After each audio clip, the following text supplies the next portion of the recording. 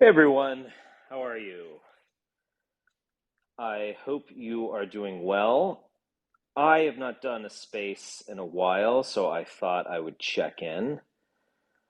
I hope everyone subscribes to my Substack because I do these twice a week on the regular. We never miss one. We actually had a very interesting conversation the other night, last Thursday, about Indiana Jones and the Temple of Doom. One of my favorite movies when I was a kid. But Mark Brahman and I will occasionally do some rim analysis and of Hollywood cinema. So it's something that's fun and accessible. Although I say accessible, it does get pretty deep and detailed. But yeah, um, so I would go over there. Yeah, I posted something on Substack today, just a little monologue on the metaverse, and Apple introduced a headset, as you probably know, the Apple Vision, and I just talked a little bit about that. I can reiterate some of my points about about the product, which is fairly interesting. I my expectations were extremely low. It sounds like a horrifying and horrifyingly dorky product, but the way that it was pitched as 3D computing was fairly compelling. Uh, but I talk a little bit more about the metaverse concept, how I think Western man has been questing for the metaverse since Plato, and maybe we got there, but do we want to be there? That's the real question. It's a fundamentally life-denying concept. It is heaven, as it were. So I can talk about that. Yeah, RFK did a space today. I listened in just for a little bit. I don't know how much I want to bash the guy. He does seem like an interesting guy, the kind of guy you might want to have dinner with. And I wouldn't say that about most politicians. I would say I mean, Ron DeSantis or something. I would never want to meet any of these characters. But he, to his credit, he seemed like a pretty interesting dude. I do think that there's something fishy going on with his campaign. Um, I mean, first off, there's something fishy going on with a lot of his opinions. So he was talking about gun control and he went directly into antidepressant drugs causing school violence. I mean, I'm certainly willing to contemplate such things. Uh, um, I it might very well be a factor. I'm not. I mean, it seems like a rather odd thing to stress when you're running for president as a Democrat, but there you go. But it just seems to go in line with this kind of cheap and easy liberal conspiracy stuff that you see from RFK. So it goes right in line with the vaccine obsession. And he's been at that for a while. Obviously, vaccine skepticism went mainstream during the COVID period, or in 2021 to be accurate. And it just strikes me, I mean, criticisms can certainly be made of the vaccines themselves. Criticisms can be made about mandates from a kind of civil libertarian perspective, fair enough. But just this goofy, you know, the frogs are gay stuff, but liberal style is just something I can't really take seriously, to be honest. Ace, you're dying to speak. No, I just had a quick little thing. Thank you, by the way. But when you were talking about Apple Vision, Yeah. it reminded me of your on Radix. You talked about Plato's allegory of the cave in a very similar way, with Yes. the talking about the movie theaters, even or envisioning the movie theaters like Wagner did. Um, Yeah. I forgot what your take was exactly. Like the idea that Plato's almost kind of mocking, or who's really in control, I think was your take. Well, yeah. So. Plato experienced the Attic theater, which was for them a religious experience. I mean, it was a Dionysian festival. They wouldn't have understood it as we understand going to the movies as a purely entertainment or even economic event. You go, you pay the ticket price, and this movie makes $1 billion, and this one flops, and you get popcorn, you have a date. That's not how it would have been understood in the ancient world. It would have been understood as a way of worshiping Dionysus. And so the whole like origin of tragedy and so on is something I've been thinking quite a bit because I've been editing Mark's book, which is titled The Birth of Tragedy. So,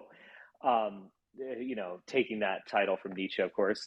And there's a lot there. Yeah, I mean, so Wagner was a massive innovator. And I've said this before on the calls. I mean, I think if Wagner were alive today, he would not be writing operas. He would be making films, but I don't think he would be making a streaming show or something. He would be making massive spectacles where there is like a image on stage, amplified voices, electric guitars, laser light shows. He was pushing the limits of technology towards grand spectacle. And even if, I mean, obviously there's an element of grand spectacle in popular movies today. Like if you go see what's coming up, what movies are these movies really Well, suck? The like Flash, Mission Impossible, maybe. Mission Impossible. Yeah, they try. See, that's not a good example because they're almost. I like the Mission Impossible movies. I think they're great. In fact, I love them, but they're kind of reactionary. And so the what I was thinking of is like a Marvel film or a Flash where you are marveling, as it were, at the CGI. And there's that concept of the uncanny valley of I don't know if you guys have ever seen what was it, the Polar Express film. It's a great classic book. The film, my my daughter loves the film, but I think the film is terrible. I Oh hope she no. doesn't hear that.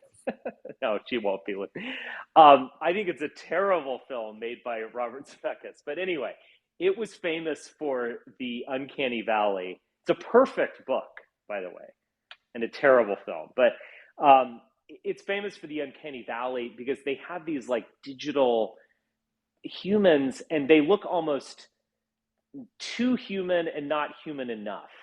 And so your brain is very used to watching a cartoon. Like you can watch Daffy Duck and you're not like in a state of confusion being like, what is this? Like, a talking duck, but what is this representation of a duck? No, you just go with it. There's a suspension of disbelief, etc. And then obviously, if you're watching live action, you're seeing people, and with film, it's a very realistic representation, and thus you kind of at some point get so immersed that you believe you're in the setting, or you believe you're Tom Cruise even in Mission Impossible. I know Arian 007, Arian Chad literally believes he's Tom Cruise in real life. He's of course gravely mistaken, but will allow him his delusions. Uh, but with the Uncanny Valley, it's almost like a digital representation of human. It's like too real, but not real enough. It's this place where your mind is trying to like view it as a real person and then also as a cartoon, and it just becomes very unsettling, actually. And so anyway, I think the interesting thing about like Marvel CGI is that no one's really fooled by it. You can use CGI in a very subtle way, and it is used like in Mission Impossible movies or James Bond movies, or so, action films where they're trying to make a spectacle that is at least plausibly real. We all know what's going on, but it's he's riding a motorcycle on the rooftops in Turkey or whatever in Skyfall. Obviously this is a stunt, but it could possibly happen. It's super cool. Um, and they are using CGI in that. In Mission Impossible, they use a lot of CGI like cars. So he's like racing down a street, going between cars, but actually the cars are fake to make it more exciting and dangerous. But anyway, with a Marvel film, you're kind of like marveling again at the CGI. Like no one is fooled by any of it. No one thinks this is really happening, nor is anyone asking how did they do that, which they might have asked in an earlier type of film, or even like a Charlie Chaplin film or something. How did they do that? So you're kind of like indulging in this green screen CGI fest. So it's a weird thing like that. I think Mission Impossible movies and Top Gun and the James Bond franchise, there are probably some other ones, I think are kind of reactionary in the sense that they want to go against that. There was a really terrible James Bond movie. It's actually kind of so bad it's good in a way. Die Another Day, which is Pierce Brosnan's final James Bond film. I mean, horrible. It's everyone's least favorite film. I actually walked out when I saw it when I was like 20 years old or something. I was that snobby. But Because of the Madonna song? oh, that's only the beginning. The Madonna song is like the least bad thing in that film, actually. Uh, like that, I would defend the Madonna theme song before I defended anything else in that movie. But just horrible CGI. Just him. He was like he's windsurfing on a typhoon, and it's just terrible. And I forgot the name of the director, but he was trying to turn James Bond almost into like the Fast and the Furious, or just some kind of like crazy, you know, early 20th century, 21st century thing. And I think they've gone away from that. Like Casino Royale, which came out 5 years later, it was a total reboot. They were just like wiping the slate clean, and they did real stuff like their car chases. And it happens. It really like that car that flips and Casino. They really did that. And they have like a torture scene, where Le Chiffre, slams a rope up against his balls, and so they were trying to get real. And so I think a lot of these franchises are kind of reactionary. I mean, in a good way. I mean, I would prefer to watch Mission Impossible than any Marvel film. Where was I going on this? I was anyway. What would Wagner be doing if he were alive today? He might. I think he would be going for grand spectacle. I do think that he would be going for a communal type event. So Wagner invented the movie theater, or pushed it along like no other person. So in Bayreuth, well, I have been to Bayreuth, I'm proud to say, and anyway, it was you would say it's in Bavaria. It's a beautiful small city or town, and so Wagner was getting funded by Ludwig II, an unjustly criticized man. He was actually a great dreamer, good king. He also invented the Disneyland aesthetic, that Neuschwanstein and all that kind of stuff. You see the origins of Disney there as well. It's kind of funny. There's a lot of 20th century was being crafted at that period. So you have these castles that are kind of evoking the Middle Ages and all sorts of things, but they're almost a little kitschy as well, to use a German word. So you can see the Disney aesthetic. And, I think with Walt Disney, there is this, like, Walt Disney himself was a lot like Ludwig II in the way that he hated the modern world and wanted a way of escaping. And going to Disney World, I mean, Disney World was originally created not actually as a theme park, but as an actual town. So a city, a kind of planned community where you could live in a virtual reality, you could say. I mean, it was the real world, but it was a dreamland. And so that like artist type, American artist type, who's offering this escape into a European Middle Ages or something. I think this is a unique American type. And again, there's a huge amount of Wagnerian influence in Disney, believe it or not.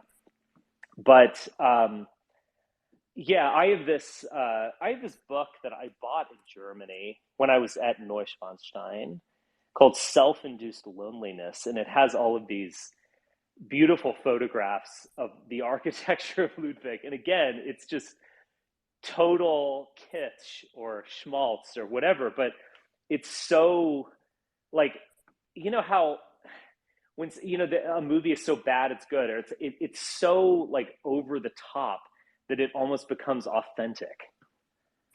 Um, anyway, Ludwig II, a great man, unjustly criticized. But anyway, the Bayreuth Festival, they built this opera house, which is actually not. It's actually a little more humble in its aesthetics, but Wagner put the orchestra effectively under the stage. So he covered the orchestra. And there was like this resonant sounding board that you could hear the music from. But as you probably know, if you've ever been to an opera today, the conductor walks out and he gets applause and he takes a bow. And the conductor is pretty much at eye level of the audience. And so you see the musicians and you see the conductor conducting. And, of course, every conductor is a bit of a narcissist. He likes to pretend that he wrote the music that he's merely waving his baton at. Anyway, Wagner took that away. And so he covered the orchestra. And so the music just emerges from nowhere. Like it emerges in the world that you're in. And it's a fascinating experience, actually. And you don't applaud the conductor when he comes out. You don't see him. And Wagner, again, with the kind of like endless recitative, I guess you could say, he took away the aspect of opera which was very popular, which is kind of like the set piece. There'll be some action that will happen, and then the soprano or tenor will move to the front of the stage and sing this aria, sing a cabaletta at the end and hit some high note and get applause. You see the kind of rock star quality to opera singers of the 19th century.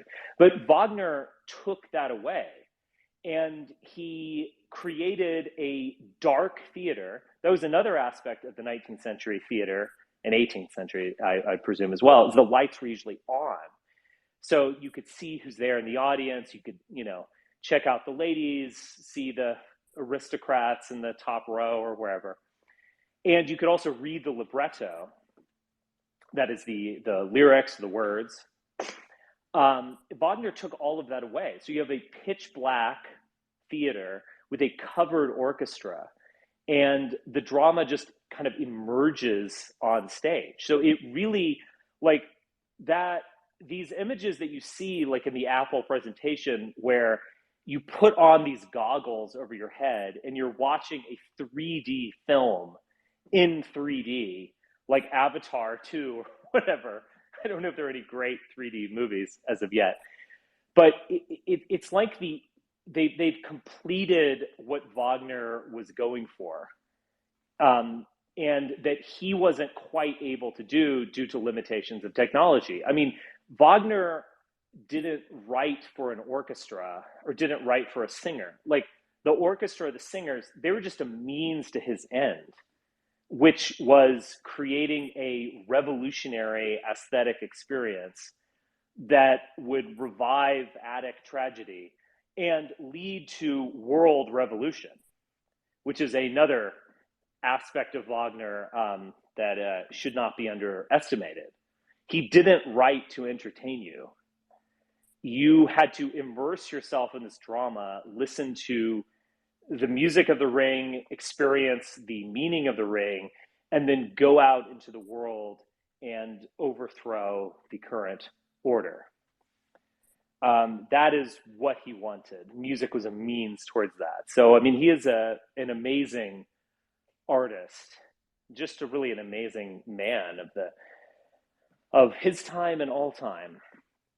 But where was I going with this? Oh, the Plato also kind of he imagined a sort of movie theater or Bayreuth opera in his allegory of the cave.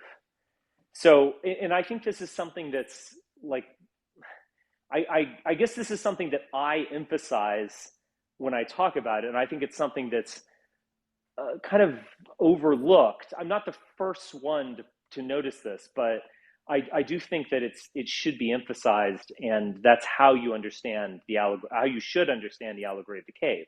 So when I first read the book, I kind of imagined like primitive cavemen, you know, seeing lights on the wall and just basically being idiots, as it were. But I don't think that is what Plato is saying. Plato really describes literally a movie theater. So the shadows, like, they are watching projections, they're watching a representation of something on the cave and believing that it's real. They've been so immersed in the experience that they think that is the real. And of course, in this allegory, someone frees himself and leaves the cave and sees the sun, that is, sees truth itself or the idea of the good, etc. And then he comes in and tries to free his fellow men, and he can't free them. And yeah, I mean, I've stated this. I mean, this is kind of like my um, fiery hot take on this matter. But what is Plato really saying? I mean, might there be an esoteric message to this common parable? So the way that the parable is always or most often interpreted is, you're just seeing these a copy of a copy. You're not really seeing the truth, and thus you go out and see the sun through philosophy and dialectic. You understand the idea of the good, and then you are enlightened, literally and figuratively. But I guess I have a rather diabolical reading of Plato, and I've always focused not so much on the man who frees himself, but the puppet masters, the people who are projecting images onto the wall. They must also be enlightened. I mean, they are the ones running the show. They're the ones creating this ultimate immersive experience. And so, are they not just as enlightened as the man who's free, or are they not more enlightened? And so, what is Plato actually telling us in that parable? Something to think about. Well, and he's also like taking a shot at paganism with the sun, right? As like a symbol in the story, if I remember correctly. Well, Plato definitely undermines Greek religion, and I think that is indisputable. There are many, he does it rather offhandedly, but there are many sections in the Republic, just to choose his, ultimate work, where he's saying like, oh, whoo, this story about, Calus getting castrated, whoo, that's a little much, or like, oh my gosh, there was something in Pindar about Zeus, coming home from a journey and ravishing Hera on the steps of Mount Olympus. Like, that's a little too sexy, don't you think, folks? So, so he's basically pushing Western man towards a abstract kind of, he's imagining theos before that word theos appeared in the gospels. He's pushing Western man towards this abstract all good god concept. And I would say, I mean, I think there are a lot of problems with Nietzsche's Birth of Tragedy, but I totally agree that his notion of the gods as like, he says, he has these funny lines in there where he's like, if you go into Greek religion as a school marm, wanting to find, moralizing tales of good behavior and, faith and justice, you're going to be disappointed. Like the gods overflow with excess. They are superhuman. Their vanity is greater than our vanity could ever be. Their lust is greater than our lust could ever be. Their vengeance is greater. They are this overflowing cup of energy and vitality. And that's how you should understand the gods.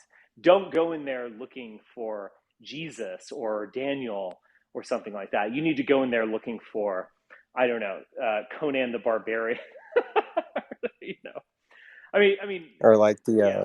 the lighthouse, maybe at the end, maybe the just overwhelming energy, if that makes sense. The Lighthouse. If I Is that? Are you understand. referencing the movie or?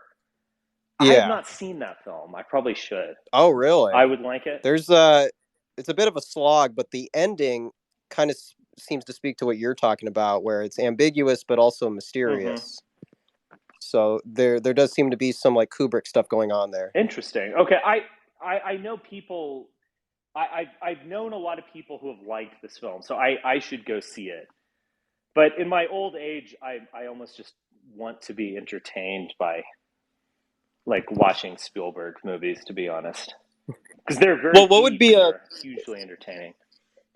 That's right. What would be like a comparable? You were talking about Wagner would be very interested in like this very elaborate, grandiose filmmaking. Like who would come close to that? That type of like visionary Well, I thinking. think, yeah. I mean, first off, early filmmaking in like pre Hollywood, I guess you could say, the all of the filmmaking that is referenced in a Hollywood film like Sunset Boulevard, these just grand spectacles. I mean, if you see some of these films, I mean, these are films with like 1,000 extras, and so I mean, Birth of a Nation, all these just attempts at grand spectacle. I think they are basically coming in from the Wagner. I mean, Fritz Lang literally made a Wagnerian film, Griemhildt's Revenge, and things like that. I actually saw that in a theater in New York City like 20 years ago, and they actually had someone playing a synthesizer as kind of like a pipe organ type person. But yeah, I think there was an attempt to Nice. create that. I mean, I would say someone like Christopher Nolan. I'm not, is he on the level of genius of Wagner? Um, Maybe not, but like the Oppenheimer film where they're literally detonating a nuclear weapon or something. like, I, I will tip my cap to just the like grand ambition of such a movie.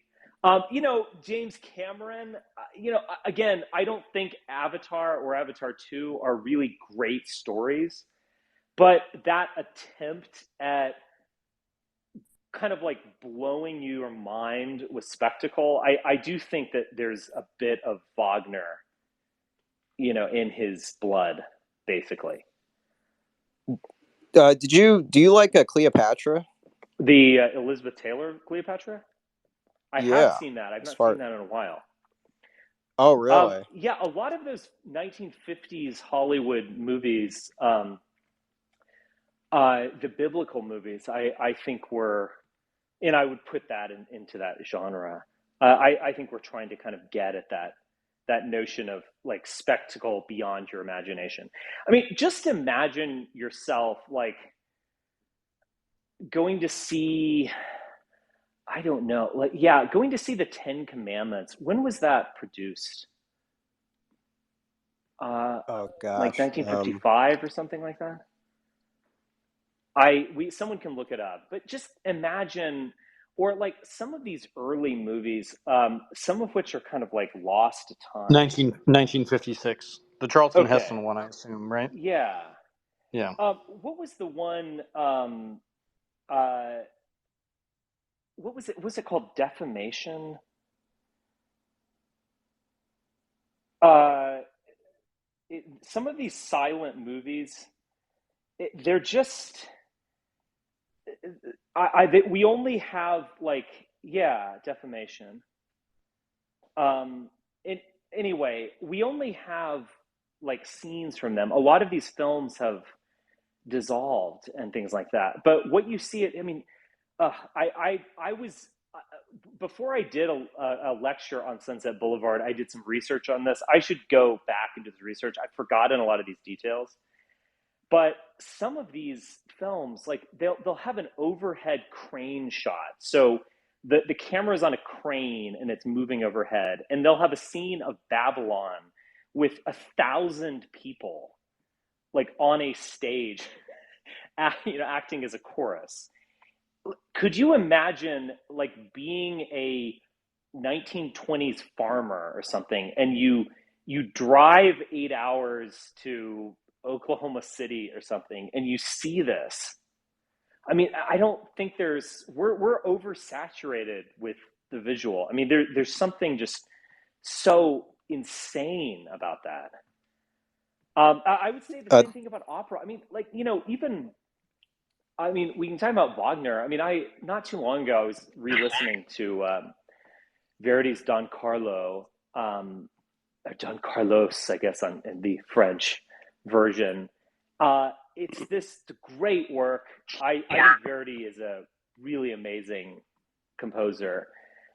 There are times as well where you have this driving beat connected to the drama, and it's almost like he's verging on to rock music, you know, like da da da da da da da da dum ba da da dum da da da da da da da da ba da da da da. Like it's it seeing that. let's go. Yeah, it's great. I Verdi is an amazing composer, and just and he definitely has more of that, Latin vitality than Wagner. Although, granted, that's a low bar, but uh, there's something just totally exciting about it. And just imagine, put yourself, late 19th century. You get in a wagon, I guess maybe a train, and go to Paris, and you see this grand opera, and the orchestra is blaring music. It's probably louder than any music you've ever heard in your life. And people on stage acting in the role of kings, singing directly to you. I mean, it must have been just, it's the experience of, I don't know, seeing U2 in 1985 or something. Like it's a really dramatic, just visceral experience that I think was pretty mind blowing for people. Like now we think of all this stuff like, oh, Wagner, like it's dusty music for old people, or whatever. I mean, you have to kind of like get into it and then put yourself into the time period when it was written. I mean, this stuff was groundbreaking, just totally crazy. I mean, like in Das Rheingold, I mean, there's screaming on stage.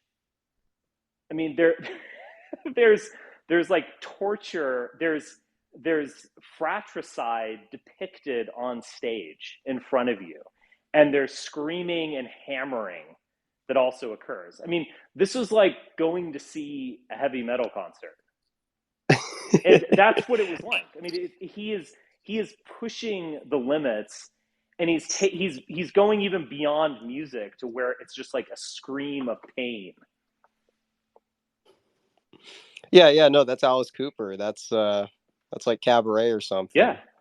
But yeah, that does help to make it more relatable, because, like you said, that does feel very dusty or specific or outdated, even Yeah, and a lot of relative this to like stuff modern is, music. if you go to an opera house, like, it's they've performed this a million times before, and they're going through the motions, and you have everyone in the audience is like average age 75. I mean, it can be fairly depressing. But you would never say it's obsolete. No, well, I mean, it kind of is obsolete now because opera was an art form. It was the cinema of the day. I mean, where are we headed now? I think cinema is becoming an outmoded art form. Like we're moving. I mean, one of the things, and I stress this in the monologue I posted. I mean, one key aspect of what Apple is pushing towards of watching an immersive film on heads in a headset is you're ultimately watching that alone. And again, it could be really cool. If it, I mean, again, to give credit where credit's due, Avatar is pretty cool. Not a great story really, but it's the visuals were pretty amazing. So I could imagine that being an interesting experience. But I could also imagine, these headsets are going to be used for pornography.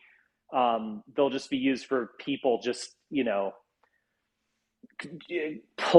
unplugging from the world and watching, I don't know, House of Cards or Succession or something on this binging it on a headset and not talking to another person for days. I mean, there's kind of both sides of it. But I mean, this is modernity, right? We're talking about latter James Cameron, current interests in like techno music. I mean, there's no way this can survive a generation. What do you I don't mean know it if it can would survive? No, I'm saying it can't Well, survive. why Like can't? What do you mean exactly? like even if the tech is advanced, I don't think people are mobilized enough to care or put emotional investment Well, in this it's stuff just for not as generations. great. I mean, Wagner wanted something bigger from the world. I mean, he was a revolutionary, literal revolutionary who, I mean, he participated in 1848. So I mean, he wanted to change the world politically, socially, and artistically. And I just, Cameron. I don't really want to bash James Cameron because, you know, he's made some good films, but it's just we don't have that type of person. I mean, maybe Nolan is maybe verging on that. Well, with Noel, or excuse me, with Cameron, he kind of like he was the innovator for like Terminator, etc., and Aliens. But like Hmm. when those guys peak, they do become just like the Zoomers trying to do techno music, and they kind of like fall off. Like they embrace modernity when they make Avatar 2. Yeah. So I would say like yes, they played their role. They pushed the envelope, but James Cameron is not going to usher in No. new cinema. We'd have to move on to somebody else, Yeah. and maybe Nolan too, Yeah. I mean, I, which I is like sad. Nolan. I think Nolan is a great artist. I even like Tenet in a way, even though that had a lot of flaws in it. But yeah, and yeah, I mean, give credit where credit's due. There are some people out there who are trying to engage in this level of revolutionary art. Obviously, Kubrick was. Right. I mean, it might be kind of like lowbrow to say, but like even what was it, Midsummer and like The Witch, it does seem like a lot of the more psychedelic thrillers are reverting back to kind of religious type thinking as far as like the cutting edge horror. Like you Yeah. would have to go back Well, I and have don't a think renaissance. Hollywood has ever stopped thinking religiously. I think Hollywood films are highly religious, and Spielberg especially. Yeah. I think Spielberg is the most dangerous man in America. True, true. Well, maybe not anymore after recent films. I mean, weren't we all forced to watch Schindler's List without our consent? Yeah. Wasn't that your childhood? That That's was my childhood. that is that was I don't know. Some of those shots kind of go I hard. was I was stressing this in the last talk I did on Substack with Temple of Doom, where I, I don't I don't know the last time I've rewatched Schindler's List. I remember kind of dutifully seeing it. I guess I was in high school in the when did it come out? 1997, something like that. About the There was a like joke. Wasn't there a joke in Seinfeld about like walking out of the English Patient or falling asleep. English Patient. There was some joke that was very like Seinfeld or Larry David, of like, oh, I found like Elaine found the English Patient boring, and everyone was like, "What? The English Patient?" It was great. But yeah, I don't think Schindler's List is a great film, and I think there's a lot of stuff about it that's fairly tedious.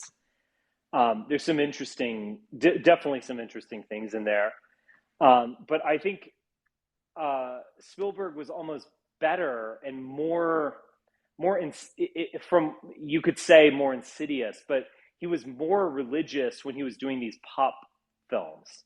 Like E.T. is a deeply religious film. Indiana Jones are extremely deep and religious films. And I think he's better when he's not just directly dealing with the Holocaust, but instead he's making a film like The Temple of Doom that's kind of fun and grotesque and, action filled. And I think that he's almost more profound when he makes popcorn movies. And when he makes Yeah. these like heavy handed films, I think it becomes less interesting. Like you can't really look at the Holocaust directly on. Like you have to metaphorically deal with the Holocaust. Like literally making a film about the Holocaust as opposed to making the Temple of Doom. It just seems like less, I don't know, powerful, I think. Because there's some, Even though, with a lot of those movies, like this was in the 90s where we reached kind of like peak Holocaust. There was a new Holocaust film coming out every year. Every award season rolled around, everyone wanted to, oh, there's a new Holocaust movie, Life is Beautiful or The Pianist or whatever. They all kind of blend together, and there were many of them. And there's something almost like cheap about just directly representing an event that's violent. Like it becomes kind of like maudlin or mawkish or something. It's like daring you to not like the movie. right. Kind of like Elaine, being like, "Oh, I thought the English Patient was boring." Like I kind of like that opinion. I haven't seen I saw the English Patient in the 90s, but like I haven't seen it since. Maybe that says something. But like I kind of like someone to be like, "Yeah, Schindler's List, C plus movie." Like that's a really hot take, as opposed to treating this as like something you cannot possibly criticize, or dislike. I'm very Yeah. afraid to really do a serious inquiry into Steven Spielberg because I feel like there's some sort of like there's some I mean obviously he's got the mob tie-ins with Lou Wasserman. And there's a lot of weird stuff about his origin story that makes absolutely no sense if you just sort of think for 10 minutes about it. Hmm. So I don't know. I to me what's interesting about Schindler's List is that he had the power to make that kind of film, right? And there's so many questions about why we were all sort of compelled to watch it as children, those of us who are younger. Mm-hmm. And what does that really mean? Oh, and just go into this. I don't think they're doing this anymore, but like high schools would either go to the theater or Schindler's List was played in the classroom as almost quasi history or something. Yeah, Like, it actually seemed like more a religious thing than anything else. And I yeah. remember I remember asking my father about it and just like, "Hey, is that really what happened?" And he's like, "Well, Hollywood never lets the truth get in the way of a good story." And it kind of blew my mind that I remember seeing it. I think I was in like fifth grade or something. We had to all Yeah. sign fourth grade. We all had to sign a permission slip, and my father basically didn't. He would basically not allow us to watch movies unless they were science fiction. And on Friday night, we'd watch them with him. So Mm-hmm. I'd never like I'm sort of culturally illiterate on a lot of these things. I had to watch many of the great movies in my early 20s when I had a sort of job where I could at night I could basically watch the films, the computer lab where I was working. So, um, yeah, it's just interesting, the Spielberg power. Um, where does it come from? What is his real? I mean, Nolan is very obviously the bard of. He's very obviously the bard of the Anglo-American alliance, right? There's a reading of each of his films, Hmm. which is really about America and the UK and the Yeah. relationship between the two of them, right? Obviously, we have Dunkirk comes out right after Brexit, right? The Dark Knight films are basically about the war on terror Yes. and not to create a police state, which is really what Or the to create a police well, state. and the second one is it's creation of the police state, but of course there's a rebellion against that in the third one, right? It ultimately bites them in the ass, having created Yeah. that police state. Yeah. So, and then of course Memento, the dangers of not knowing your history. Hmm. You can go through each of his films and kind of see that sort of historical context. I think even the most recent one is about sort of stopping environmental degradation. And of course, there's an American hero, Denzel Washington's son, right? All of that kind of thing. So, yeah, I'm a huge Chris Nolan fan. I never really got into James Cameron just because I thought it was a little much, personally. It's good to just turn off your brain, I think, for a few hours, but I'm not really too keen on the whole escapist film category. It's not really for me Yeah. personally, you know. But I rewatched Gattaca recently. That was very good. Mm. I sort of told all the people who work for me to watch Gattaca, which is a very Hmm. interesting film, and I rewatched Idiocracy a few weeks ago. So just little by little, I've Classic. been going through the greats. Yeah, I mean, I think the question of the 21st century is: do we want to be Idiocracy or do we want to be Gattaca? Right? That's sort of the I big. think we have made our choice. Or was it made for us? That's more. That's interesting. Uh, yeah, but Or claiming it's being made for us almost lets the American public off the hook in a way. Like, you chose this. This is the darker Richard Spencer.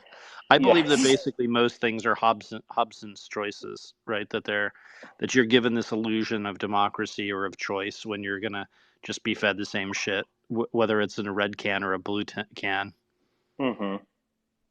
That's my dark view of the world. I will tell you though, I've sort of avoided poking around on Spielberg simply because I'm worried about losing my childhood innocence about what he was really up to. You Yeah. know, true, true. like there's a very dark reading of ET that is very uncomfortable and very like disturbing, which is like children of a divorce, befriending a stranger that like basically abducts their minds. And I mean, there's so many dark readings of all these movies. Like as you get older, you sort of like think about a bit more. Like a friend Hmm. of mine was giving me his very dark reading on Ariel from The Little Mermaid, and I It's over. and I just think there's a lot of these things where as you get older, you sort of realize that like a lot of our art has has a lot of different possible interpretations and meanings beyond the sort of superficial one. Yeah. Mark Brumman and I have gone into ET. I mean, the religious quality of ET, I think, is indisputable. I mean, I think that is consciously put into the film. There actually are some darker elements involving suggesting child abuse in that film. Although you have to, it's read between the lines. It's not certain, but it does seem to be suggested. But yeah, I mean, a lot of I think a lot of like I mean, didn't Spielberg. he work with Jacques Vallée on the Close Encounters of the Third Kind stuff? You know, Who is that? he's the guy who was like involved in all kinds of weird UFO shit from back in the day. Uh huh. Probably. Yeah, and he was like plugged in with the John Bircher Society and all of that stuff. Interesting. I mean, That's wild. I think they're.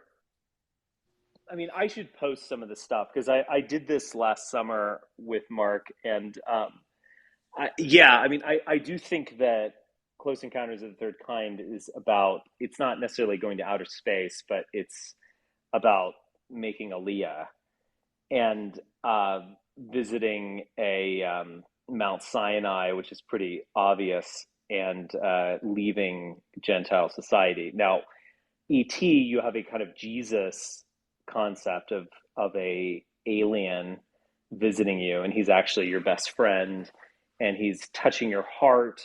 So he's kind of changing the way you think. So I think there are some like religious overtones that are Oh, pretty over the top. I think both But of them are about pedophilia because I think that that's the real. No, no, no. Yeah, I mean, if that's you want to yeah. go really if you want to go really dark, there's like a lot of weird pedophile stuff around Spielberg Mm. that I'm not one of those types, right? Like I'm not, I'm not, QAnon. I don't want to QAnon QAnon stuff, you. You yeah. know what I mean? But like, when I started to like really like dig into this, a while back, it became very apparent to me that there's a lot of weird pedo themes things in Spielberg's work that really Hmm. kind of like require an explanation beyond just kind of what he's doing, you know, superficial superficial analysis. Then of course you have all the weird stuff about how Spielberg is like a huge gun collector, despite his kind of like Hmm. supposed liberal politics, and you're like, what's up with that? There's like a lot of weird stuff there, and I think his daughter is like a porn star or something. Does anyone know? Like, you know what I'm? Yeah, I have yeah. heard She's this. I think you just posted something. I Yeah, remember reading about this a few years ago and filing it away. You do see that with some of these. She wouldn't be the first. Lawrence Fishburne's daughter, I think, is Yeah, another one that's what I too. was thinking about. But you have to really ask yourself, like, what's up with that? Like, why is it? Is it just because they're in California, or is there something like more sinister going on? Well, I would imagine. Oh God, yeah. This is taking a turn that I didn't expect. Uh, the, particularly with female pornography performers, I mean, the uh, number of them that have suffered abuse is high. Um, so yeah, that would offer some cooperation for what you're saying. Yeah, it's just this subject just makes me sad, to be honest. well, Richard, you were talking about Wagner and how like that created this whole trend. Would you say like I know some people argue that Beethoven created the concert hall and but it also kind of created modernity by making art idiosyncratic. Would you agree with that? Beethoven did this. Allegedly. I mean, people give him the credit for the concert hall, but just conceptually, the idea that art was taken away from the collective and given to the individual around that era. Just as kind of, yeah, I mean, yeah, I mean, I think art was definitely, you have the development of the symphony as like a bourgeois art form. And also Beethoven, you have this notion of this serious genius who's telling a story through the orchestra, and this isn't entertainment for aristocrats, which much of Mozart was. So there is this kind of turn towards that notion, a different notion of the artist. That's definitely for sure. It is sad to think because like all of like contemporary music would would qualify in that bracket of like modernity, which seems to make it like you said obsolete within a generation What do you think? if it, What do you think Poltergeist is about, Richard? Um, I think Poltergeist is about. Do you want me to give it away? Yeah, give it away. Give it away. It's about a Jewish family that is terrified by Gentile society and eventually escapes. Mark Brahman is here on the call if he wants to jump in. I don't want to fully give all this stuff away though. I think we did put this one out there. It's somewhere on the web. It's probably on what is it, Odyssey. I don't post there much anymore, but our analysis is up. Speaking of Poltergeist, I don't know. Maybe Charles, you would know, but wasn't there some like kind of like controversial death with like the actress from the first one or something like that? She was like a child Yes. actress. I never saw any of them, but I forgot about that. That is there. I mean, look, I'm not trying to defend Spielberg. I'm just trying to be fair. I mean, look, if you are involved in Hollywood for going on a half century, I mean, you're going to You've be seen some things. yeah, you've seen some things, and you're going to be tangentially related to some kind of issue. So I'm not sure any of these things are smoking guns, but Mark, do you want to jump in on this? no.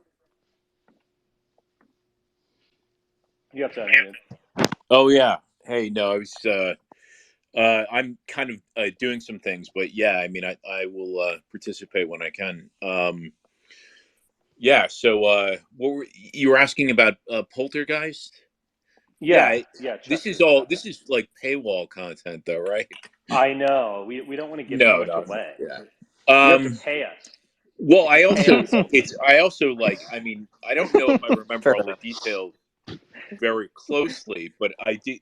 I mean, the general reading that you gave is correct, right? So yeah. I think that the family is indicated essentially as these kind of crypto Jews, and so the ghosts that are haunting them are Gentiles on some level. And we sort of kind of So it's a pieced it together reverse based on the of clues in the ET. film. What's This that? Yeah. It's a this reverse of Mossad ET in agent many I ways. knew in L.A. one time told me that Spielberg is Mossad and Oliver Stone is Likud. And ever Mm. since he told me that, that's always been the frame under which I've looked at the works. Well, when was Oliver Stone? When did he? Oliver I Stone, mean, like, Spielberg did make a movie about the Mossad, didn't he? Yeah. Yeah, What was the? Yeah, Munich, Munich. yeah, Yeah. Munich. yeah. Oh Yeah, wow. Oh, you're right. yeah. There's a lot of Likud people that were very upset about Munich because the final shot of it is obviously of the Twin Towers. And there are people who believe that basically the that end of the Munich is a critique of the targeted assassination programs of the Israelis. So make of that what you will. I'll have to rewatch that film. I have not seen that since it came out in 2005. Yeah. And Andrew, what about Oliver Stone? I was just gonna say, like, it's kind of like gone under the radar somewhat, at least to me. But like, he has this reputation as this like boomer, like liberal, and he is, but he's just done nothing. But I don't know, in the past like 5 to 10 years, like, yeah, he shit on Trump and stuff like that, but he's like, I just listened to an interview today where he was talking about like, Putin's just basically like, I mean, he's like the biggest Putin Oh apologist. yeah. He was just saying like, this Yeah. is just a defensive action in Ukraine, and you really don't know. He did the Ukrainian like Nazis or whatever, like that thing. I mean, Yeah. he is like big time. I was, but also like since Richard, since you and Mark are on, I was going to ask about if you guys have ever discussed or thought about Platoon, because in Platoon, I think he's like really great for demoralization, like overall. Like for example, in Platoon, Sergeant Elias is this like, hippie, like, we're gonna lose this war, and he's just obviously he's just lowering morale among the entire Mm-hmm. platoon, and he gets shot. And you're supposed, when I watched that movie for the first time, I was like, oh, Sergeant Barnes is such an asshole or whatever. But I mean, the older I get, I'm like, no, Sergeant Barnes is kind of the hero. Like, he needed to Really? separate the. What's that? No, I've never heard that take. That's interesting. That's not that. I'm not. Yeah, Well, I that's mean, not that novel. It's one of the just big producers of Oliver Stone was Arnon Milchan, right? yes, Who yeah. admitted in 2013 to being an Israeli spy. So there's that. Right. So the question becomes like, what is Oliver Stone's project? Like, what is he really trying to do? And it seems clear to me, especially with his son, that they are a part of this network that is about demoralizing America and pushing a kind of Soviet Russian line that's also very like heavy Russian Israeli. Kind of my interpretation of them. Well, to Yeah, back he this was up, still. there's interesting like contradictions with Stone. So he was I don't think he was the original writer, but he did ultimately wrote the screenplay of Conan the Barbarian, and Well, of course, also Amanda Milius, who's been John yeah, John Milius. Amanda John Milius. Milius, who worked in the White House or in the State Department. John Milius's daughter has been flirting with me all day after I've been talking about how the Israeli ops are all melting down right now. So yeah, it's there's something to this this Yeah, sort of control of the culture. yeah, he definitely did that. I think there's a kind of crypto right wing quality to a lot of his films. As I mentioned this as an aside today on Twitter, but I mean, I have not revisited Oliver Stone in a while. I have not seen JFK in a while. We should maybe do that. Um, I think we should maybe do that I now. agree. Do the I think Nixon one. you're joining Mark and me would actually be good on this because these are overtly political stuff. But look, I remember seeing Nixon in the theater. I think it also came out after JFK and it came out in the maybe late '90s. And I remember liking it, but also I just remember like, wow, this was like a pro Nixon movie. I mean, not a little bit covertly and subtly, but there's no doubt that he never depicted Nixon as this like crazed maniac evil person, which was definitely the stereotype at that time. And maybe he did that to a degree because he's an artist and he wants to see the other side of figures. Even Macbeth in Shakespeare's play is like a little bit sympathetic. You don't want to create just a mustache twirling evil villain, but it was pro Nixon. Nixon obviously was a sympathetic ear towards the Sympathetic. Soviet Union, towards China, um, And JFK, towards Israel. and towards Israel. JFK. I mean, I have not seen this in a while.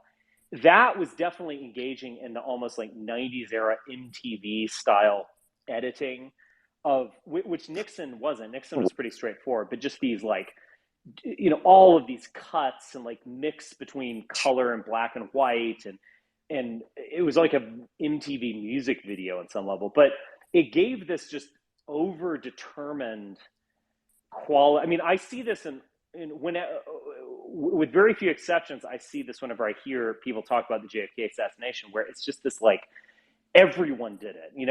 It's like Yeah, the it's Cubans did it, like schizophrenic. LBJ did it, the CIA did it. Like, if only you knew who was really doing it. It's like, what did everyone kill him that day in Dallas? I mean, it was just this. It does become kind of like confusing and demoralizing in that way, in the sense that like everything is evil, everyone's behind everything. It just, I don't know. It's asking a lot from the audience, and so that's, I wouldn't say like one of Stone's shining moments, whereas Nixon is, like you said, more artistic and even Shakespearean, how Yeah, it's like a Greek yeah, tragedy. it is. It's a little bit of King Lear going on, maybe a little bit of Macbeth, but it's definitely like a sympathetic portrayal of a deeply flawed and somewhat villainous person, but a sympathetic portrayal of him. Well, Interesting. the question, of course, is why did Nixon behave in the way he did? And the answer of him being a closeted gay, with Whoa, being blackmailed by the mafia. Wow.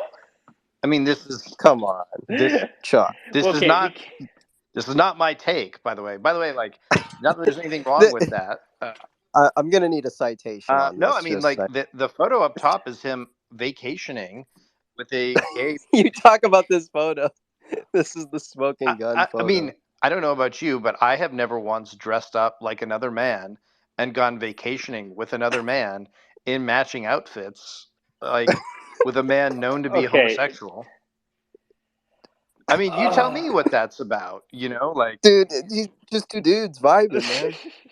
I mean, I don't know. You Look, know, like I'm not. I I'm not. don't. Listen, I worry about solutions that are too easy. Whenever I hear some, I mean, maybe, no. He goes to a mob college in the form of Whittier College.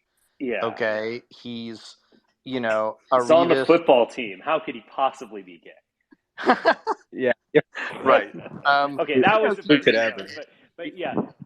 Also, there's one. It might have been a tape or like an actual interview where he talked about Bohemian Grove, and he said that was some of the most faggoty shit I've ever seen in my life. Yes, and he was clearly So into true. it. You No, know. no, that is not the takeaway.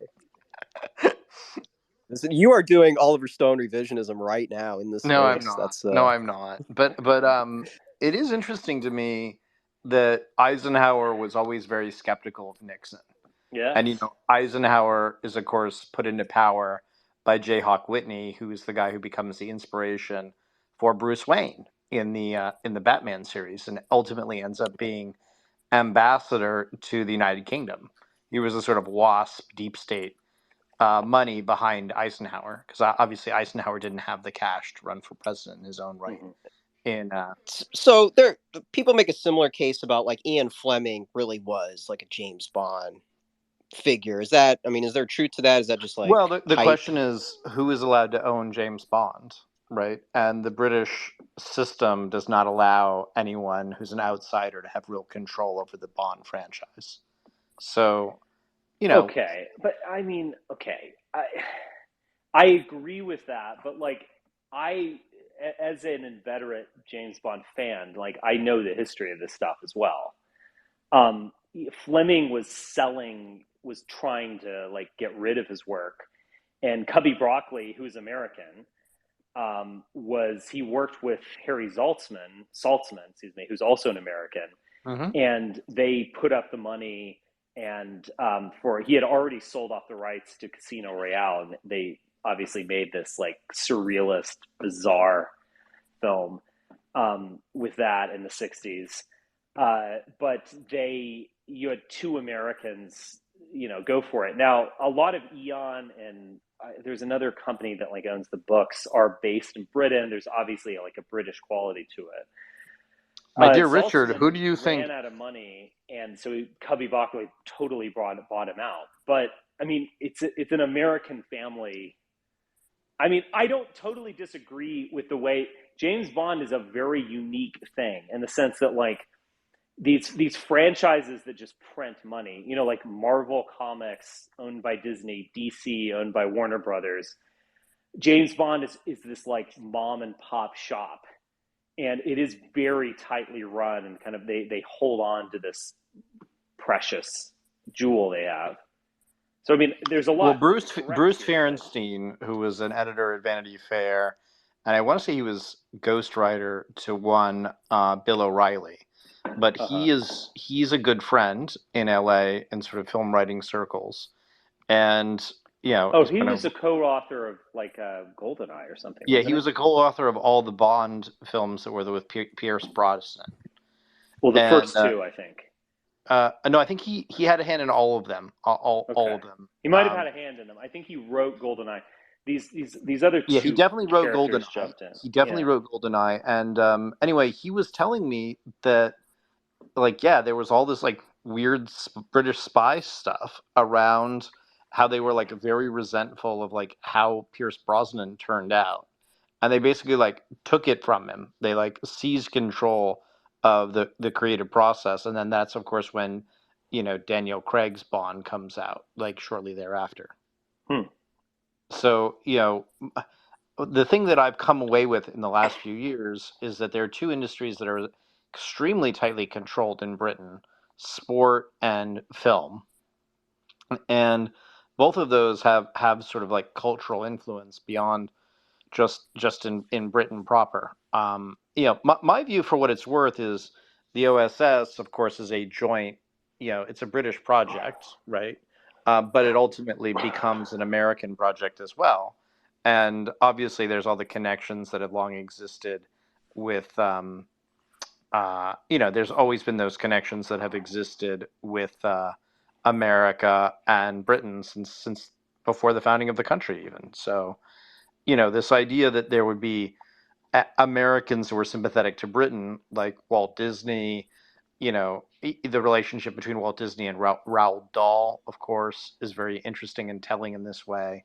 So, yeah, I mean, none of that stuff surprises me. I don't know, why it's so scary to people, but it is what it is. I mean, America's policies to this day are heavily influenced by our British cousins. Yeah. You want to Uh, say talk? Yeah. Richard, yeah, just real quick. I just wanted to turn back because we were talking about the Holocaust a second ago. Oh dear. Are you going? No, no, no, no, no, no, no, no, no, no. A Are mild you? topic. No, no, no, no. It's not that. It's not as bad. Anyway, are you still on to be the moderator for that debate with History Speaks? Yeah, I'm on for it. It's funny. History Speaks has I've spoken to him a few times. We had a conversation, and we've just exchanged some like DMs. He's just one of these curious people. He's definitely not the first, and they seem kind of fascinated with the right, and he wants to kind of debunk a lot of things.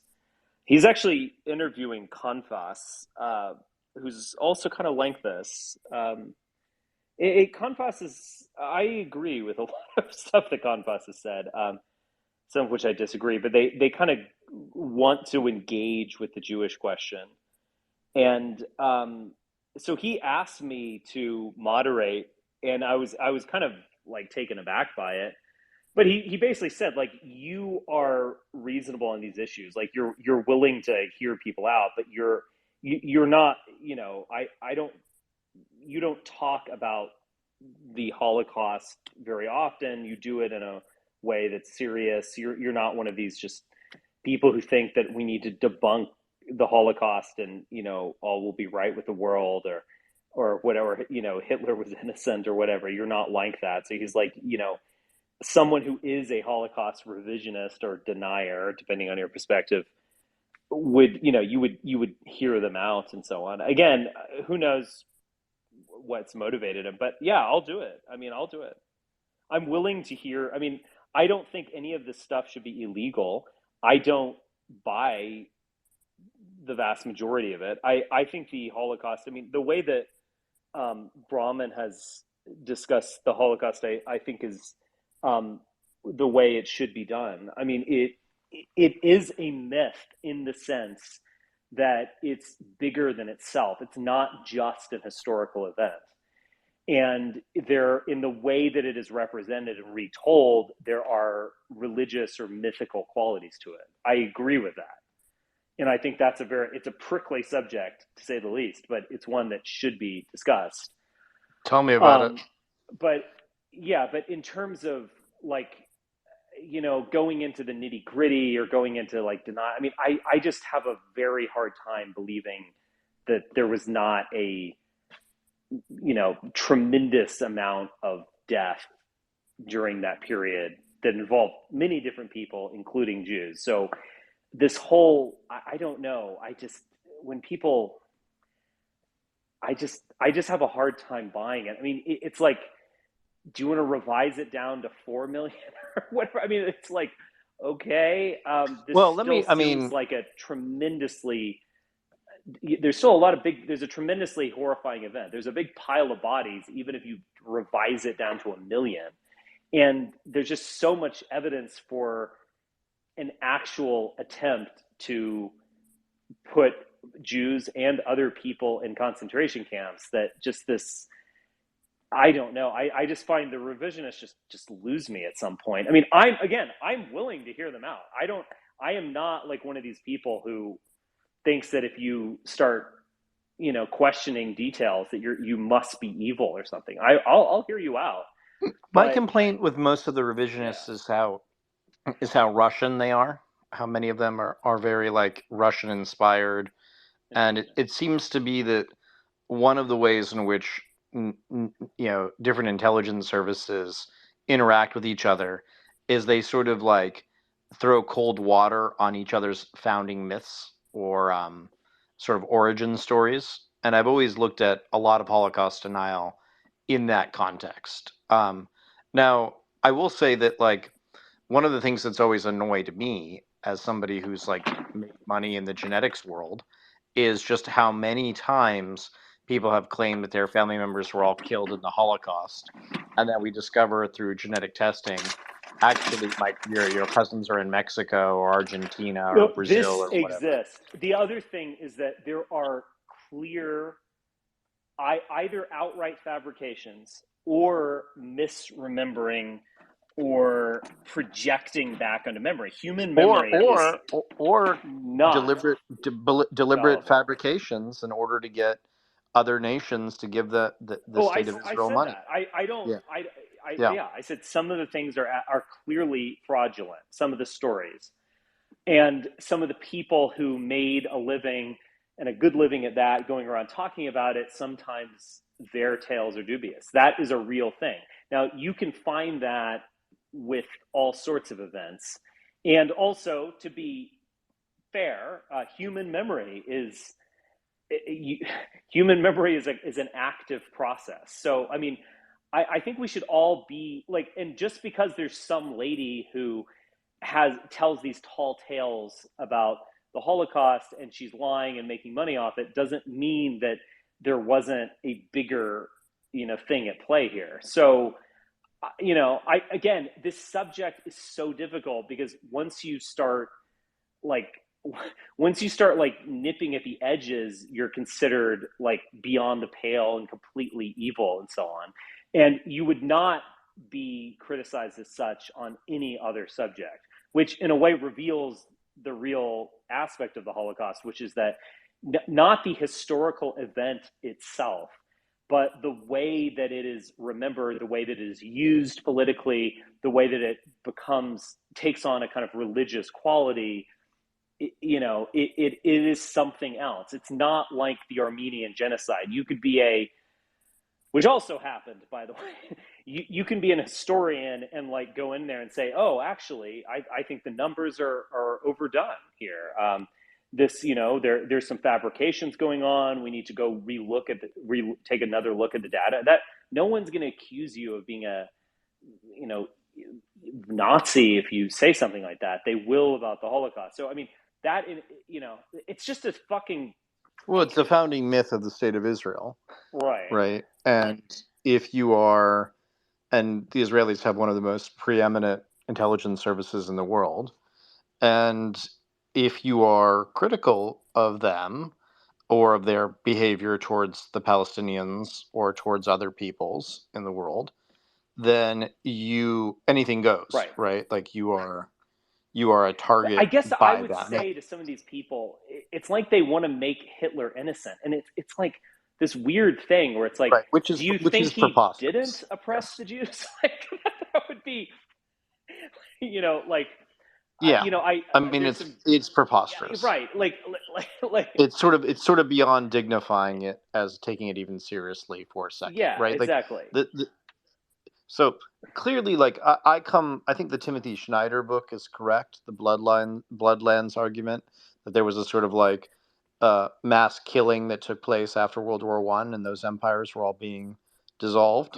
Mm-hmm. Obviously, 1 in 3 Germans, weren't living in Germany after the Second World War, which is, I think, quite telling.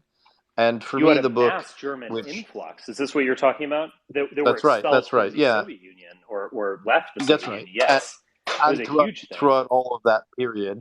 And then I know John's in the space here, John Badalamenti, but he directed me to the book, The Russian Roots of Nazism, which was quite interesting about all the white Russians that had been removed from their sinecures in the Tsarist Russia, Mm-hmm.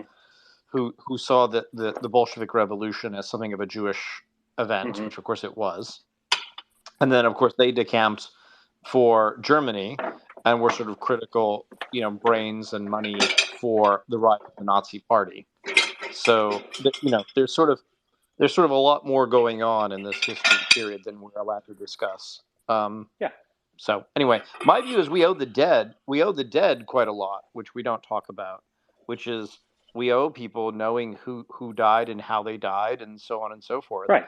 just because that's something that we owe the dead as human beings, right? So that's always been my side of it. Yeah.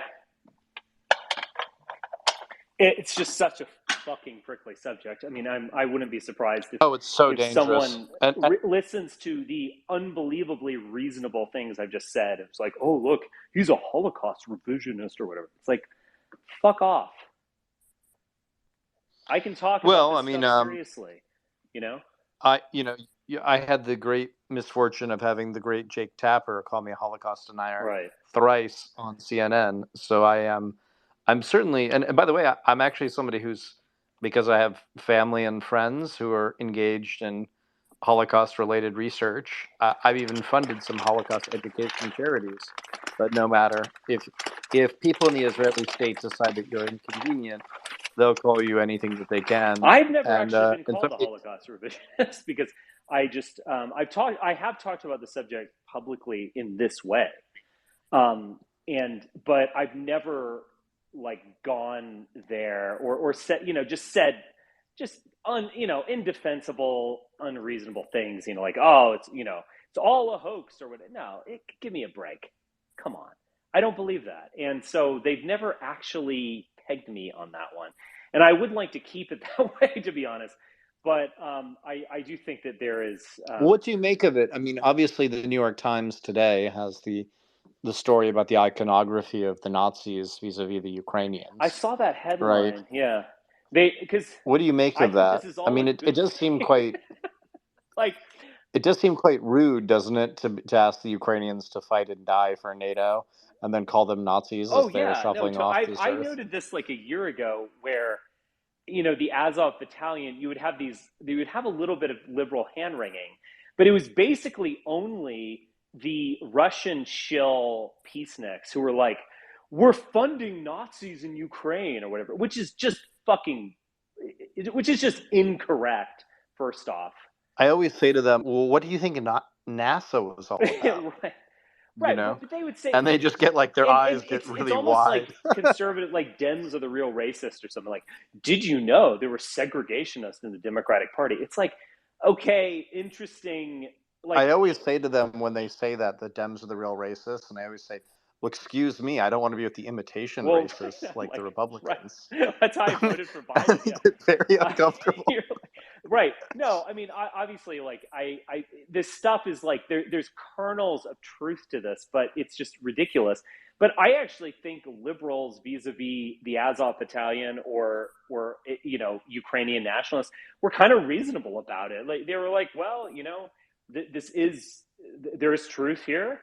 There's also overstatement and there's some fabrication, but like, it is what it is. Like, they are fighting for their survival, and let's talk about this later. And that I think I didn't read the article in the New York Times, but I saw the headline, and that seemed to be the same position. Which actually, it's like, Yeah, why I think aren't the we New York Times was praising quite liberals for sensible being like about this. Yeah. reasonable at last about this and not being fanatics and hysterics? And instead, you get the Russian shills like, oh, look, now they're not, now they're just openly being Nazis. They're like, oh, did you know that, one guy who went to a skinhead heavy metal concert, like, is fighting Russia. Thus, Putin's right. Ooh, it's like, shut the fuck up, Glenn Greenwald. Like, you're, you know, like, it's just such a Well, I think fucking what it really stupid comes argument. down It just to, pisses me off. yeah, what's also just like it's so historically illiterate too, right? I mean, the Nazis invaded the Soviet Union, right? Which, and again, we have the Russians now invading Ukraine, right? So they're not comparable, right? One group, it's just not the same in any meaningful No. sense.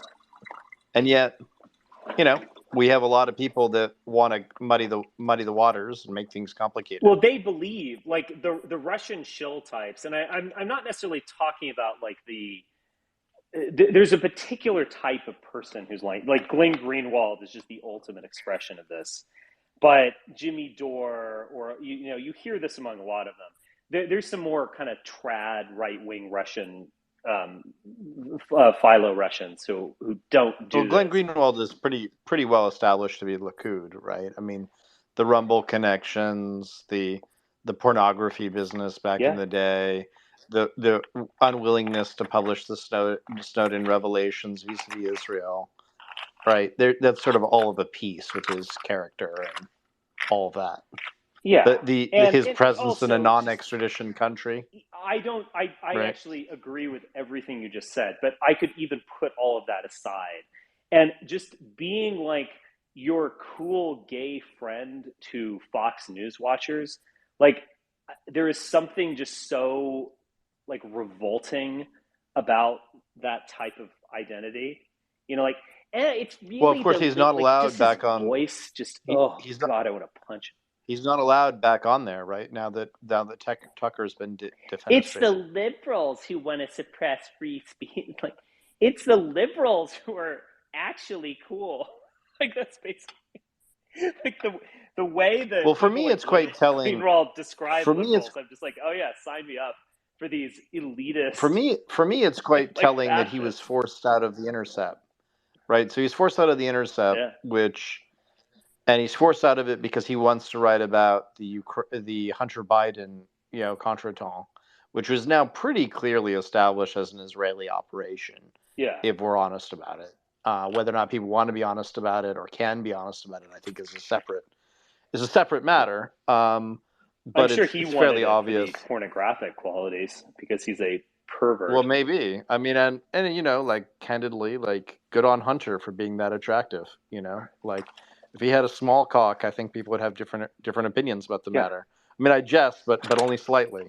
Like there's something kind of vaguely yeah. manly about No, the whole thing, which we're not. Hunter is I mean, here's a man who actually has yeah. sex, right, in 2023, and a lot of it and does drugs, and a lot of them, right. So he's interesting in Mm-hmm. that respect, right.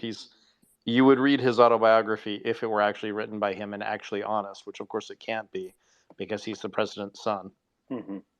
But Mm-hmm. anyway, but yeah, I think to me, what's interesting about these kind of questions is basically the uses and abuses of history as a psychological operation on America.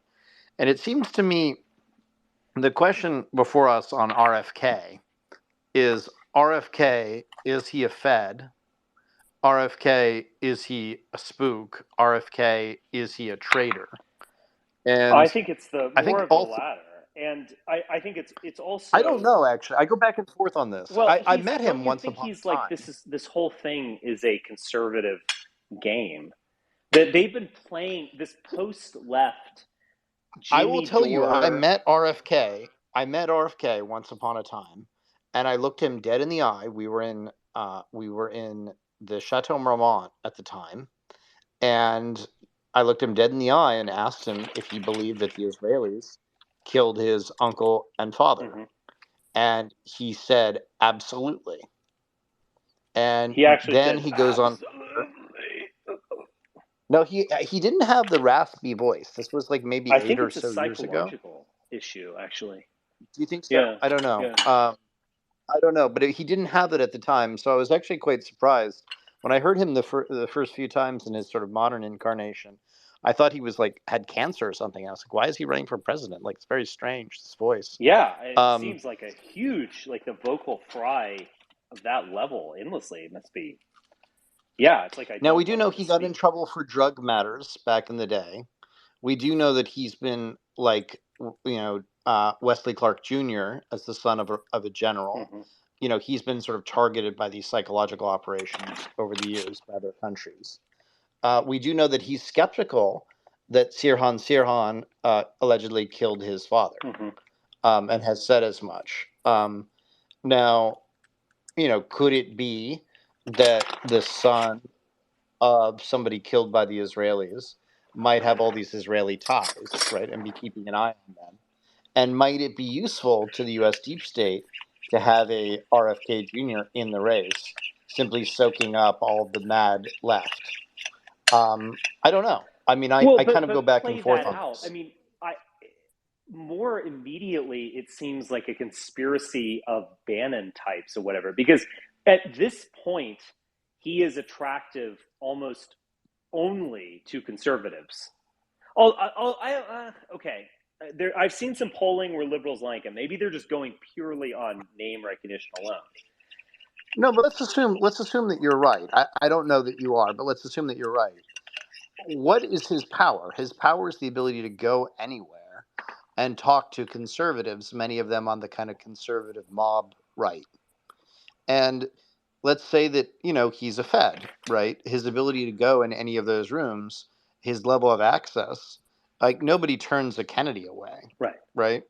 So to me, that's probably what's going on. Because you see his. This is speculation. Well, think about you see his other Some family things are members, just right? easier. He's like a post-left candidate where it's about vaccine skepticism. The people I listened to about like 15 minutes of his space, and all of the people resonating with him were these people. I mean, it's like, again, it's being hosted Jeffrey Sachs.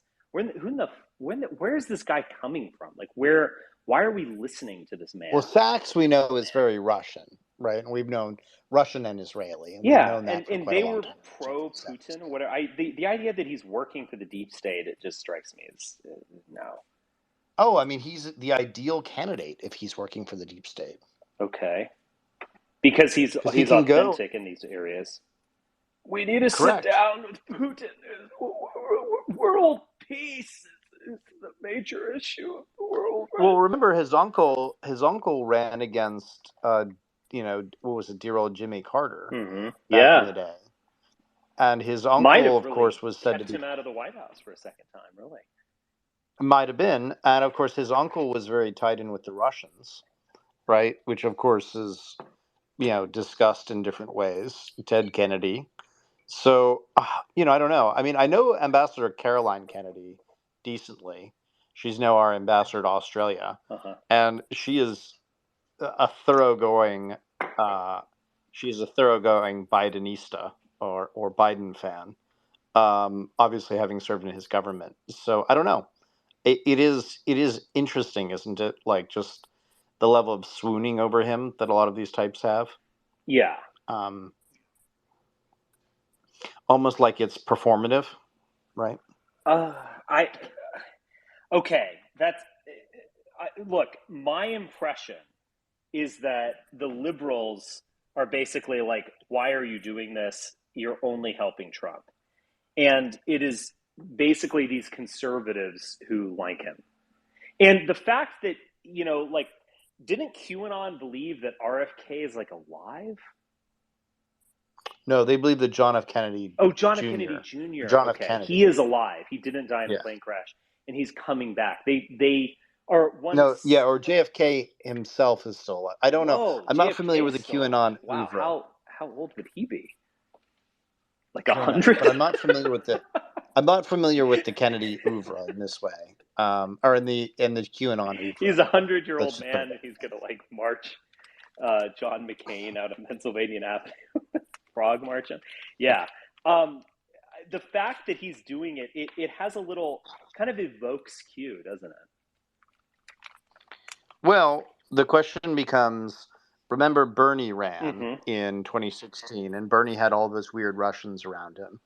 And then miraculously AOC shows up, and AOC is seemingly the leftist that's cool with the CIA, right? And so the question is this the real situation, or is this being created as a kind of funnel for these malcontent leftist types or crazy, foreign government types? I guess we shall see. I guess I'm corroborating what you're saying. I think it's a funnel for malcontent, foreign-controlled right-wing types or foreign-influenced right-wing types.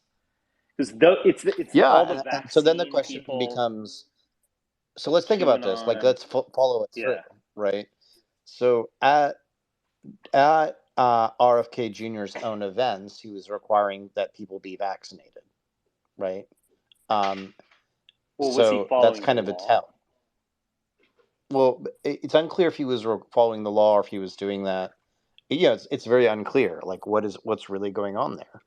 Um, you know, uh, unclear. Right now, I do think I'm much more of vaccines for everyone skeptical than you Yeah. are, and we've discussed that. My argument is that people should know their own genetics. Right. They should make their own determinations on their I health think we should matters. just One size fits all force doesn't. every single human being, just hold them down, and while we Yes. vaccinate them, yeah, make Yeah, I Let's mean, go. you are like half it. German.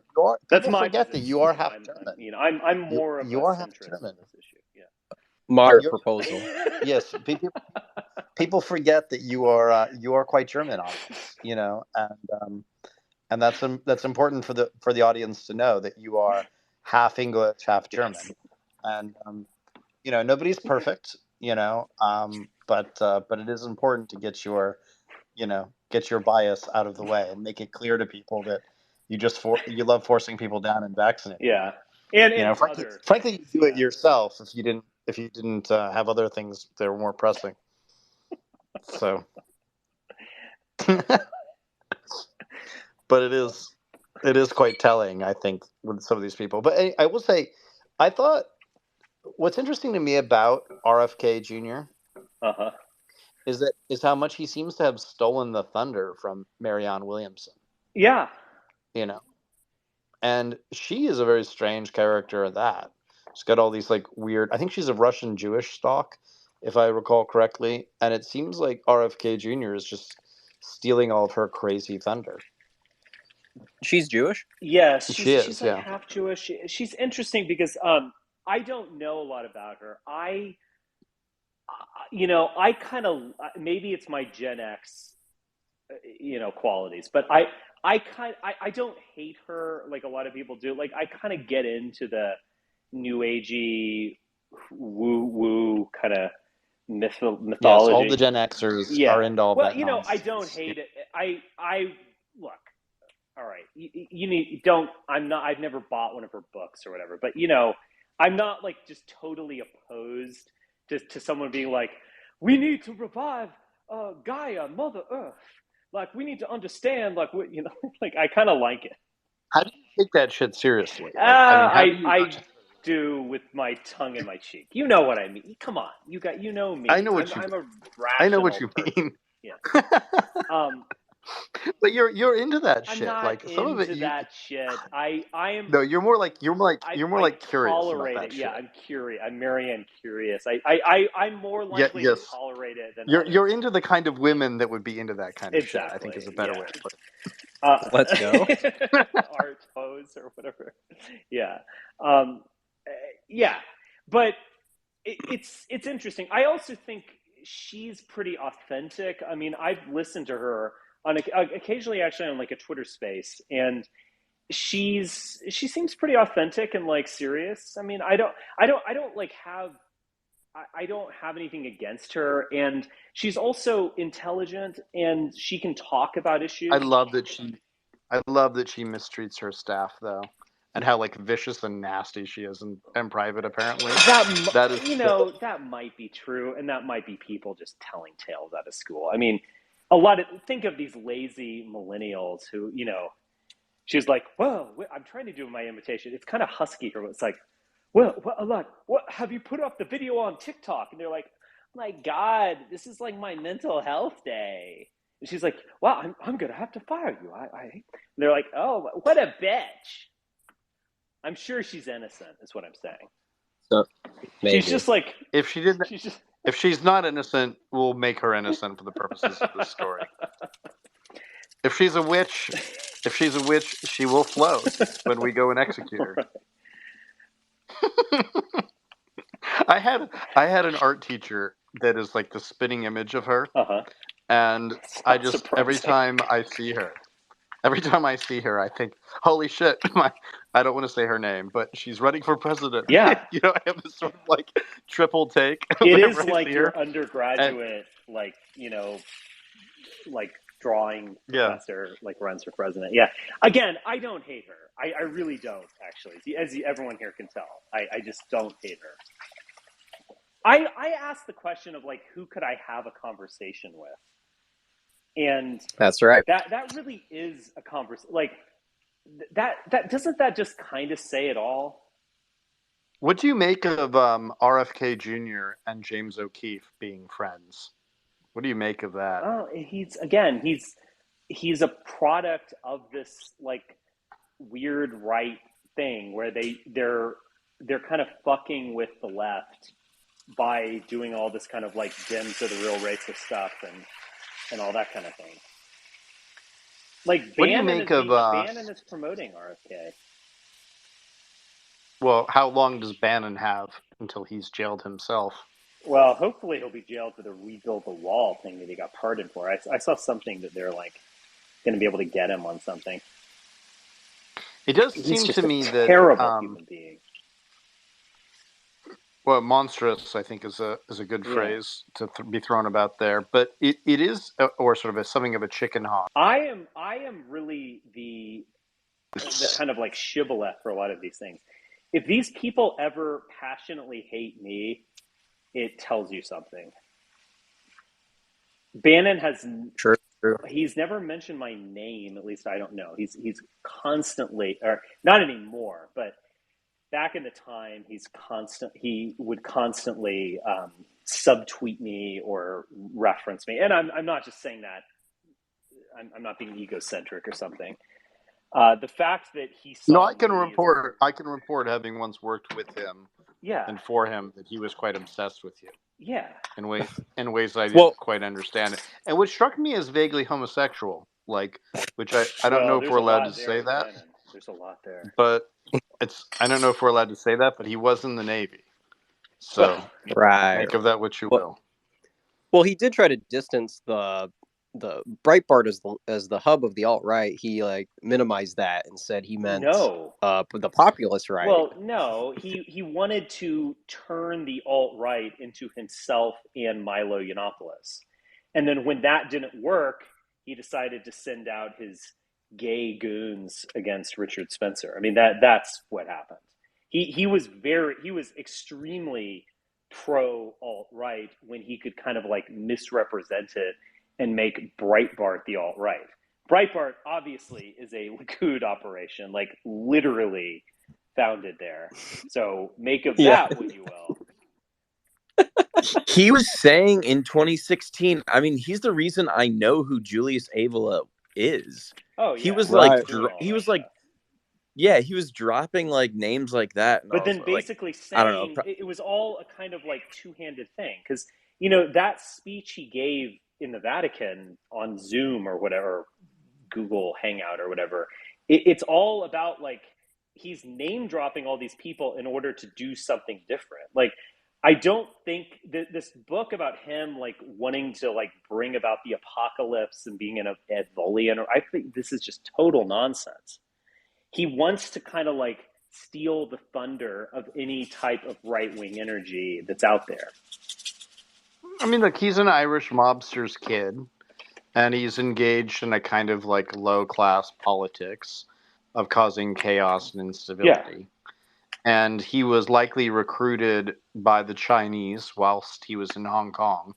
If you take that book seriously, what the hell is the name of it? You know the one I'm speaking of. That went into Bannon's kind of like political thought. Yeah. Not the one I referenced. What was it? It's like Leaders of the Apocalypse, or it's just some weird title like that.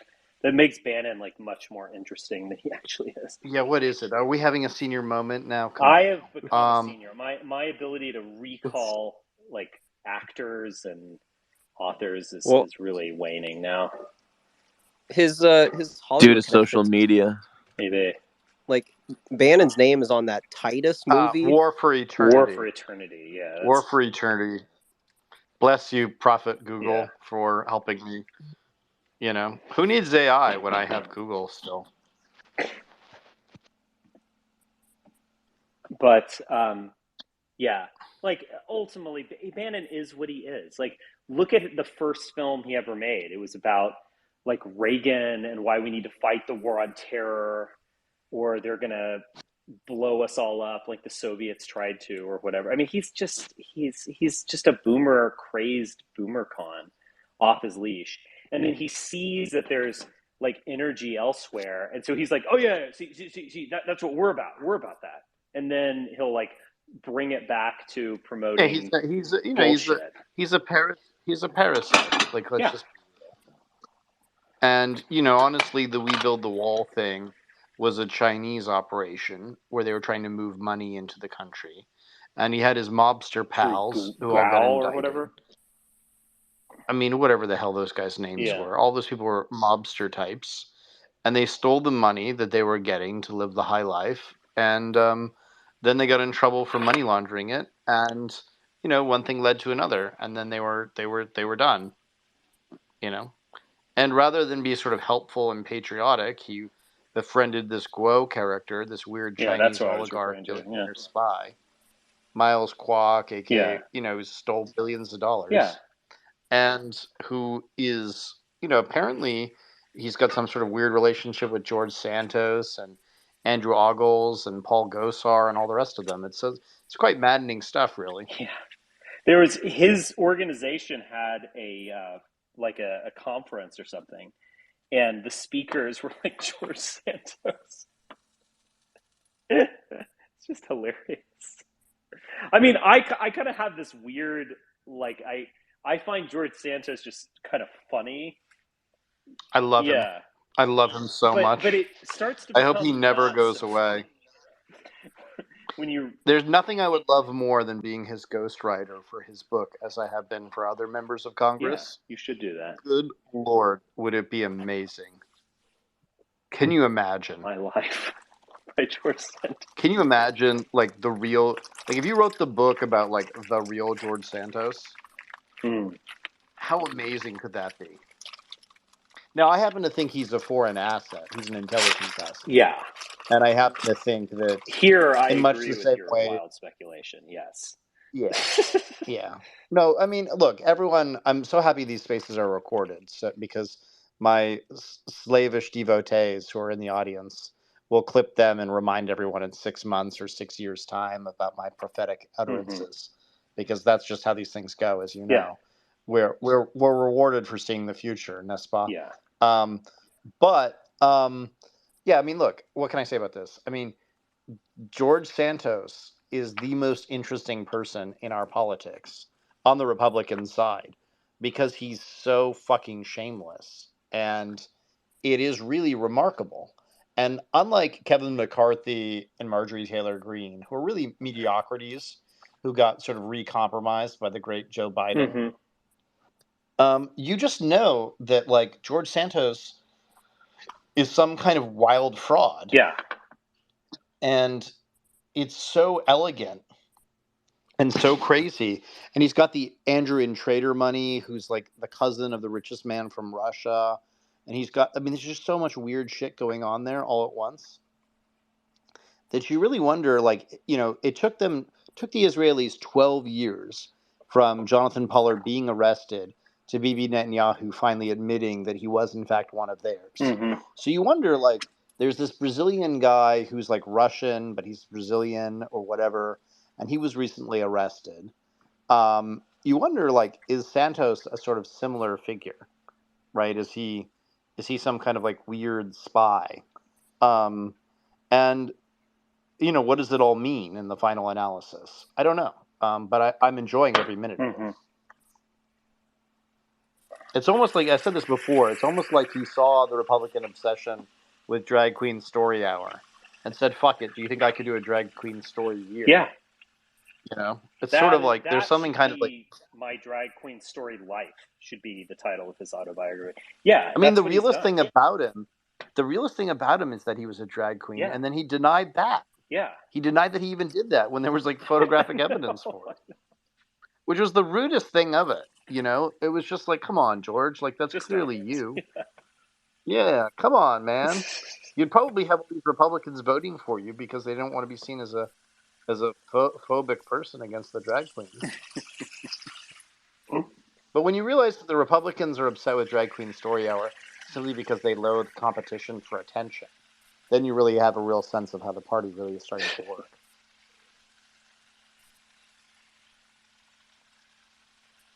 Yeah, I don't know. So did you go in a bit about the Apple Vision thing and how Yeah, it's I actually did a satanic? monologue on it. Because I think you were there actually when I talked about it.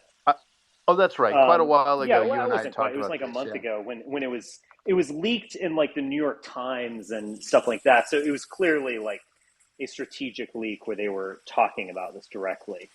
And Oh no, it was in Bloomberg. on I think. I Bloomberg, think it was yeah. in Bloomberg. And I mean, I was more impressed with it than I thought I would have been.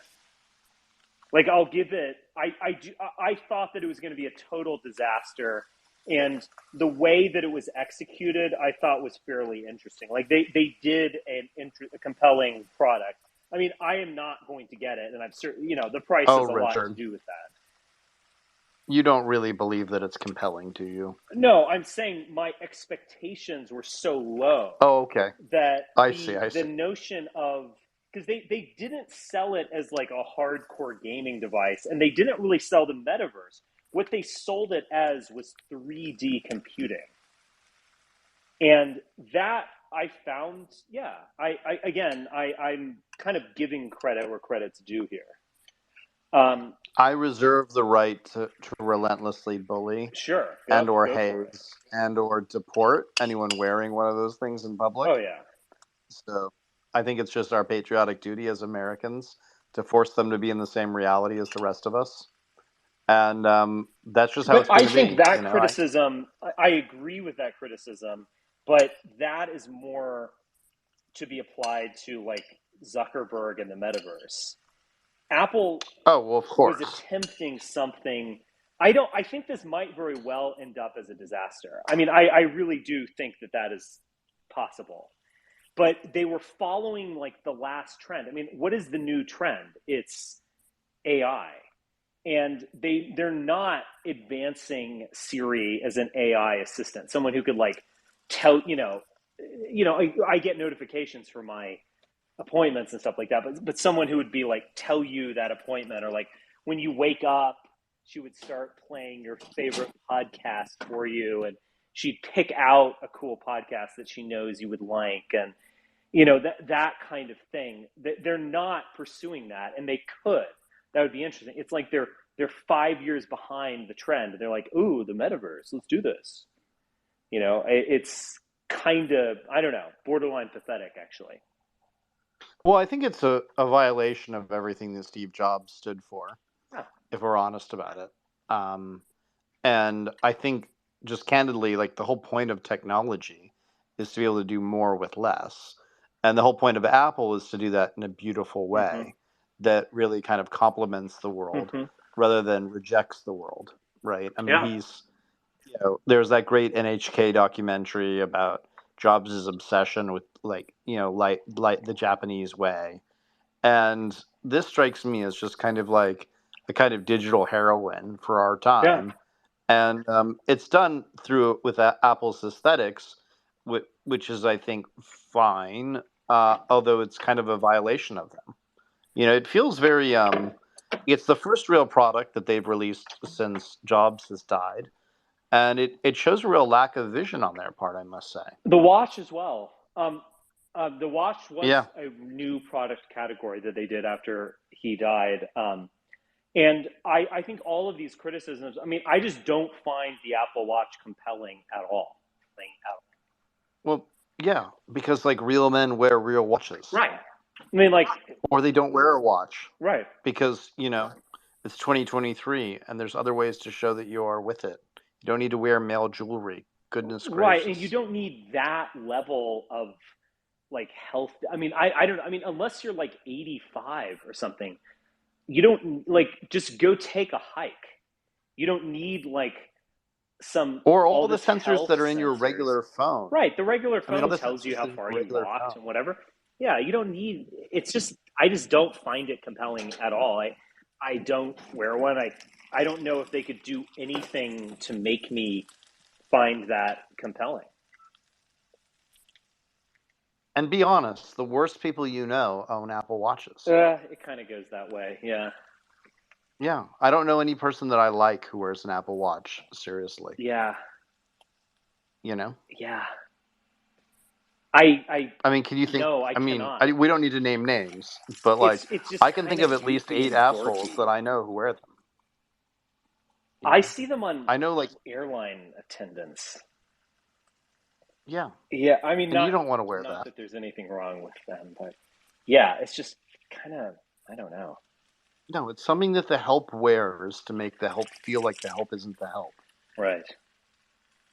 You know, I mean, I don't mean to be, rude, but that is what it is.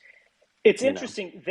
When they first launched it, they launched all this kind of Rolex level stuff. Like they sold some for 10 grand, and they had all this like elaborate materials and something like this. And it was like, look, at the end of the day, it's a tech product. Like, your granddad's Rolex is he wore in 1978 or something, and it's still around. Like, you're Yeah, I mean, not I going to have be able my to use this thing like 5 years from now.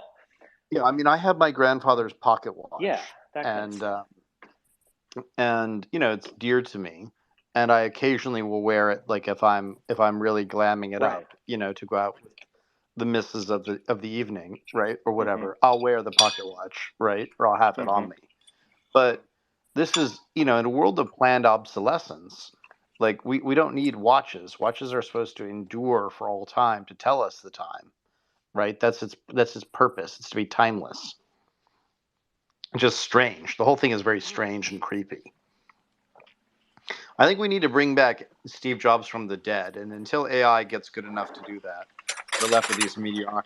I Tim think Steve Jobs would have nixed the goggles idea the second he saw that they were actual goggles. He would just be like, "No, you're a fucking dork. I'm sorry." Virtual reality has been around for like 40 years as well. It's not some new. Does it seem to you? As it does to me, that Apple went very Chinese, whereas Steve Jobs was very Japanese, and that's sort of its big problem, is that it kind of went low rent Chinese slave labor, rather than kind of more aesthetic, more high end. Yeah, that's interesting. The iPod run, like, he went to Japan and found these miniature spinning disc hard drives. And yeah, I mean, he was so good at it, and he cared so much, and he recruited the greatest design nerds on the planet, and none of those people now work at Apple. No. Right? So what does that tell you? Also, like, I mean, it's not as if the company hasn't gotten even richer, right? Well, yeah, but they're still living off the genius of Jobs. I mean, I hate to be like a mythicist here, but also, like, Apple, the Apple movie, like, they went into just content, and they create this just what's basically sludge content. Like, there's some things that are good. I actually liked that weird Ben Stiller series on, like, shutting off your brain for half the day. What was it called? Like, Severance? What is that? It's this weird kind of like paranoid, like, thriller show. I think it's called Severance.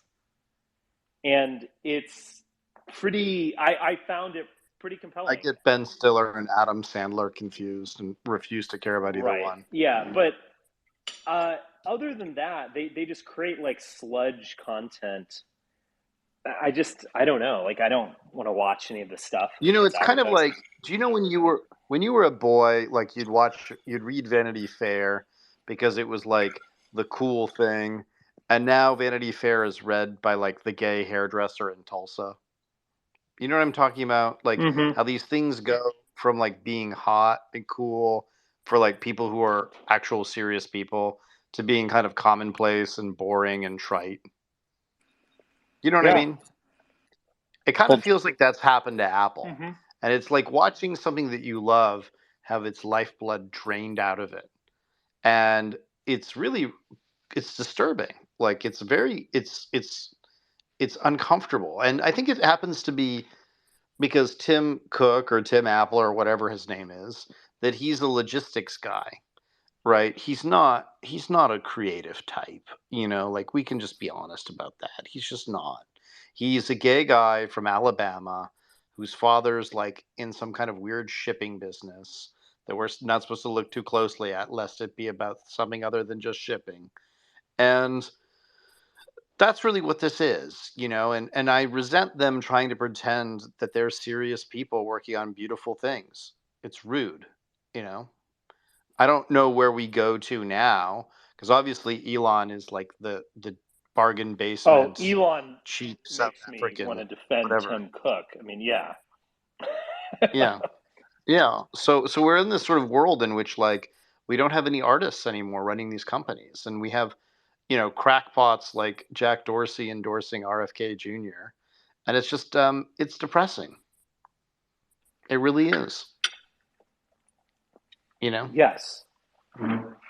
I mean, where who And would you Jeffrey say is a Sachs thing, single? we just broke the internet with a Ron DeSantis announcement, which we Oh no, fucked up. David Sachs. You're Jeff, oh, confusing your traders. right. You're confusing your traders. None of the Sachses are good. Fuck both of But them you in have to. this. Yeah.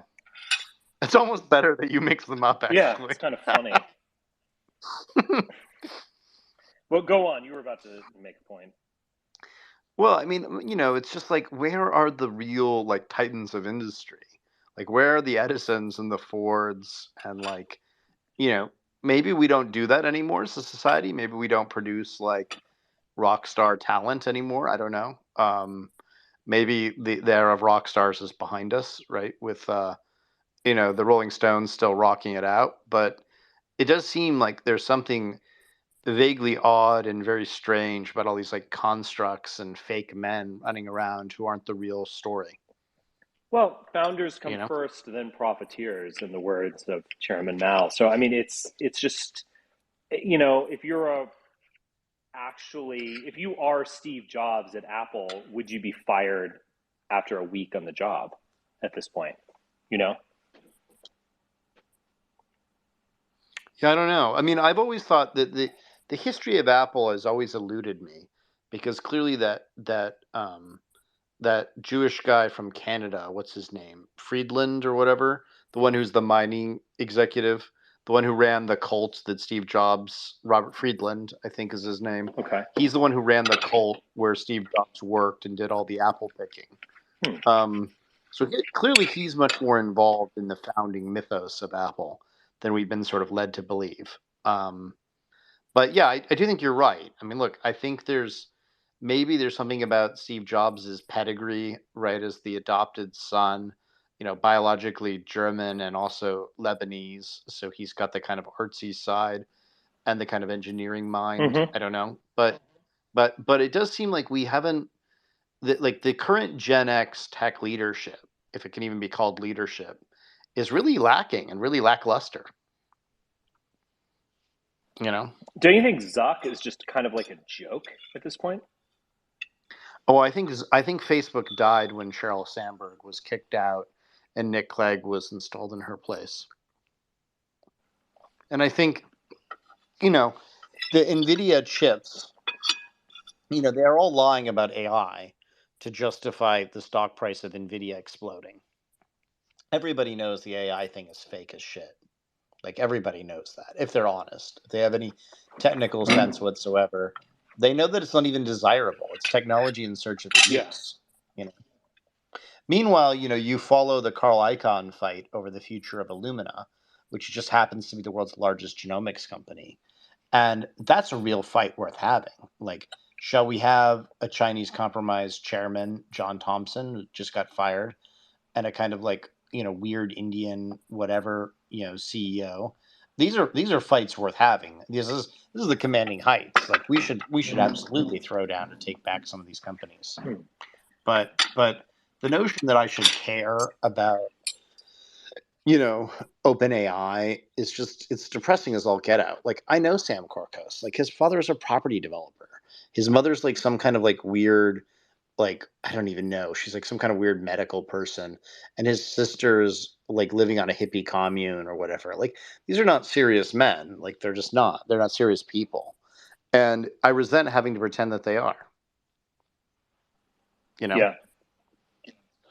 I mean, it's just, doesn't it seem to you as if the whole tech thing has really just kind of dissipated and Oh fallen yeah, apart? yeah. No, I don't know all the details you're referring to, but I basically yes agree. I think there was this like Steve Jobs size hole in everyone's heart, and they were searching for someone to fill it, and they found Elon as this super genius, which was in a God, way a very Even Bill Gates misunderstanding is about depressing. Jobs. Yeah, I mean, But it's yeah, depressing. It's so depressing. Like, you know that Elon is not even like you know that he's fake. Like, everybody knows that he's fake, and everybody's afraid of his cars killing them, and nobody can even say any of this stuff because it's like it's rude or something. I don't know. And then of course he's gonna. They're all these kind of Silicon Valley crooks are throwing in to try to elect Ron DeSantis, who is not even going to win the primary. Like, he's just not the guy. yeah. What do you think of Chris Christie announcing tomorrow? I know we talked about this a Oh, is little it bit. tomorrow? What's your? Um, It's tomorrow, yeah. you know, I I'm not. I don't want to. I don't want to be unsupportive. I'm just not sure he has really the juice. I haven't seen a lot of stuff out there, but could he start to do something in the primaries as things go on? I do believe that like DeSantis will never happen, and people need to stop trying to make it happen.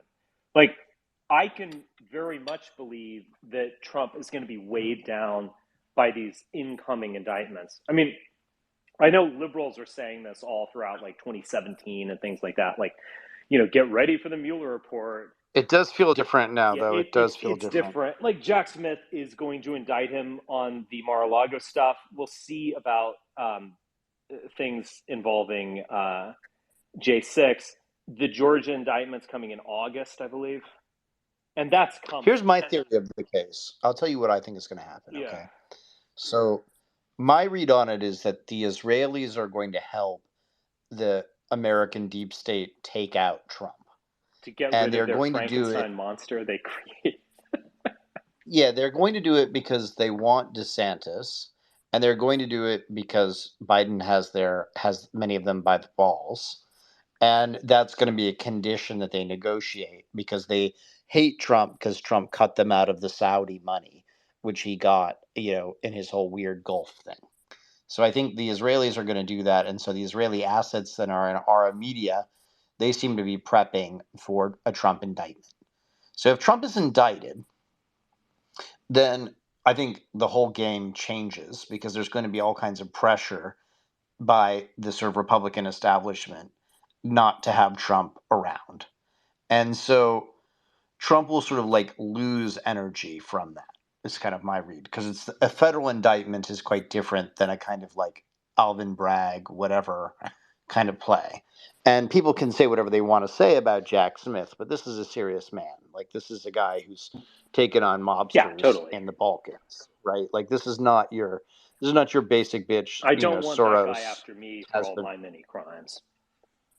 Yes, and of course, anyone who has the surname of Smith or Johnson can't be a bad guy, right? So, but anyway, so that's my frame on it. And No then I think comment. what's going to happen is that what's going to happen thereafter is there's going to be a kind of scrum in the Republican primary.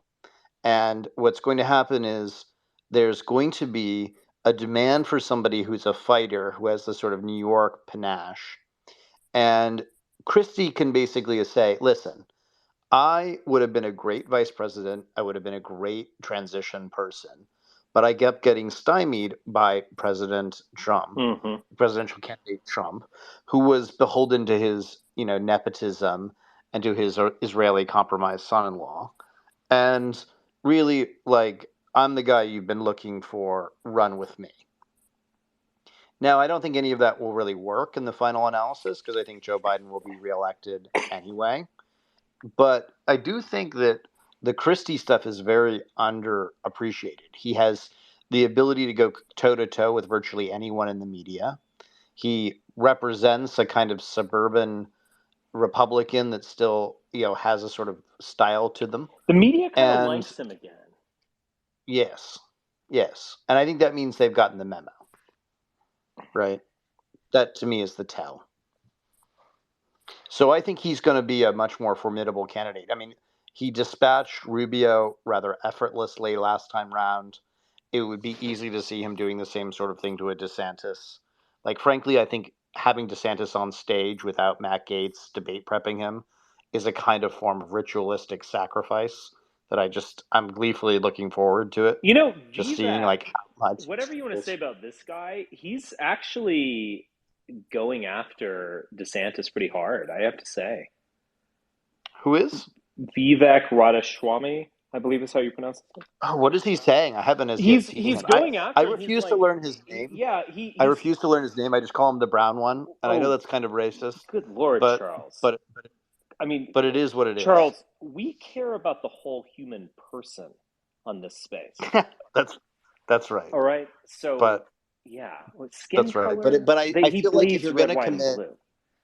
if you're going to commit pharmaceutical fraud, I don't have to learn your name until you get 10 I've points. heard this as well, and this strikes me as plausible. So, like, all I'm saying is that the guy really goes after people. Like, he went after DeSantis for the basically hate speech legislation, which he signed in Israel, that was a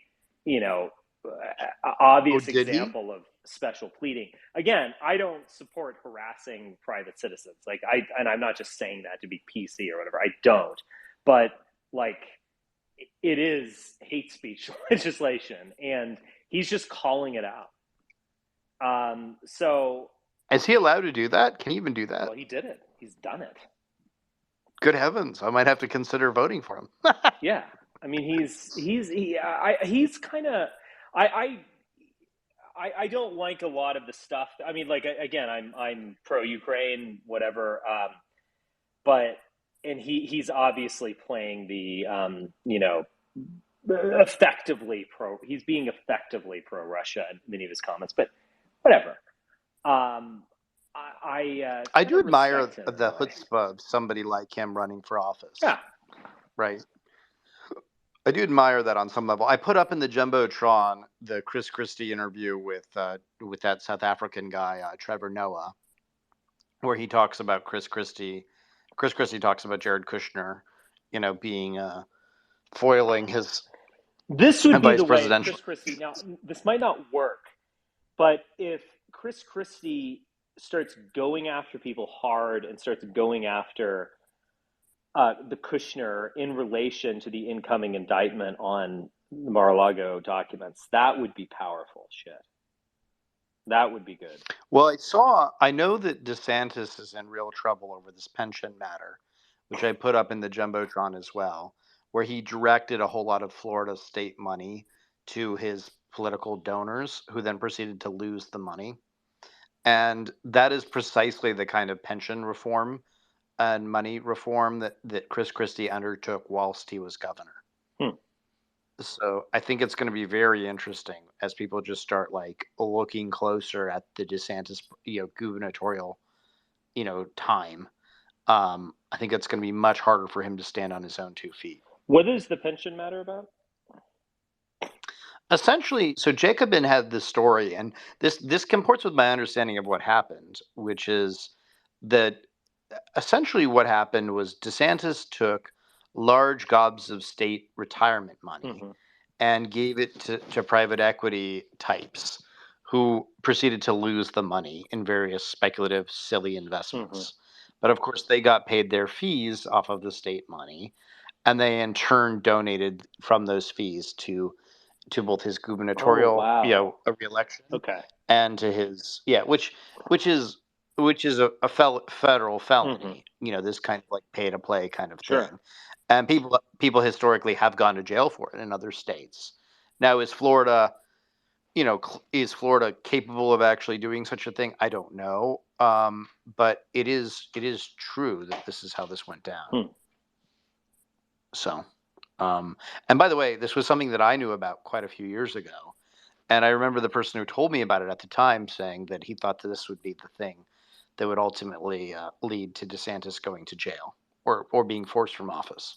Good. Which would be quite a thing, you know? Yeah. DeSantis in prison. That would be funny if he actually went. Yeah.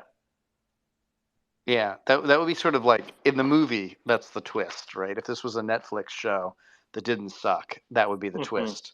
Is that the candidate you didn't expect. Now, I think Trump will be indicted, but for what it's worth, I don't think he'll ever go to prison. I don't think he'll ever go to prison. I mean, even the logistics of that would be pretty difficult. I mean, you have like Secret Service with you in prison and what have you. But I do think he's Well, or maybe they withdraw. Maybe he gets a new kind of protection from the mob or whatever, and he saves the taxpayer money. That's his final thing. Trump does us the solid by having the Aryan nation protect him. Can you imagine? Man. Good heavens. I do think that Trump in prison would be such a very visible symbol of how America cleans itself up that it's sort of thrilling to contemplate, because we could say to other countries, hey, we really do believe in the rule of law. We've actually jailed the orange man. Yeah. We put the orange man in orange. And I think that would be very helpful to sending the message that we're not all about the talk. We walk the walk. And I do think other countries have sent their various people to jail. So I don't know. Sent their former presidents to jail. I don't know. It does strike me as a little third worldy, though, I've got to say. Mm-hmm. And I must say, in general, I'm not of the view that most things should be. I think most classified documents shouldn't be classified. I do believe in the necessity of secrecy and classified stuff, but my goodness, there's an overclassification. That's fair enough.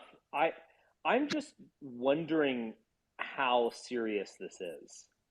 Like, if they're getting him on some technicality, and here's how they'll do it. They'll get him on the technicality, and they'll get the people around him on the felony conspiracy, because clearly Trump is not. I mean, my goodness, this idea that this man stole documents, he stole work from work, as Dave Chappelle put it. Yeah. Come on now. Like, we know Donald Trump, okay? Like, he's okay, not a big reader. But what I'm saying is, whether he himself did it or not, there are two ways this can go. I was listening to just when I woke up this morning, The Hill Rising, and there's like Robbie Stove and or Sove, however you pronounce his name, and Brianna Joy. What a weirdo. Yeah, I mean, look, they give some kind of hot takes on the news, whatever. But he was basically saying, like, look, they're bearing the lead. The main issue about this is that there were war plans against Iran, which Milley wanted to pursue, and we're worried about Donald Trump declassifying this, whereas we should be worried about the actual war plans. Fair enough on that. That's kind of the libertarian crypto pro-Trump take. But I mean, I want to know, like, can this be chalked up to laziness, nostalgia, or general buffoonery? Or is the insinuation that everyone has been stating, which is that he showed these to some Saudi person, made billions. This was the origin of the $1 billion investment in the Kushner hedge fund. Like, if he's doing shit like that, then, fuck this guy. I'm sorry. Yeah, I mean, so the basic argument being that the president took all the classified documents and all the classified stuff that was there and went to a bunch of Arabs and said, hey, I got some stuff. Yeah. Invest in my and my son-in-law's, whatever. Yeah. Do I think Trump could have done such a thing? Yeah, probably, actually. Mm-hmm. Do I think he'll end up going to jail for it? I don't know. Biden did. There's further evidence that Biden did it. Biden did so, I mean, I don't know how y'all can justify that. Biden did what? Okay, can we get rid of this nut? I'm curious. What did Biden do? Going once, going twice. What did Biden Are you do? literally drunk right now? What is your problem? I'm literally drunk. I want to fucking talk shit, too. All right. Let's go. You have Goodness. 20 seconds to talk shit. Go. Burke, what's your favorite movie? My favorite movie, Top Gun. It's over. Okay, you can kick him. That's a bad answer. Goodbye. Oh, fuck you. In the future, the AI is going to be drunk too. Oh yeah, definitely. That's how you'll know it's sentient. You know, there is this guy. it'll do inappropriate things like hit on your wife while you're at home. You know, that's what your AI will I think do. it's already doing this. Wasn't there like an article about this? Where... I can't have that shit in my home. Yeah. If I had it in my home, I know that it would say. I'm always worried when I have Siri or Alexa that, you know, and I go to visit friends or whatever, I'm always worried that they'll jump into the conversation and make it awkward, as has happened. So I keep those women out of my life. Yeah. I've got enough women nagging me in my home, let alone to invite in others. I like it when we got these kind of salt of the earth types. The one about like 3 weeks ago, there was some guy on there. There was this like kind of patriot type, and I remember I even tried to give him an olive branch, and he was being nicer, and he was saying like, well, we all know about the terrible crimes committed by Joe Biden. I was like, well, what are these crimes? Like, can you lay it out? He was like, God damn it! Use Google, you son of a bitch! It was pretty funny. I must say it's entertaining until you think that this person votes, Yeah. and then you like, you know. There's some. He went into like full like Chris Farley mode. It is interesting how you and I seem to have this uncanny ability to trigger them. Oh yeah, Yeah. I could never run for office because you have to You think so? campaign in Iowa. I would just, yeah, all of those people. I would trigger the hell out of those people. Yeah, I would just call them dumb, and they know I would too. I would just be like, that is a moronic. Just go back an hour and a half in my like 30-minute pain to Richard Wagner and like the transition, like a revolutionary art form and so on. Iowa voters would be like, this guy should be killed. Like, they hate intelligence. They like hate intelligence. They have a libido. Well, I don't think I could survive the Iowa caucus. I don't think I could survive that, no. But I think I could basically convince the New Hampshire criminals to support me.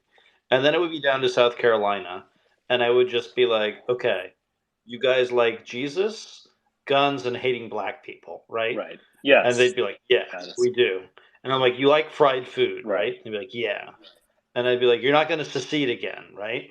And they'd be like, probably not. I'd be like, okay, we can work something out.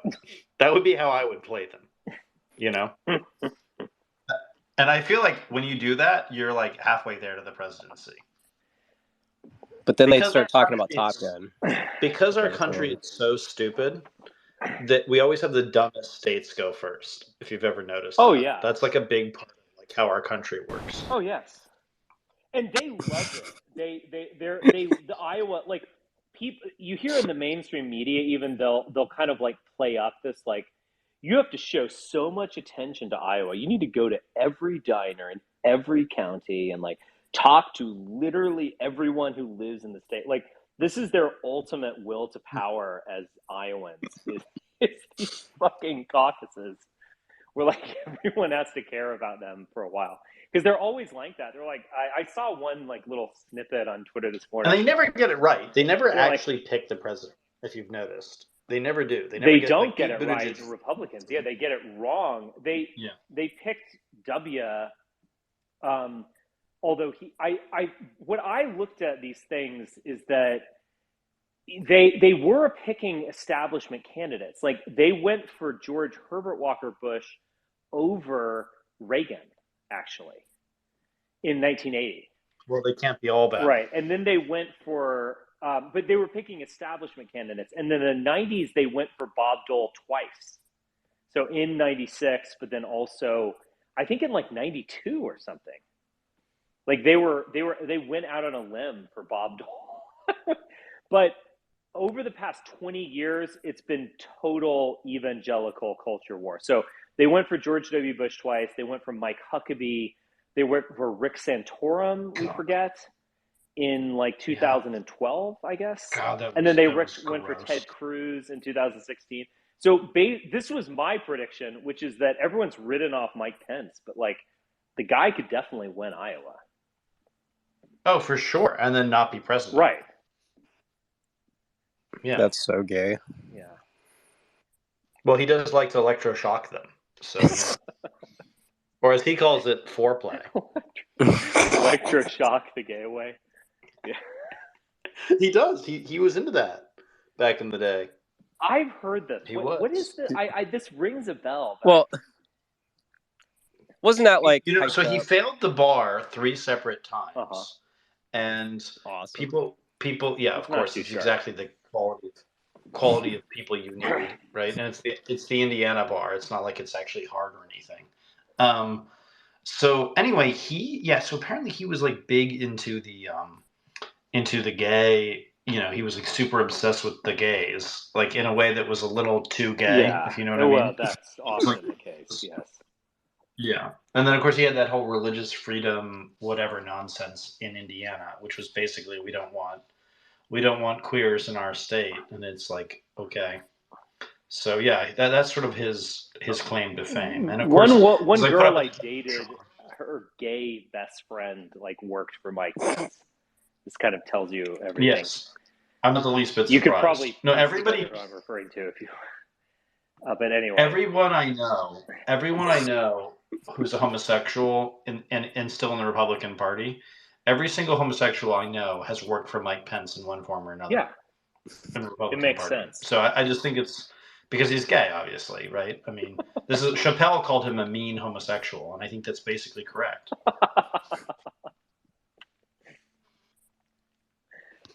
Yeah.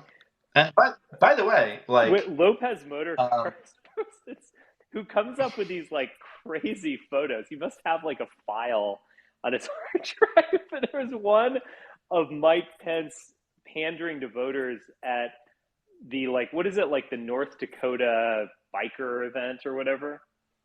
And he's wearing like black leather. It's just very funny. I have to say He should wear that. Just in general. Oh man! What do we make of the Hang Mike Pence thing? Like, what was that all about? That was 2016. 2020. No, that was 2021. That was. Oh, where did sorry. that come from? Yeah. January 6th thing. Yeah, that's right. Well, what are you talking about? They were trying to get Mike Pence on board until the last minute, and I think Trump's people picked up on that reality. Yeah, it's such a strange thing. Have any of you ever met him? I've met him, and he's the greatest nullity I've ever encountered in politics. The greatest what? Nullity? Nullity. Like, he's just not there. He's like a ghost of a person. Yeah, exactly.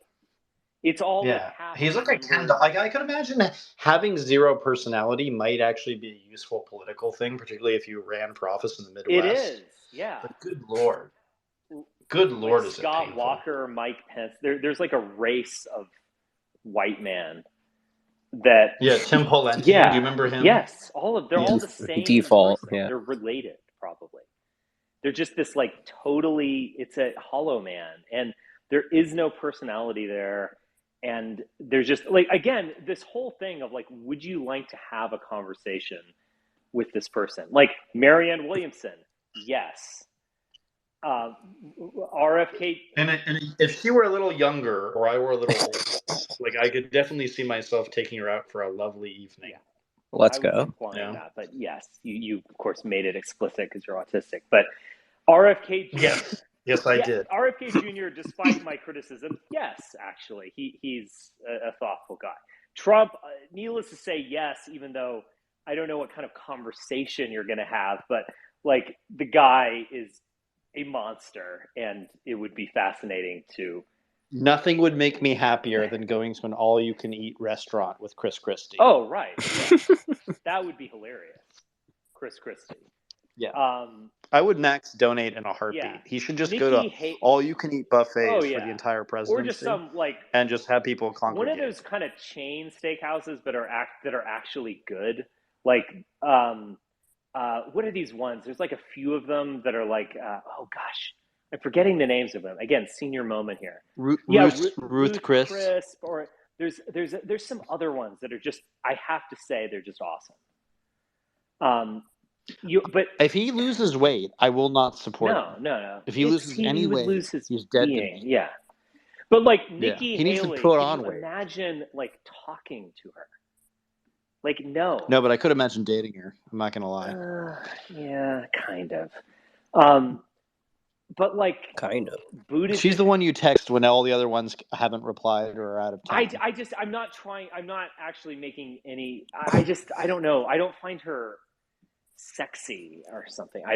There's just something. No, it's Why more not? willing. It's more willingness. Well, I've Why not? heard that, but Yeah. But yeah, like Pete Buttigieg, like that's fucking boring. He's the most like boring gay around. You know, it's like just be tedious and just be straight already. I mean, come on. Yeah. Like he's you know. Yeah, and like who I don't know. Go down the list. Also from Indiana, by the way, Exactly. which is also a tell.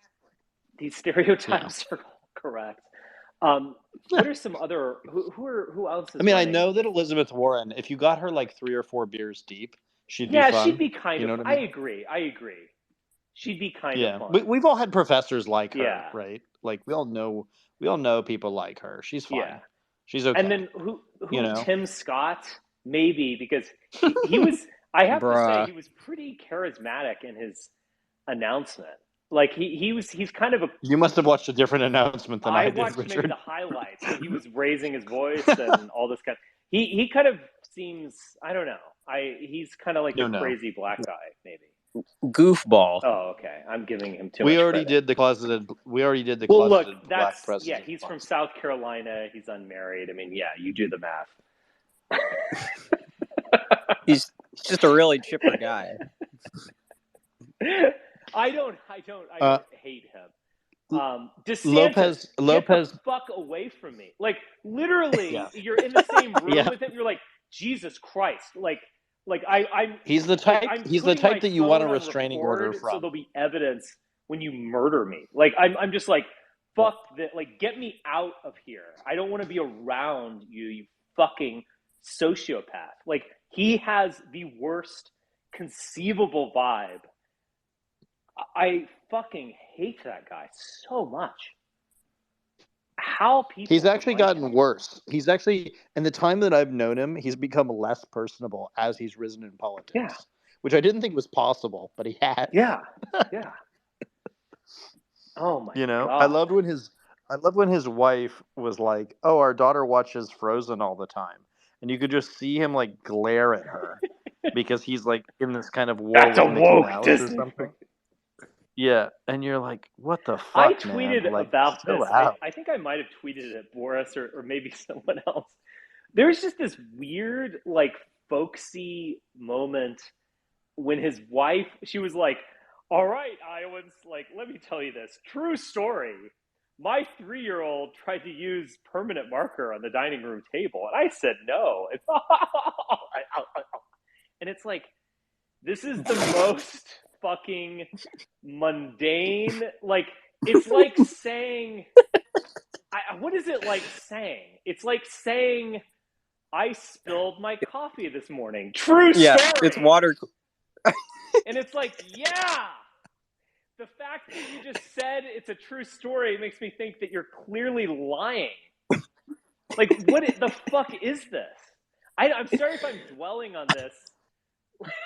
No, it's like it's frustrating. I love her. To me, it's like she's the great. Way here, true story. It's like, yes. To me, she's the best part of him because you know that she can't help but fuck it up for him. Yeah. She's like one of those wives that just says too much. Yeah. You know what I mean? That reveals too much of what's going on. Yeah, she's one of those. Too hard. She wants it. She wants it so. She's so middle class about it. It's too much. It's too much. You're like, go back to reading the news, honey. Like, this is not for you. Yeah. So I don't there I do not want to be around any of those Say people. what you will about Melania, but she had the good sense to shut the fuck up. You know? Yeah, I kind of like And Melania. I think there's something to be said for shutting the fuck up. You know, like we don't elect like pick something, pick a lane, okay? Either we live in a country where the spouse matters all the time, right? And it's like a package deal, fine, whatever. I don't believe that. I think it's ridiculous. And I think we should just elect candidates based upon what the candidates believe and what they actually do than this whole like picture perfect family thing, because I think it's ridiculous and this is America and whatever. But what I could say about Melania is like I would not have bet that she would still be married to Donald Trump right now. Right. And there's something kind of like quaint and loyal and kind of beautiful about this Eastern European broad, like sticking with her man as the third wife. You know? And she shuts up, she defends him, she's funny at times, and she has all of the good sense of when to shut up that Jill, or Casey DeSantis lacks. Yeah. So I can't say enough negative things about her personally. Yeah. And you also kind of know in your heart of hearts that Mike Pence, his wife, is like she's not the type. But Chris Christie's wife is kind of interesting because she's as thin as he is fat, and that's just anatomically kind of fascinating to think about. Wow. Which you're not allowed to think about, but it is interesting. I don't want to think about the details of that, but yeah. I mean, they have children. Like clearly that happens somehow. Right. So I don't know. I find her compelling. Mm-hmm. What is Mike Pence's wife like? I don't. She's kind of a non. Oh my god. She's the plain Jane, right? Yeah, she's like. I mean, plain Jane would be an improvement. Wow. She plays well in Iowa, though, because she's totally a Midwestern woman. Like, she has Midwestern woman mannerisms. So she. Yeah. I think I've heard her speak maybe 3 or 4 times, like ever, and she said nothing the entire time, which is just perfect Midwest. Yeah. It's just like a collection of colloquialisms masquerading as an idea. Yeah. It's like one of those things. Yes. Say what you will. I mean, Jill Biden is actually kind of impressive in a weird way. Oh, I like Jill Biden. Like, she's got moxie. And that all of that bullshit about like she's not a real doctor or something. It's like shut the fuck up, conservative. It's like okay, it's an education. Okay, I get it, but like whatever. She's like would I want to have a conversation with Joe Biden? Yes. And she's just nice. Also, lady. isn't like the whole point of being right wing to criticize doctors? Like, right. Come on, man. Oh, well, they pick and choose things. Yeah. But yeah, it's just some bullshit. It's some bullshit Tucker Carlson nonsense. Like, who cares? She calls herself a doctor because she got a doctorate. Like, who cares? It is anti-intellectual in the sense that, like, they think that having a humanities degree, like, isn't real. Like, to be a doctor, you have to, like, perform surgery or something. Again, that's just... It's just... But not vaccinate anyone, right? Right, exactly. No, yeah, it's bullshit. Yeah, it's silly, though. It is silly. I will say, too, I like the first man, how the first man or the second man or whatever the hell he is, the Kamala's husband. I like how much of a non-entity he is too. Like he strikes me as a bit of a schlub. It's like a second. He's such a schlub, and he's exactly who you would expect the first second man to be. Yeah, you know what I mean. Like he's just like barely there. He's like talking about weird Jewish things. Yeah. Even though he's got the Indian half black wife or whatever. It's just funny there to me. was Like some Christmas greeting with Kamala where they were like Happy Hanukkah, and Kamala is she's not what I expected. Like her word salads and just total fabulous bullshittery is pretty, like I didn't expect that from her actually. Like doing these weird Heideggerian sentences like, we need to understand that there's a past and a future, and we are living right now in the present. Like she's sort of useful in that she says nothing. Right, exactly. Right. And but it's interesting. Hold on, just real quick. But they were like, they were like doing a Hanukkah greeting, and they must have edited this. It wasn't like live, but they were like, Kamala obviously knows nothing about Judaism, and so she was like, this is a special time for Jews, and she was like, yeah, Tikkun Olam, like she was like that, that meme of the golden retriever like wearing a tie, and the golden and like the meme is like I have no I idea do. what I'm Yep. doing. Like that's what, like, if 100%. you you're like Yes. Tikkun Olam, She's everyone. not anti-religious as a religious. Like she's just whatever. She's very Californian about Yeah, it. You get the sense that like Doug is like he's like one of those private equity Jews or venture capital Jews who wants you to know how great he is and how like he's in tune with his spiritual feelings or whatever. And she's like, yeah, honey, whatever, just give me the checks. yeah, Like that it's like that kind of marriage. yeah, Um, I proudly voted against her in 2010 when she was running for attorney general, and I think she actually lost the race, but then they found the votes because it's huh, California. And the guy that I backed was a guy named Steve Cooley, who was, I think, the district attorney in Los mm-hmm. Angeles. And he was obsessed with DNA. He was a nerd's nerd. And I spoke to him a few years later, and he was like, after he lost, and they like, the Democratic machine found the votes or whatever. And he said to me, I can't believe I'm being beaten by a prostitute. Yeah, And there's something I so love about Kamala that like here's this woman who like clearly slept her way up through the political system, and here she is, vice president to the oldest man we've ever had as president, and like jokes on all of us, right? Like the ladies all thought that Hillary Clinton was going to break the glass ceiling, yeah, but it's like clearly going to be Kamala that does it. And there's something so like kind of beautiful about that in its way, that here's this like, non-entity of a person, conniving as all get out, can't really like give a real sentence. The second wife of the weird rich Jewish guy from California. And here she is like, set probably going to be president one day because like this is America and this is how ridiculous we are. And I just find that like very funny. It's like, yeah, you can fuck your way to the vice presidency, ladies. Like that is a path to power for you in the post Me Too era. I think she's a danger to Biden in 24. Like I think she's one of his weak spots. I'm Well, he clearly surprised. doesn't think as much. I really thought that he would have dumped her, or they would have found a way to like give her a false promotion or something. Say like, oh, you need to go work at the Secretary of State or something, because she's dragging him down. There's Yeah. no doubt. Well, he doesn't clearly think that because he put her in his promotional video for when he was running. I mean, he put her like 10 times in that promotional video. And Obama never put Biden in any of his reelect videos. Right. So I was talking to my dad earlier, who was a Democrat, and he was saying, yeah, he doesn't like Kamala Harris, and for people like him, and independents, I think some of those people that would possibly be, deciding. yeah, but nobody votes on their vice presidential pick, do they? I Well, mean, these people that are like, oh my God, Biden's going to die on Thursday, and we're going to have Kamala Harris. Like, there are people that are fine with Biden, but really are not comfortable with the idea of Kamala Harris. if she becomes president, we'll just impeach her. It'll be fine. That's true. We do that now. We do that pretty easily.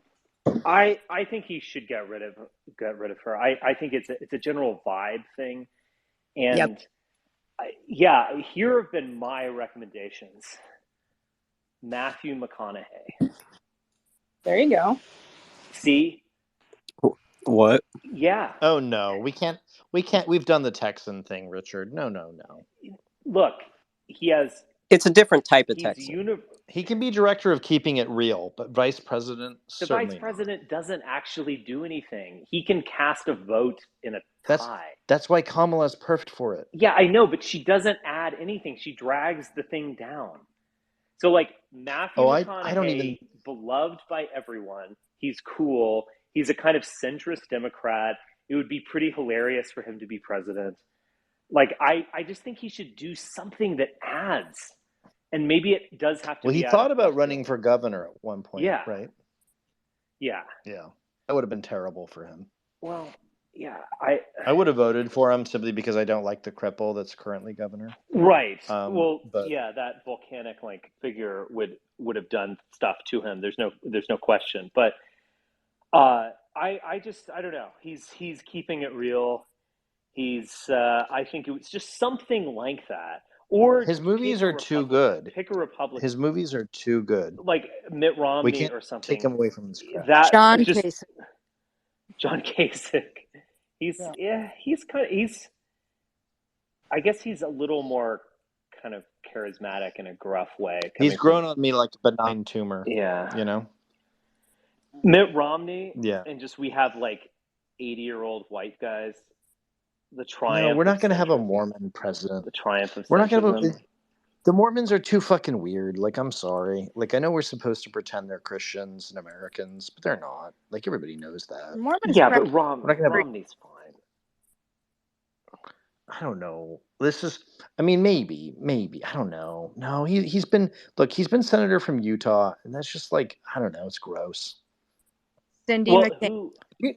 Who is benign and has a general appeal? It's going to be Chris Christie. He'll pick Chris Christie as his running mate? No. He's not going to have a run. Look, it's fine. It's assassination insurance. Okay? This is why he has her. I get it. Because he knows that if you whack him, things will just go totally crazy. I get it. Yeah.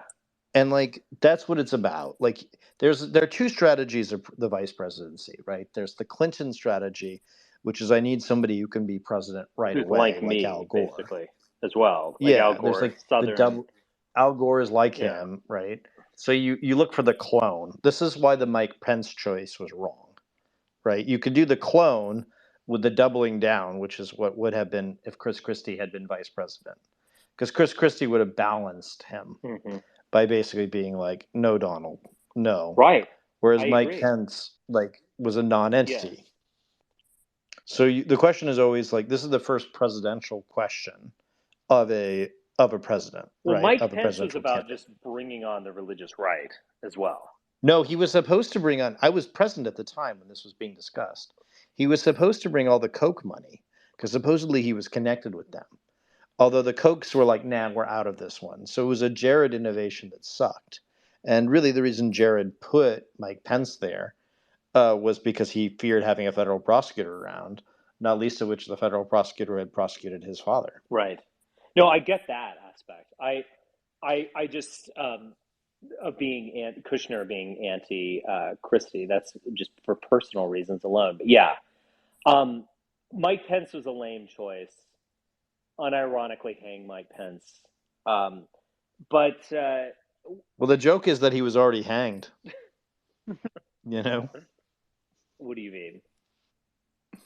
Just like clear, basic bitch, nonsense. He's a dead fuck. Yeah, he's just done. Yeah. He was done as governor of Indiana. He had the lowest approval ratings of any Republican governor at the time. Yeah. And they just needed a ripcord for him, and so they put him as the vice president. And by the way, the evangelicals are like the blacks, okay? Like they would have, are to the Democratic Party. Like where would they have gone? Right. No, in 2016. I agree. I hated the choice at the time, and I remember you told me via text message. Who did you say it was going to be? I think you might have told me it was going to be Cruz. Let me go look at this text message. Yeah, go look for it. Okay. I think I told you it was going to be Gingrich. Oh my God. Gross. Let me go way back here into the. I'm gonna have to scroll up.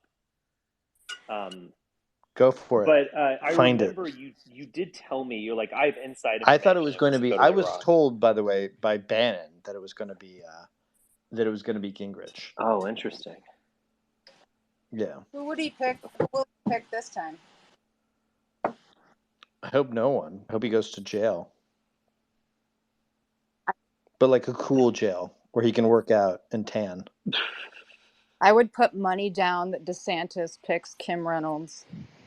Who is that? Yeah, that's a good choice. Who is that? The governor. The governor of Iowa. Oh, I thought that was Yeah. whatever. Kim Reynolds? I've never heard of this person. Yeah, she used to be a normie, but like so many of them. She lost her mind, Oh clearly. yeah. Yeah. Well, tell Yeah. me There's about something her. that I'm happens to curious. these Midwestern women. Talk about it, Polly.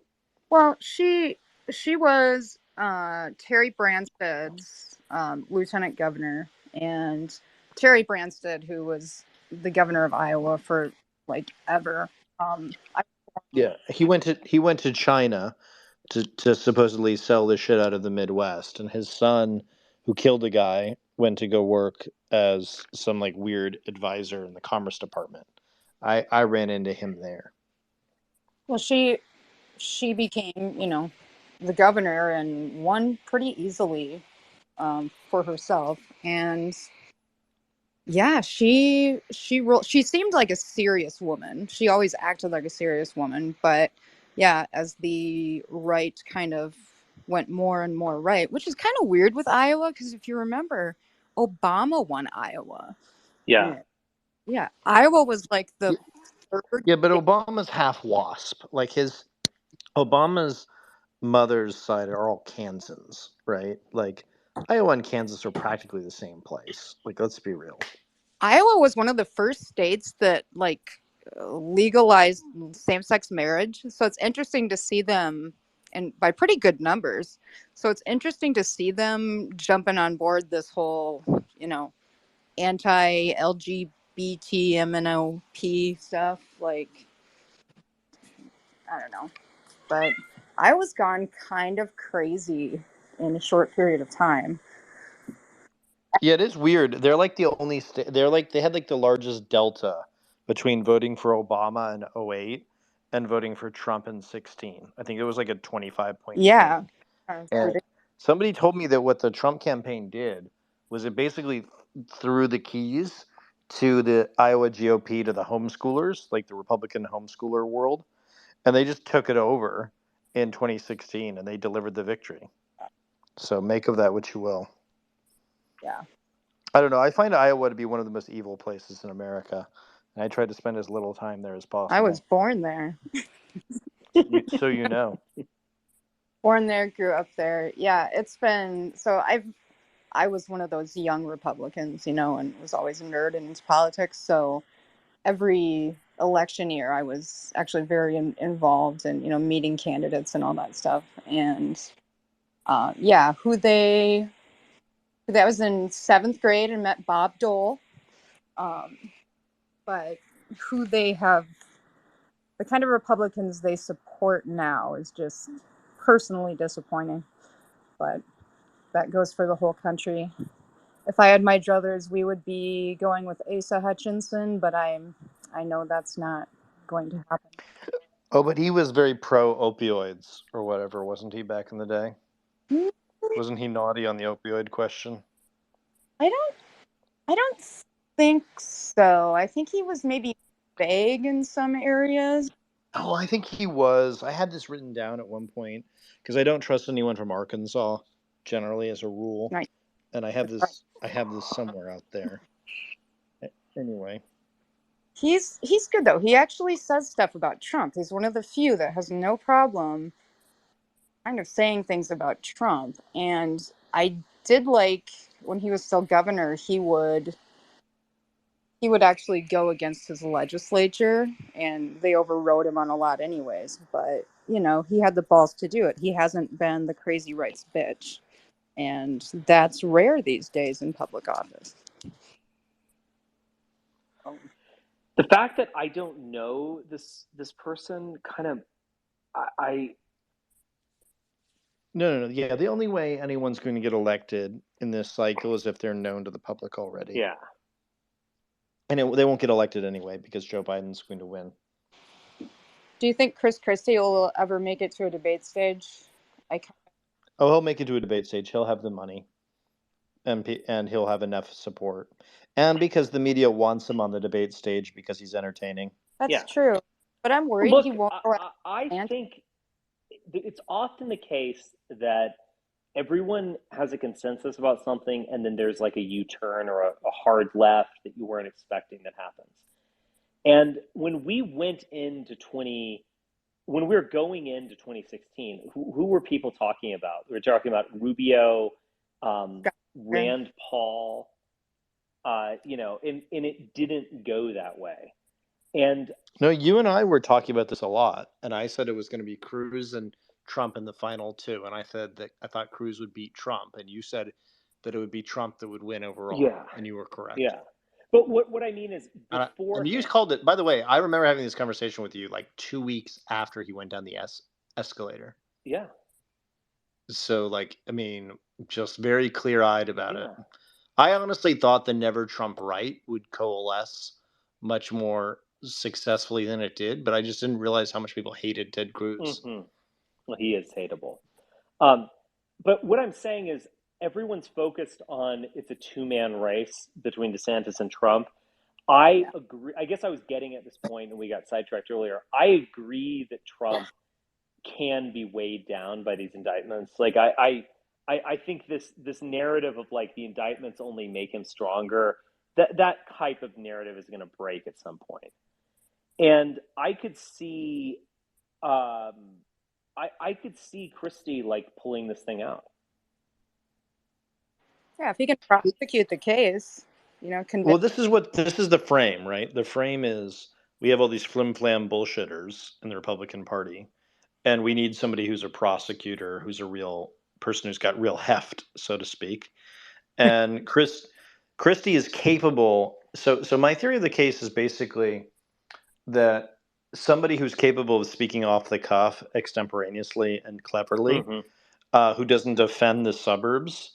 Because let's face it, the Republicans hemorrhage voters in the suburbs. Like, it's a real problem for the party. And I could see a whole lot of like my suburban women friends voting for the big fat man of Chris Christie, who's not a culture warrior like DeSantis waging war on Mickey Mouse. And I could really see them going for this like lovable Tony Soprano like figure, who's not a mobster but a prosecutor. And yeah, I mean, I think a lot of the attacks on Christie like don't really work all that well.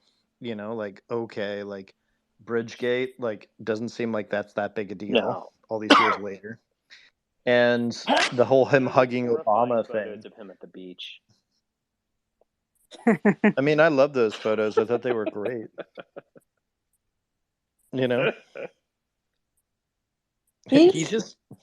He's not really, there's nothing really to sink your teeth into on Chris Christie, so to speak. Well, there's if you look at the sink your teeth into. National, so he's a big Virginia ham, in fact. He's also interesting, and I think there's something to be said for people who are interesting. Like he's the first prosecutor appointed post 9/11, and he's very friendly with the George Herbert Walker Bush years, so he's kind of a WASP, but in like weird Sicilian face. So I don't know, and I think culturally the country likes New Jersey, or has like a resonance with New Jersey, in a way it just doesn't with Florida. Yeah. Like some of us have actually like spent serious time in New Jersey and kind of liked it. Not the north, which is gross, but like, the livable parts. Yeah. And I don't want to live in Florida. Like I frankly like think there's something kind of gross about sending our old people to go live in Florida right before they get destroyed by hurricanes. It makes me very uncomfortable. Place. Let me do this. I'll get to Patrick and then the other Patrick, but I will go to Clint first. Do you have your hand up? Hello, man. Hello. Hi. So I have a real big problem right now. You're giving me serial killer vibes here. Bye. Okay. I'll go to Patrick, who sits. Oh my God. Yes, Patrick, my favorite reply guy. You're up. Hi. I was just gonna say that Apple Watches kick ass. That is all. Really? You wanted to defend the Apple Watch? Wow. No way. Fuck yeah, I'll defend the Apple Watch. What do you use it for? All right. Well, post a picture of yourself with heart rate, for working out, It's really nice. I don't know. I use it for a lot of shit. I think it's badass. Okay. Do you notice a certain personality type, other people that use it? I'm the only one I know who uses it, to be honest. Are you an asshole? Yes, Yes. Yeah. He's a huge, huge 100%. asshole. All right. Well, there you 100. go. I mean, 100% approved by assholes. I said earlier that I don't know anyone who's not a douche who has one, and you're confirming the stereotype. Well, Go on, sir. also, I think my next car is going to be a Tesla. So, Oh, wow. no. Well, it will be It's- your last Yeah. car, won't it? When it drives you into a river. no, I think they're great. I mean, if I get the played one, I can go 0 to 60 in 1 second. So, sounds Yeah, fun. and then You're gonna get the 60 Cybertruck. to 0. You can go from 0 to 0 to 500 degrees Fahrenheit in 1 second. It's remarkable. Are you saying the battery is going to explode? Is that? Yes. Well, I'll try it Well, out. it's I nice mean, if knowing that you, sounds Patrick. cool. I'm sure your heart rate will be quite interesting when you're screaming as you burn to death. Well, No, I'm Siri not. will like automatically call the police and maybe a funeral home. Like you don't even have to do anything. Like Siri will just do that. Man, haters. Yeah, Siri will want to preserve herself. So Nerds she'll call rise the up. funeral home. No nerd Siri, representation. Siri will save herself. You'll see the Apple Watch. That'll be all that will remain from the fire. She'll like Well, I give you will say, directions. So like the crash will kill I'm sorry, you, I but can't do not that your right now, Patrick. Right. I can't open the side door now, Patrick. Siri. well, I mean, once you have it on, there's just something sort of hypnotic about it where it just feels good. It's like I don't want to Okay. take it off. Okay. All right. So you're getting like a I buzz get it. from the Are you vehicle. gonna Are you gonna get the goggles too? Are you gonna escape the world from? Hell with us? yeah. Fuck yeah. Yeah. Put those goggles on as you're speeding right through a No, wall in your when I Tesla. first heard about that, I walked right in and I asked them, like, can I get like Super Mario 64 to play on it? But they were like, nah, bro, sorry. Well, you could just put self-driving on, and then while you're wearing the goggles, and just kind of like Oh, roll the fuck dice, yeah. basically. No, Yeah. that's not a bad idea, actually. What state are you in, Patrick? Just so I can avoid any Teslas in that state. Texas. Oh fuck. Yeah, right on the 80-mile-per-hour highway. That's right where But I'm at. you're in Austin. You're in Austin, right? No, I'm in Houston, the shithole. Oh fuck me. I have to be careful out and about Houston. Yeah, I mean it adds spice to life, you know. Extra excitement every day. Get your heart rate going for your Apple Watch. Yeah, but seriously though, Tesla's kind of kick ass, but I don't know. They got a plant right down the street. All right, let's do this. The other Patrick. Patrick Reeds. How's it going? No, I had. I mean, these are kind of like stupid questions. I kind of like thinking about them throughout the few days I caught some of your guys' spaces.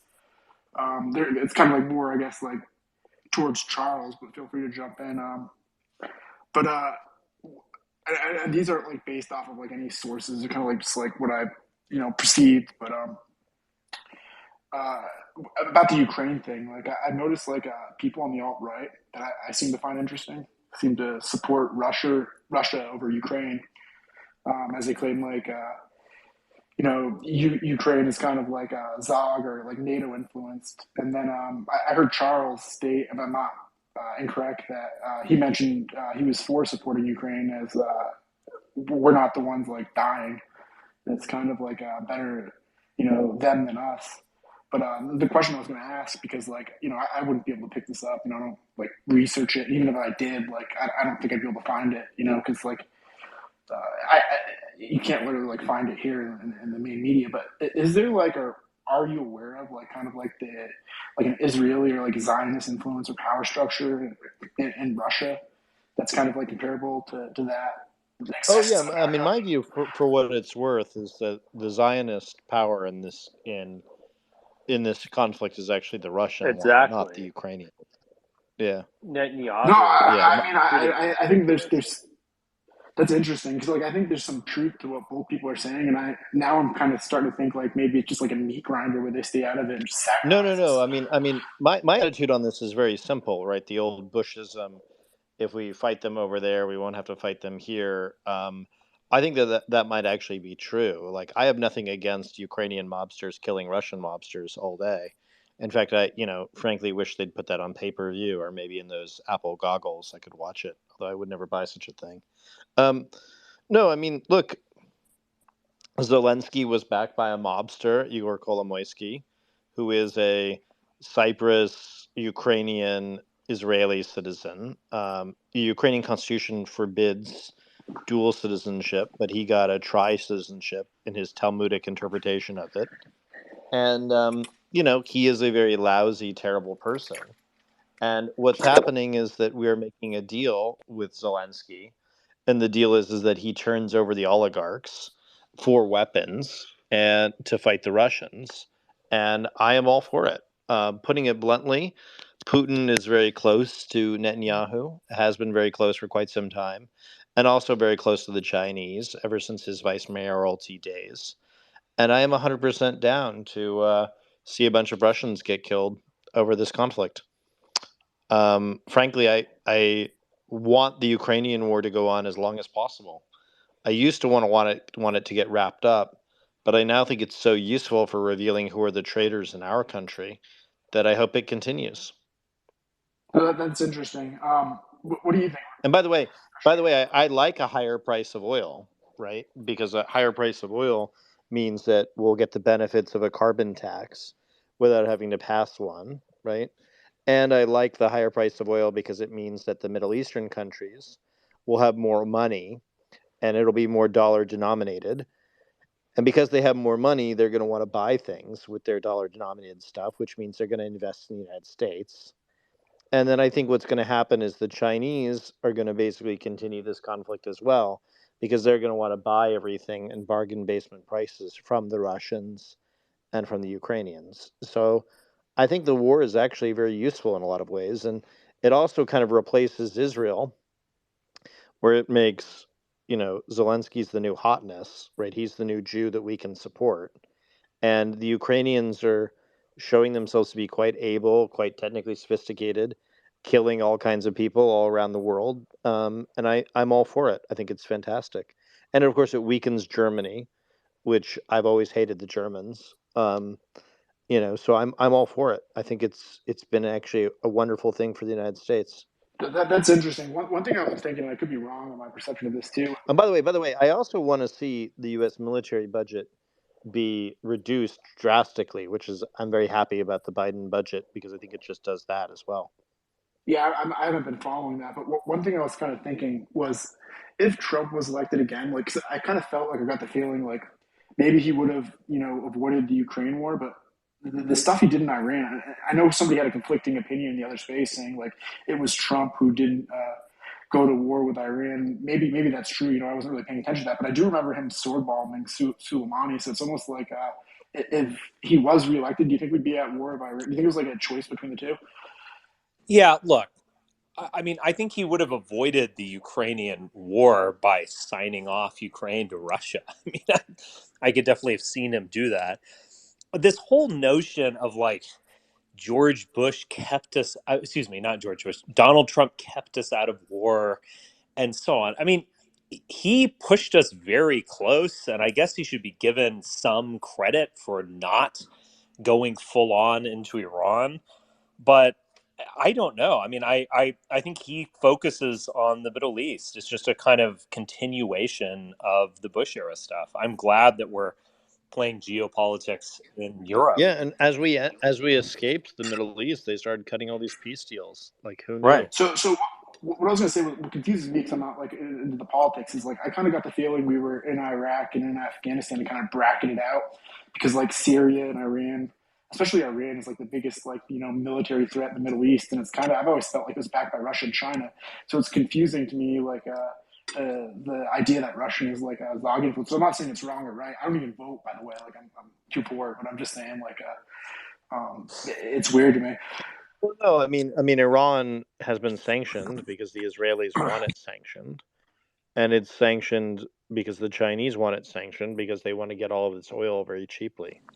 Yeah, so that gets So Look, when you Google said the to Washington let us Post sell there. article on the Seychelles meeting, which I think really says it all about the machinations and kind of dialectic going on. So it was basically the Blackwater chief met with a Trump official and a Russian official, and the idea was to decouple the Russia Iranian alliance to get those people, at odds, and for Russia to support an American slash Israeli attack on Iran.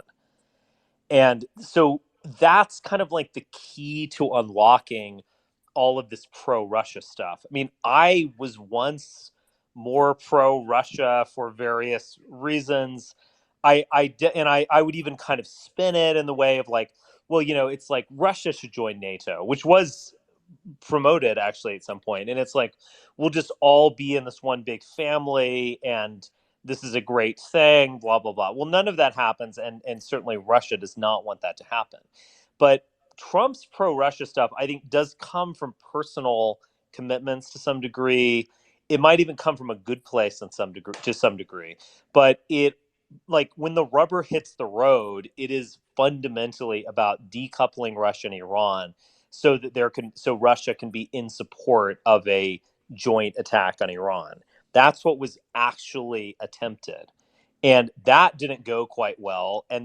George Bush, Donald Trump got us very close to attacking Iran again. I mean, we were like moments Well, the away. deal was, yeah, the deal was, just so people know the history here.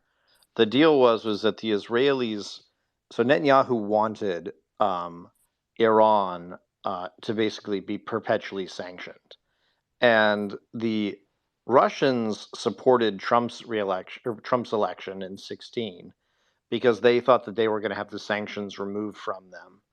And of course, that didn't end up happening. The sanctions were passed over Trump's threat of a veto. So that's just sort of like that's sort of the history here, which I think most people have kind of forgotten. And yeah, Eric Prince, who people know that I know, Eric has always been in favor of basically toppling the government of Iran.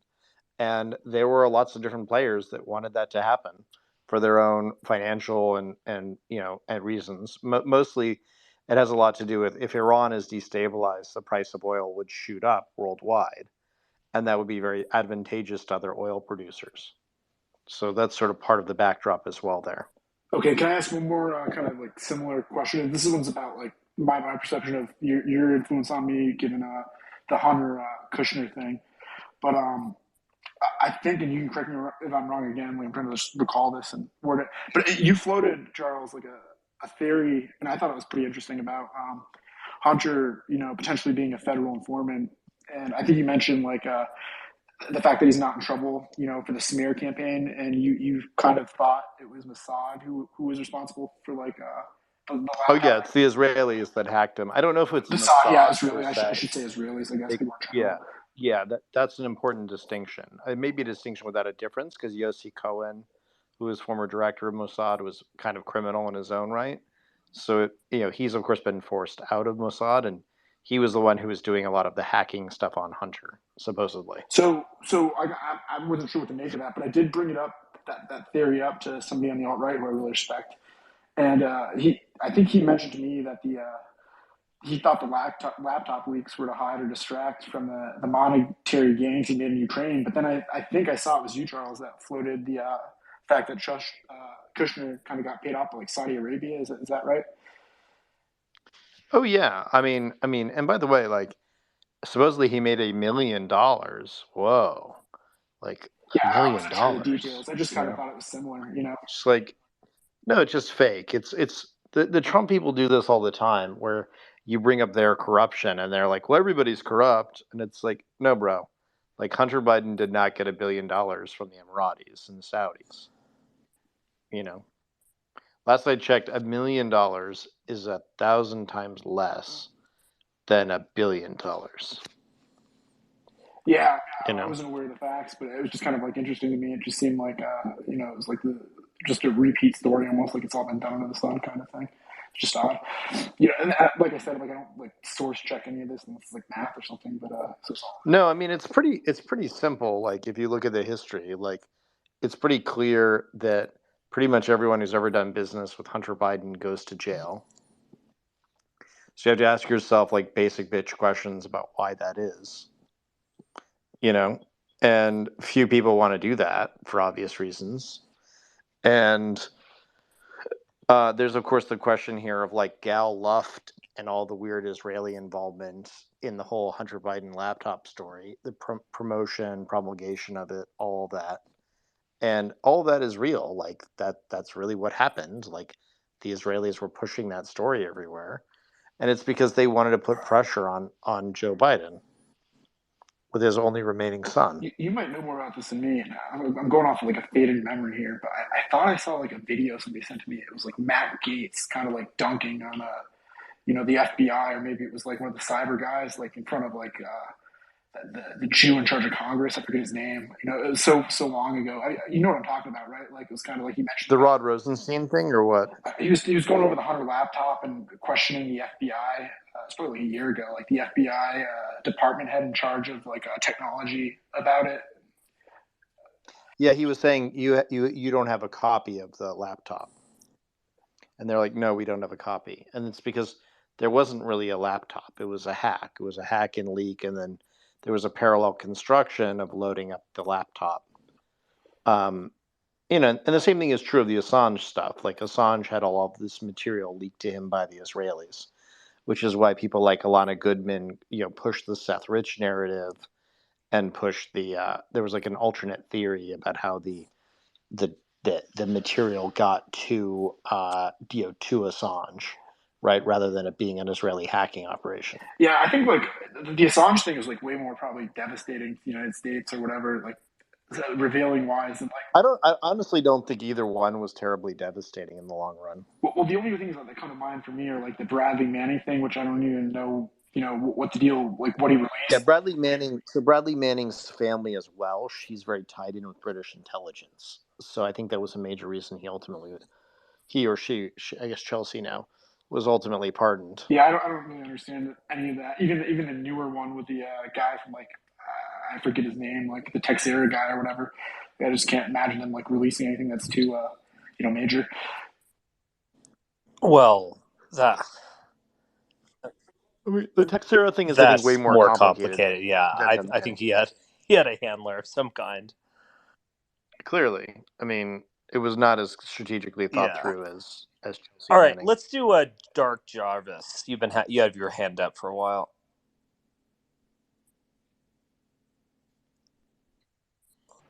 Really? I was all right. Let me try and think of what I was trying to talk about earlier. After you guys rambled on. Okay. So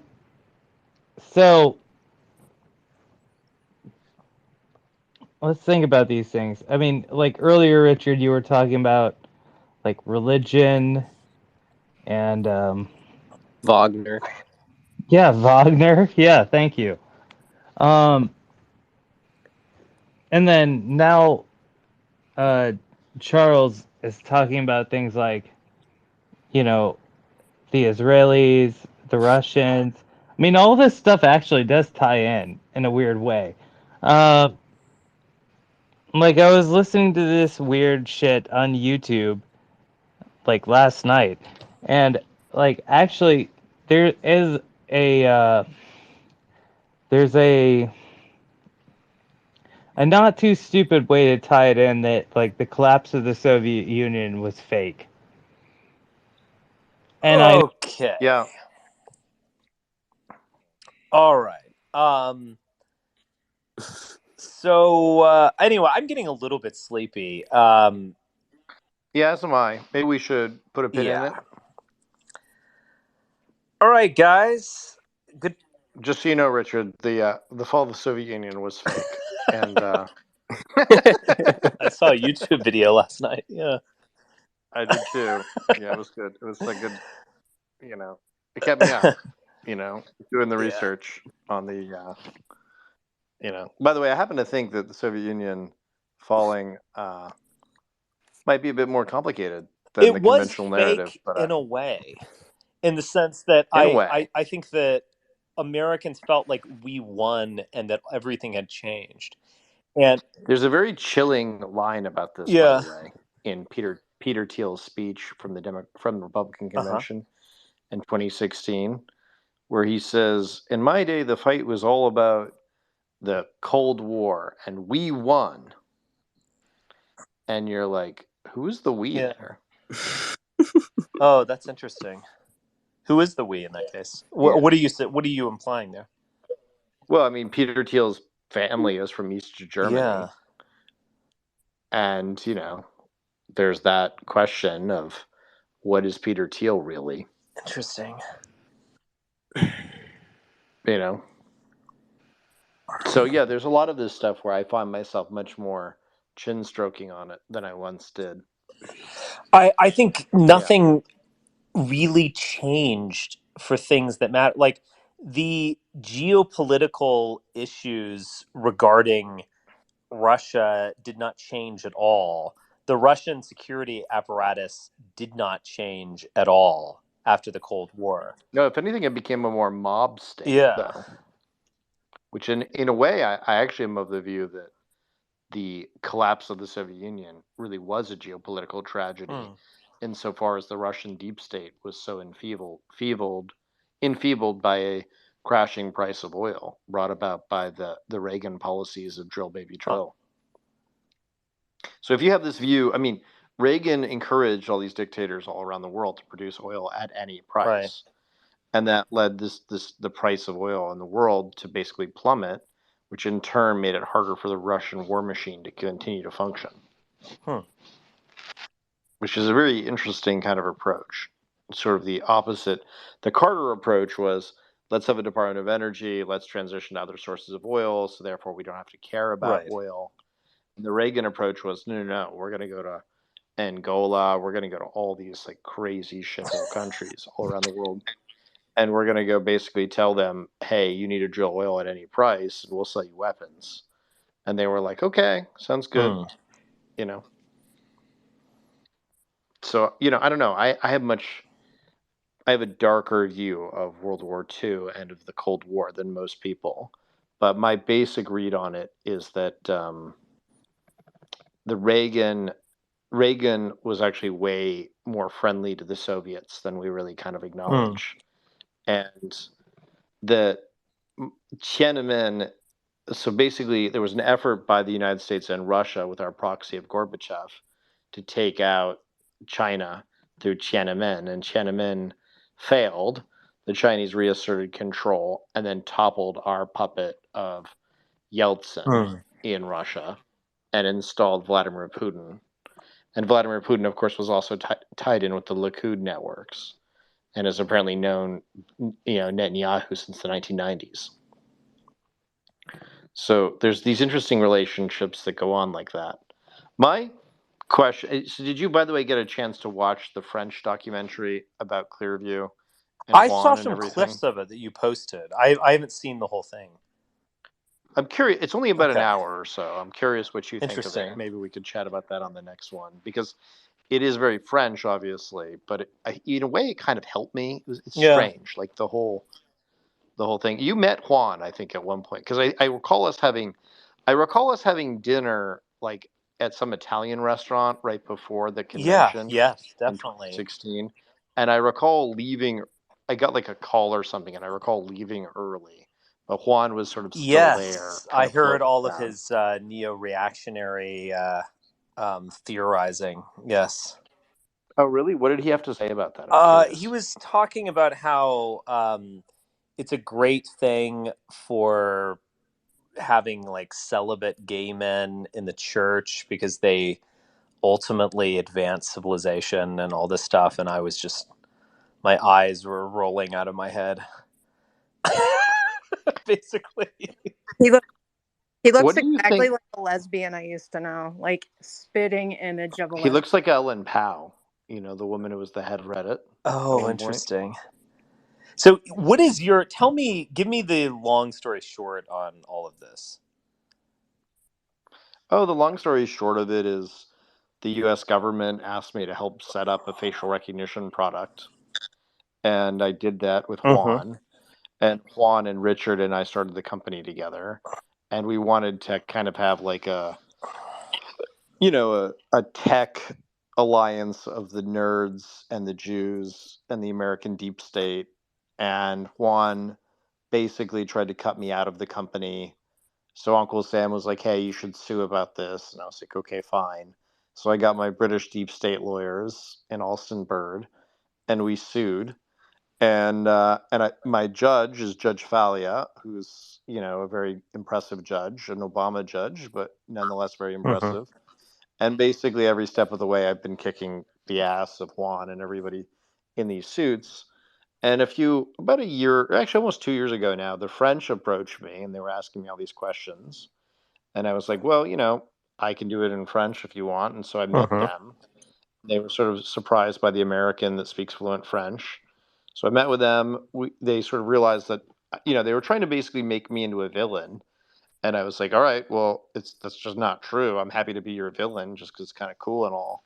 But I'm not that way. And as time grew on, they became kind of more convinced that I actually was like the person trying to fix the company, whereas Juan was kind of the villain. Interesting. So, who is Juan connected? I mean, I met him as this guy connected with all of these neo-reactionary. Yeah, that's the big question, right? So the question is, so his father was basically this Vietnamese gangster Mm-hmm. type, and he was a sort of a Vietnamese kind of connected family, but it's sort of like it's like being the head of Algernon or something, a planet that doesn't exist anymore. If you're the head of the royal family of Vietnam and they've been overthrown, like who the fuck Yeah. cares? So his dad came over to Australia on the Colombo program, which was a CIA program, married his mother, who was a kind of Tasmanian, kind of Tasmanian elite to the extent that Tasmania has such a thing. And they had Juan and his sister, and then promptly divorced. And then his dad got involved in translation work for Vietnam and was involved in kind of like weird, mobster shit where he ultimately testified against some Vietnamese mobsters, though he was implicated in some way. Anyway, Juan comes to the US, is involved in all kinds of frauds or whatever, gets in trouble with the FBI, disappears, comes back. And he was a huge Trump fan. And he was in my sort of, Signal or my Slack group in 2016, the pro Trump one. And he apparently wanted to meet me. I met him. We became friends. We decided to start Clearview together. And yeah, he's a weird cat. Mm-hmm. Like, there's really no disputing it. And I liked him. Obviously he tried to cut me out of the company at different points. He wanted to become very friendly with the Israelis, and I said, listen, like, that's not going to fly if you want to sell this product to Five Eyes countries, because the British and others aren't going to allow it. um, so the company is it's doing okay. It's not doing great. It could be doing a lot better. But I think what's going to happen over time is that a lot of things are going to be revealed through this lawsuit. And I've instructed my lawyers, like, no, we're not settling. Like, we're gonna go and take back that which is mine. And if it leads to the bankruptcy of the firm and the restructuring of it, so much the better. Interesting. So, what is it directly competing with Palantir? No, so Palantir is kind of fake in its own right. Palantir has a lot of problems associated with it, but basically, Palantir is a consulting business that masquerades as a tech company. Okay. And Palantir is kind of moving into the British orbit, partly because Thiel himself is trying to get more money and trying to be a part of all that. But the Palantir's technology has never really quite worked. Clearview is basically really good at facial recognition, and I think that that's where things are going to go in the near term. So yeah, it's an interesting approach. I think we're going to see more of it over time. Interesting. My sense is that what's really going to be the story in the near term is the genetic stuff that's really like heating up now. And I think facial recognition is important, but I don't think it's a final story on this question by any means. And if you have a world in which countries are causing disturbances on the one hand, and then using facial recognition to solve crimes on the other hand, it creates kind of an interesting dynamic. But yeah, I mean, look, I think I'm going to win the lawsuit. I don't know definitively, but I've certainly like the complaint that I've filed is pretty exhaustive. People can see it for themselves. And I think where they filed a response to dismiss, motion to dismiss, we're going to defeat that motion to dismiss the next day or so. And yeah, it's going to be fun. Like, I'm excited by it. Interesting. Juan, of course, is lying about stuff. I mean, there's a clip out there of me laughing about Juan, which I think I might have sent to you, but it's basically where I just call Juan a liar and say that he's that it's pathetic. Oh, let's see here. Yeah, I'll post this in the jumbotron so people have it. But where's the clip of me laughing about it? Anyway, it's all good fun. I've got to say, I've enjoyed it immensely, and I don't know. It is depressing just that some people are frauds and try to make money off of being frauds, but people are weird. Like a lot of these Silicon Valley people just want to steal things from people. It's really sad, actually. It's like it's beyond pathetic. I don't know. What did you think of him though? I mean, I think you were like, here's what I vaguely recall. I recall us going to this restaurant in Cleveland that was like an Italian restaurant where there was like maybe 8 or 9 of us. Yes. And then I recall like getting a phone call, like basically like 40 minutes into the dinner. Juan was there. Mark Ure was there. I think Jeff Giese was there. I don't Yes, Jeff really recall Giza it well. like organized it. Yeah, it was sort of one of these things where people were like, "You should go to this dinner," and I was like, "Well, I have to go do this thing with Teal," and then I got some phone call and like got up, and then I came back and the dinner was like almost over, and I was like, "Fuck it," and I just ate a bunch of things, and then went to like I want to say it was like maybe the Four Seasons or whatever the luxury Yeah. hotel was that was there, and that was kind of so. Later, when the press was asking me about the dinner, I was like, "Well, I was there, but I wasn't really there because I was rude and got up and You whatever." had just done some weird thing where like someone went up to you and you were like, don't assault me or something. It was actually a little bit cucky, to be honest. Oh no, what happened was I went up to talk to Michelle Fields, Mm-hmm. and uh, I wanted to ask her some questions on camera, and her boyfriend's future husband Jamie Weinstein dead armed Oh me. He like wow. just like punched me, and yeah, it was like I couldn't like lift my left Oh arm for wow. like a Okay. week Interesting. afterwards.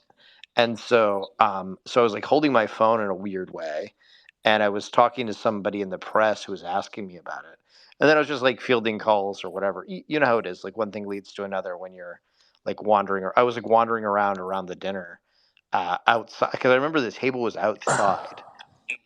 It was like a rather lovely day, and I remember just walking around. Anyway, it was a whole thing. And then Juan was staying at this Airbnb that I was at, or that I had. I had an Airbnb where I invited like 20 people to come stay, and I think like 8 people showed up or something. It was like a whole thing. It was like one of those Mm-hmm. situations, and honestly, it was kind of fun. Like everybody got drunk and started singing songs, and it was a bit much. And then I think like Matthias Holt was there. Was like a guy who worked with David Frum, and honestly, I kind of enjoyed myself quite a bit. All things considered, at the convention, I had a lot of fun. I don't know what you felt. What did you think of it, Richard? Well, yeah, I mean, it was curious. It was kind of Jeff Giza doing his thing where he's trying to connect everyone, but he kind of connects you with some bad people is my impression. Yeah, I mean, it was just a Yeah, I don't know what I really think about Jeff. I go back and forth yeah, on him, I do to too. be I mean, honest with I you, think over the years. the simplest answer to who he is. I like him Yeah, personally. I I like like him him, personally as well. The but I simplest answer is that he's this kind of dilettantish person who just gets in over his head constantly. And he's just always around all this stuff. Like it's when you talk to him, and I don't really want to talk out of school here, but like when you talk to him, you just hear he's just connected with all, and it's just like, why? What are you doing? Like, what? I don't know. It's just very that. This is just my impression, and he's very nice, and he's smart, but he's just kind of dilettantish. He's not really like good at anything. Like Well, he's not.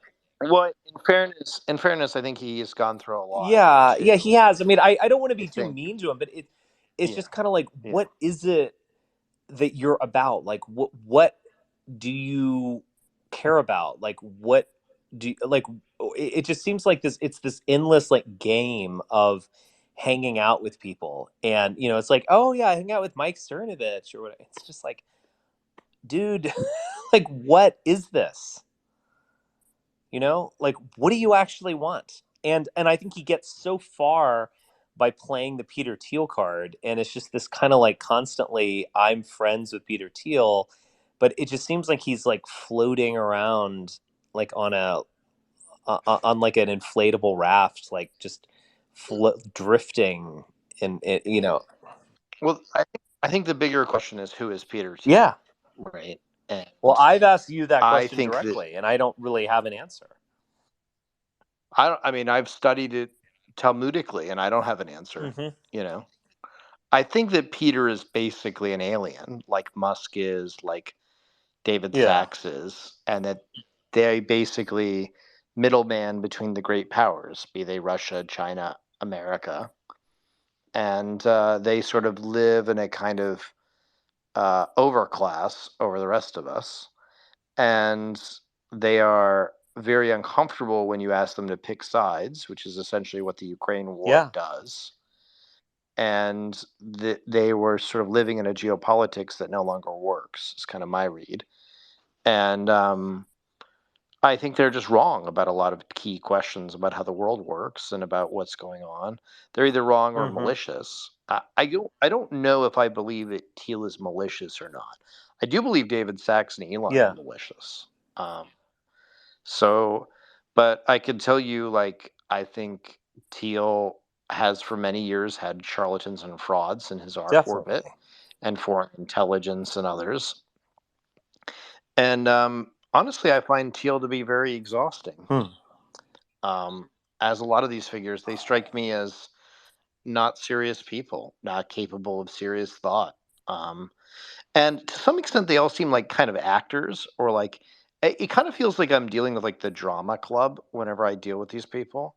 Like they pretend to be the nerd science club, but they're really the drama club, or maybe they're like student government or something. They're not the nerds actually doing the scientific work, right? Those are others that kind of Yeah. hire them, and yeah, I don't know. I mean, my read on Jeff is that Jeff is a good person, but he doesn't really understand these things in a serious way, and that can be kind of dangerous to everybody, not least of all himself.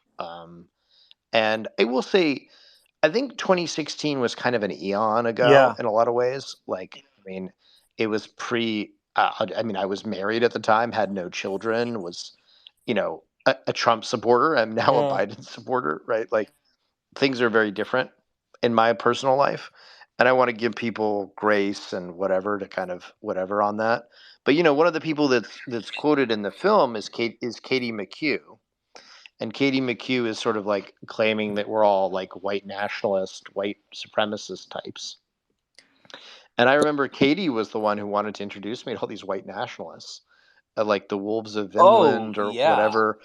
Was that a Kevin Deanna's girlfriend? Yes. Yes, that was Kevin Deanna's girlfriend. Oh wow, that's And some I lore. hired Katie McHugh to work at Got News, where she fucked up a story that led to the bankruptcy of Got News.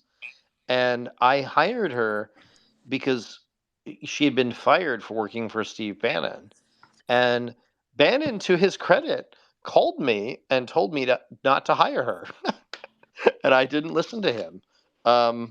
He lied to me about why I shouldn't hire her, but Idiot. whatever. And anyway, so so she is now like some sort of like anti-fascist activist type, and she was promised that she would have her career restored by like Rosie Gray and David Frum and that whole Right. cohort. Uh, who were of the view that like Steve Bannon was some kind of fascist and he was coming to get you or something like that. That everyone focused on the eyebrows thing. Remember when that piece came out in the Atlantic in 2018? And kind of vaguely, I want to lie and tell you I read it. No, I didn't but read I sort it. of like I might have through skimmed it, but everyone is making fun of these photos that they had of her where she had just. She was a diabetic, if I recall. She has health problems out the wazoo. I mean, this other guy I knew. And by the way, the Israelis routinely recruit people who have health issues, which is a big reason why the Inflation Reduction Act had to cap all these medical expenses or prescription drugs. Interesting. But go on. Yeah, I knew this other person who I actually liked, who, believe it or not, dated her. I don't understand the appeal. I mean, I'm not to be totally rude, although I guess the horse is out of the barn on that one. But she just strikes. She's so like just I don't have the right word. Like pathetic. Like she's just so like. I think there's something about young men wanting to deal with damsels in distress. Correct. I guess, but I think I myself, I mean, I don't have it in a sexual sense, but I tend to help people who are in a weaker position than me just out of habit. And I think sometimes people are in weak situations because they are themselves to blame. Yeah, right? there's So no question. I mean, this is what I'm getting to. I mean, and the guy who ended up dating her, and she was making all these accusations against him, just total exaggeration and sometimes just lies.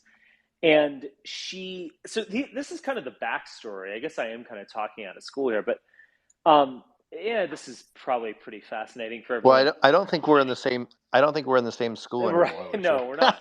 But this guy he's a cool guy, very flawed, but not like malign or malicious or anything. Is this the Ben Zach character? Yeah, I was trying to give his name out of it. Yeah, very flawed. All right. Well, but not I fucked that malicious. And I don't know him. I've never run into him. So make of that what you will. He was dating her, all of this kind of stuff. She made all sorts of accusations that were unfounded and didn't go anywhere. It's the typical abuse stuff. And, again, I wasn't there. I don't know. I won't express an opinion other than. Now, he was a property developer type, if I recall. And again, yes. And there was some question. I don't know about his. I'm just hold on. Let me finish here. I'm trying to be fair here. Yeah. I don't know, but like, she strikes me as so batty. And we all know about these like post breakup or post divorce abuse allegations. So let's just say that my eyebrow is raised on all of these things. And they didn't go anywhere. They're just these accusations floating around. And she just has weird motivations. Like what he would tell her, what I remember Ben saying about her is like, she's this diabetic and like terrible health. And she's this free market libertarian who's like radically against like socialized medicine. And it's like, you are that stereotype that Democrats talk about of like someone voting against their obvious interest. Like, it's like, you just need to vote for Democrats, honey. Like this is ridiculous. You can't afford your diabetes medicine. And there's just something, the other thing about her is that she, in her articles, she is imitating Ann Coulter, but she can't really do it. So it would be like, like me, like writing like Pat Buchanan, or it's just off. It's like, you know what I mean? It would be like it's the imitation as flattery, but actually singing out of mark. tune, so to speak, or you're not. Yeah. It just doesn't work. Like you can't. You're not. I can't stand Ann Coulter, to be frank, but that's neither here nor there. You are not Ann Coulter, and this is just ridiculous. And it's just this like very negative energy. But when I met her. And I posted a photo of this, like when that thing was done, but she was kind of like starstruck and kind of weird. And then she was introducing me to all of these people, all of these like Catholic anti-Semites in the conservative movement or something. Yes, And, I know what you're I was talking just about. like, all right, And I thought they were all losers and didn't want to hang out with them. It's really, and then she leaked. yeah. And So yeah, she so the busted up a guy who like helped her. Like everyone who helped her, she like attacks. yes, And yes. In my particular case, she invited me to go see David Irving, the Holocaust denying writer right. or whatever, and I did not want to go because I knew that like David Irving would like get me in trouble, and I'd read some of David Irving's books and not found them totally persuasive. I found them kind of annoying and pedantic and whatever. And anyway, so I sent her a message being like, "Oh, so sorry, I can't make it." Right, like, and then she leaked that email to Rosie Gray of BuzzFeed, which is of course the Israeli intelligence operation, and later I think she went to the Atlantic or some such, and so she leaked this as somehow like, because I had expressed regret about not seeing David Irving, that I must somehow be a David Irving supporter. Right. It's just such right? bullshit. You're just Then I was being just like politely, yeah. I was being polite and rejecting the invitation, which, whatever, right? Like, but there's a lot of examples of this where there's a kind of like narrative arc that people want to form, which is that we are part of this like secret cabal of fascists, or we were. And candidly, like, we were a bunch of young men who were excited about the prospect of a Donald Trump presidency, who liked to hang out, read books, drink way too much, and smoke cigarettes, some of us. And that was the extent And of it. I feel like, there's this guy who I met actually for the first time when in a courtroom in Charlottesville, that Jeff Shoup or whatever his name is. I have no So idea he's who like this is. a actual neo-Nazi, and he's just this like weird, like he doesn't even strike me as like a mob boss. He strikes me as like a mob henchman or something. And he performed very poorly at trial, and the guy's just, I don't even want to go into it. But I'd never met him before in my life until I was accused of conspiring with him. But put that aside. I mean, and I'm not, again, I'm not saying, this is not my like defense. Like, no, this is I did not know him. Well, I remember a lot of these white nationalists were like offended with me at one point, saying that I was insufficiently white nationalist, and I was like, "Yeah, I'm not a white nationalist. Like, what do you want me to do?" So this guy now has come up with some new career where he's like a de-radicalizer and whatever. This guy is a total thug. I mean, I'm not even saying, I'm not trying to be like vindictive or something. The word thug and him were born together. They just work together. He's a thug. Peanut butter and exactly. He is a fucking thug, and he's now doing some new gambit, like the neo-Nazism, I'll be a de-radicalizer. I don't believe any of it, and I don't believe that like he has the mental capacity to like change his mind or something. I think he's just like it's like criminals are, as Batman said, like criminals are simple. Like it's real easy. He just sees kind of like dollar signs and rotates. And I'm just being frank here. The guy strikes me as a thug. I don't think he's genuine. I don't think he was genuine about being a neo-Nazi outside of he wanted to beat people up or something. I mean, the guy's not been genuine about anything in his entire life. And so, but he gets, people buy this shit. I don't understand it. But like, one thing I will say is that no one would ever buy that I am like a de-radicalizer or something, because I'm too smart. You know what I mean? Like, I would never actually be a liberal. Like that would be like intellectually insulting and like morally and insulting. of course, I'm the obviously job, not a liberal.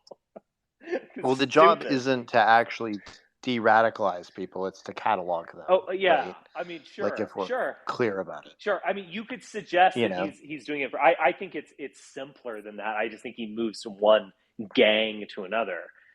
Yeah, one hustle to but another. people buy this, and it's like, what in the fuck? Are you an idiot? Like this guy's like a greasy car salesman. Anyway, it's the same with Katie McHugh. It's like she's this, like, she's born with a chip on her shoulder, and she's very resentful of people based on class.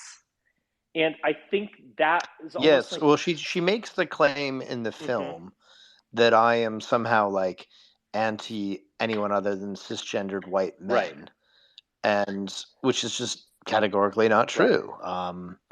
You know, like, I mean, you know, I could list, you know, all of the ways in which this isn't true, but it's sort of beyond the point. She's It's like, just when did you stop beating your resentful, wife? and I think Yes, and so she will cling on to whatever ideological, yeah, you know, she'll drive any ideological car to get her to that destination. right. And so none of it's real. It's all based on the same resentment. And this is this other thing, I guess, where I was going with the Ben Zapp thing.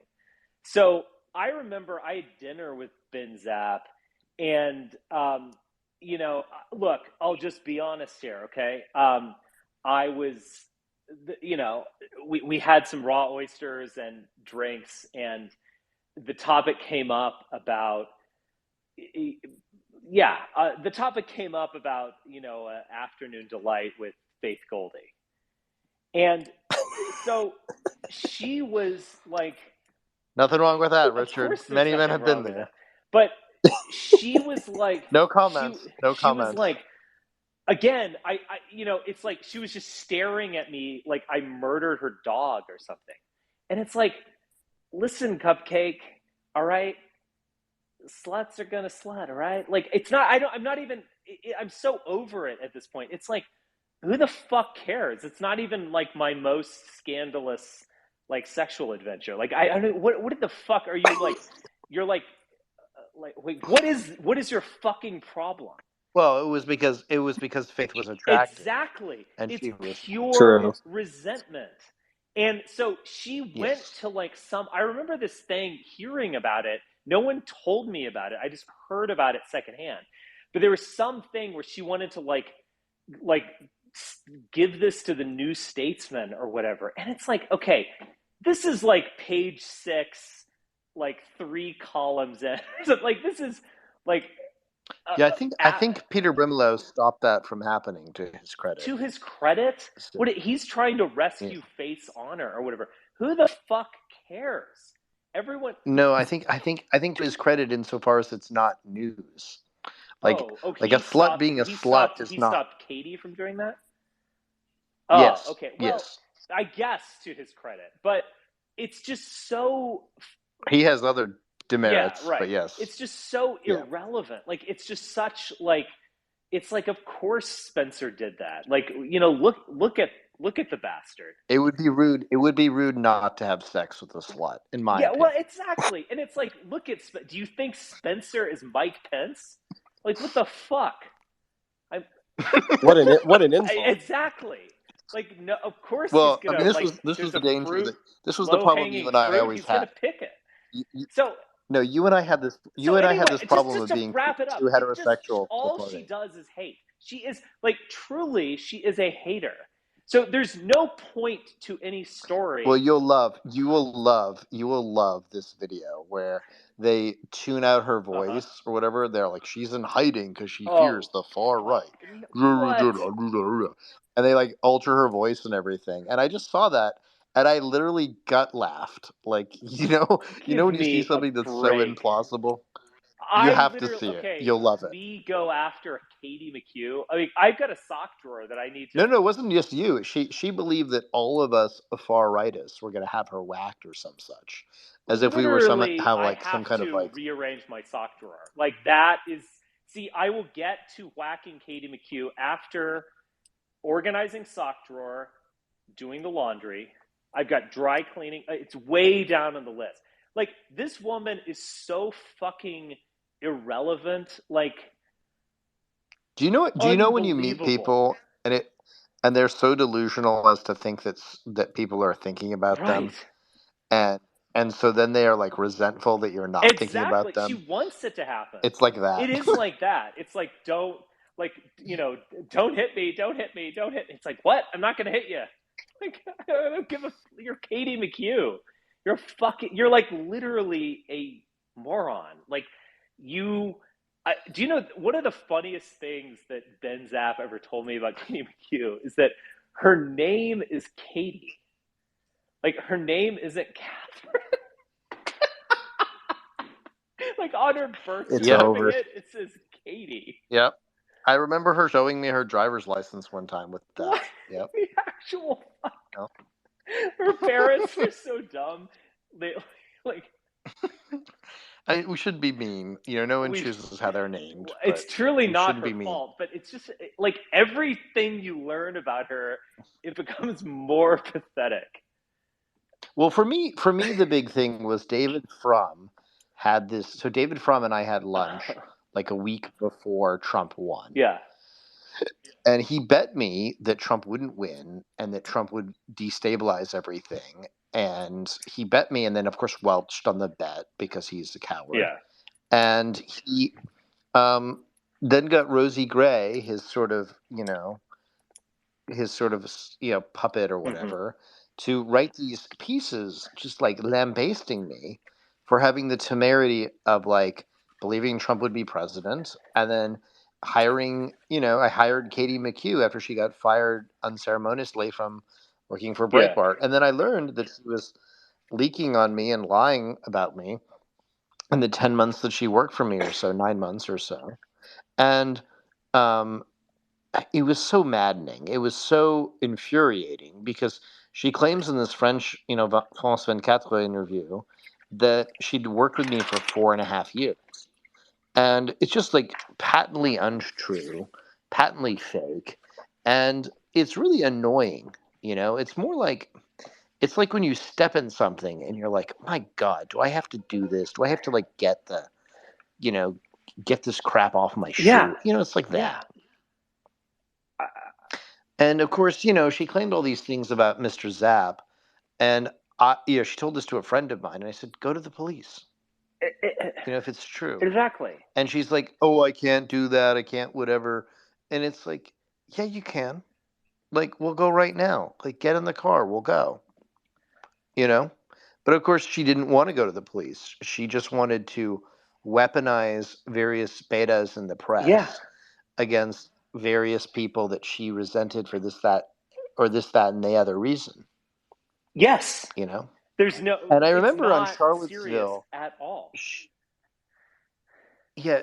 she like wanted to write this piece attacking you over some like helicopter crash. Oh, in she Charlottesville. published that piece, didn't you publish that? Not by design. Oh, she did it. No, Interesting. So here's what happened. Okay, when Charlottesville happened, I was traveling across the country, and was on one of those flights that didn't have Wi-Fi. Yeah. The terrible ones I'm talking about. It was a sort of baton death march, but for my brain cells. That kind of thing. To be honest, Charles, even if you did publish it, I don't. I'm so over all this stuff. No, I promise you, I didn't. So I woke. I land. Yeah. Okay. Well, thank you for forgiving me for something I didn't do, but I'll take it if you want. If you want to I'm just bestow saying, it, I'll take I'm whatever. over this stuff. Like, I move on. Yeah. From No. things. I'll tell you exactly what happened because it makes me so furious. So I was flying back to see my then wife and infant daughter coming from the Boston area to L.A. when the whole Charlottesville thing was going on, and had zero interest in it. Found it kind of bemusing on some level because it was like weird and creepy and strange and very postmodern. And frankly, I don't give a fuck about statues. I've never really cared about such things. I find them aesthetically kind of unpleasant, just in general, but whatever. So anyway, so I'm flying back, and she publishes a series of things that are just wrong about Charlottesville, including like she published the name of the wrong guy whose like car was involved or whatever. And she was supposed to wait till I reviewed at the end of the day everything she wanted to publish. And I remember texting her and others saying like, I don't think the Charlottesville thing is like newsworthy. I think it's kind of like a bait kind of thing. Yeah. It doesn't strike me. I mean, a whole bunch of like losers, no offense, getting together and like going on a march when there's like 300 of them, like whatever, who cares? But she wanted to like make a huge federal case out of Charlottesville. So she publishes the wrong thing, and one of the people involved, who she names, sues me and sues the company and everything. Oh my God. And I ended up having to fire her over the whole thing. And I paid like $50,000 in a settlement because I didn't want to litigate the matter. Yeah. I was like, look, you're right. Like, this is a fuck up. I had nothing to do with it. Here's all the evidence. Yeah. But here's 50 grand. Like, please let me be. Well, if you retract the story, they can still sue you. I mean, oh yes, they still sued me, and apparently this was all being funded by like Reid Hoffman or something, such. I learned that years later, but anyway, we had the story up for a grand total of 40 minutes because when I landed in LA, I was like, what the fuck is all of this? And the second I became aware of it, I sort of took efforts to mitigate it. But that was the whole op-ed situation she wrote was so ridiculous. It basically blamed she again everything. If I remember, it blamed you for a helicopter crash that was like a state away. No, it was okay. One of the curious and forgotten things about Charlottesville is that there was a helicopter accident involving 2 officers, and it was apparently pilot error. Like no one claims that, I don't know, Antifa or the alt-right did it or anything like that. But I have to say, it is rather odd, but I don't know what to make of it. But anyway, she wrote this story, of course, blaming me. It was like already like scapegoating me for something that I did not organize and whatever. But putting that aside, because everyone did that, but putting that aside, she said, like, the American people would have supported this, but now they've got 2 dead cops on their hands. And it's like, really? Like, you're like, you're literally blaming us for a helicopter crash. Like, this is so wildly out of line that not even like my worst liberal enemies would even say this. It's just so weird. And it's also this just like grug brain conservatism of cop died, therefore, bad. This just like totally unthinking, like the conservatives are going to care about a weird helicopter accident that obviously I had no fault in inspiring. I mean, it's just she's so just dumb. And God, she is quite annoying. The fact that she is in hiding, that is so, I don't even have the words for it. That is so she has delusions of grandeur. This notion that she needs to be in hiding. I mean, she's a funny anecdote. We're doing like deep cut, like rare B-sides of the alt-right by talking about Katie McHugh. And it's kind of fascinating and entertaining. But it's just so like fundamentally irrelevant. I mean, it is, I mean, looking back on it now is so bizarre. That whole period is just so like surreal and strange. It is. It's someone else's story. I do feel, I mean, I don't know. It does feel like just this thing. It's someone else's story is almost the way I feel about it. I know that kind of sounds self-serving, like I'm trying to evade any sort of responsibility, but it's so over. It was a very weird thing, and I'm able to move on. Other people aren't. They're dwelling on it.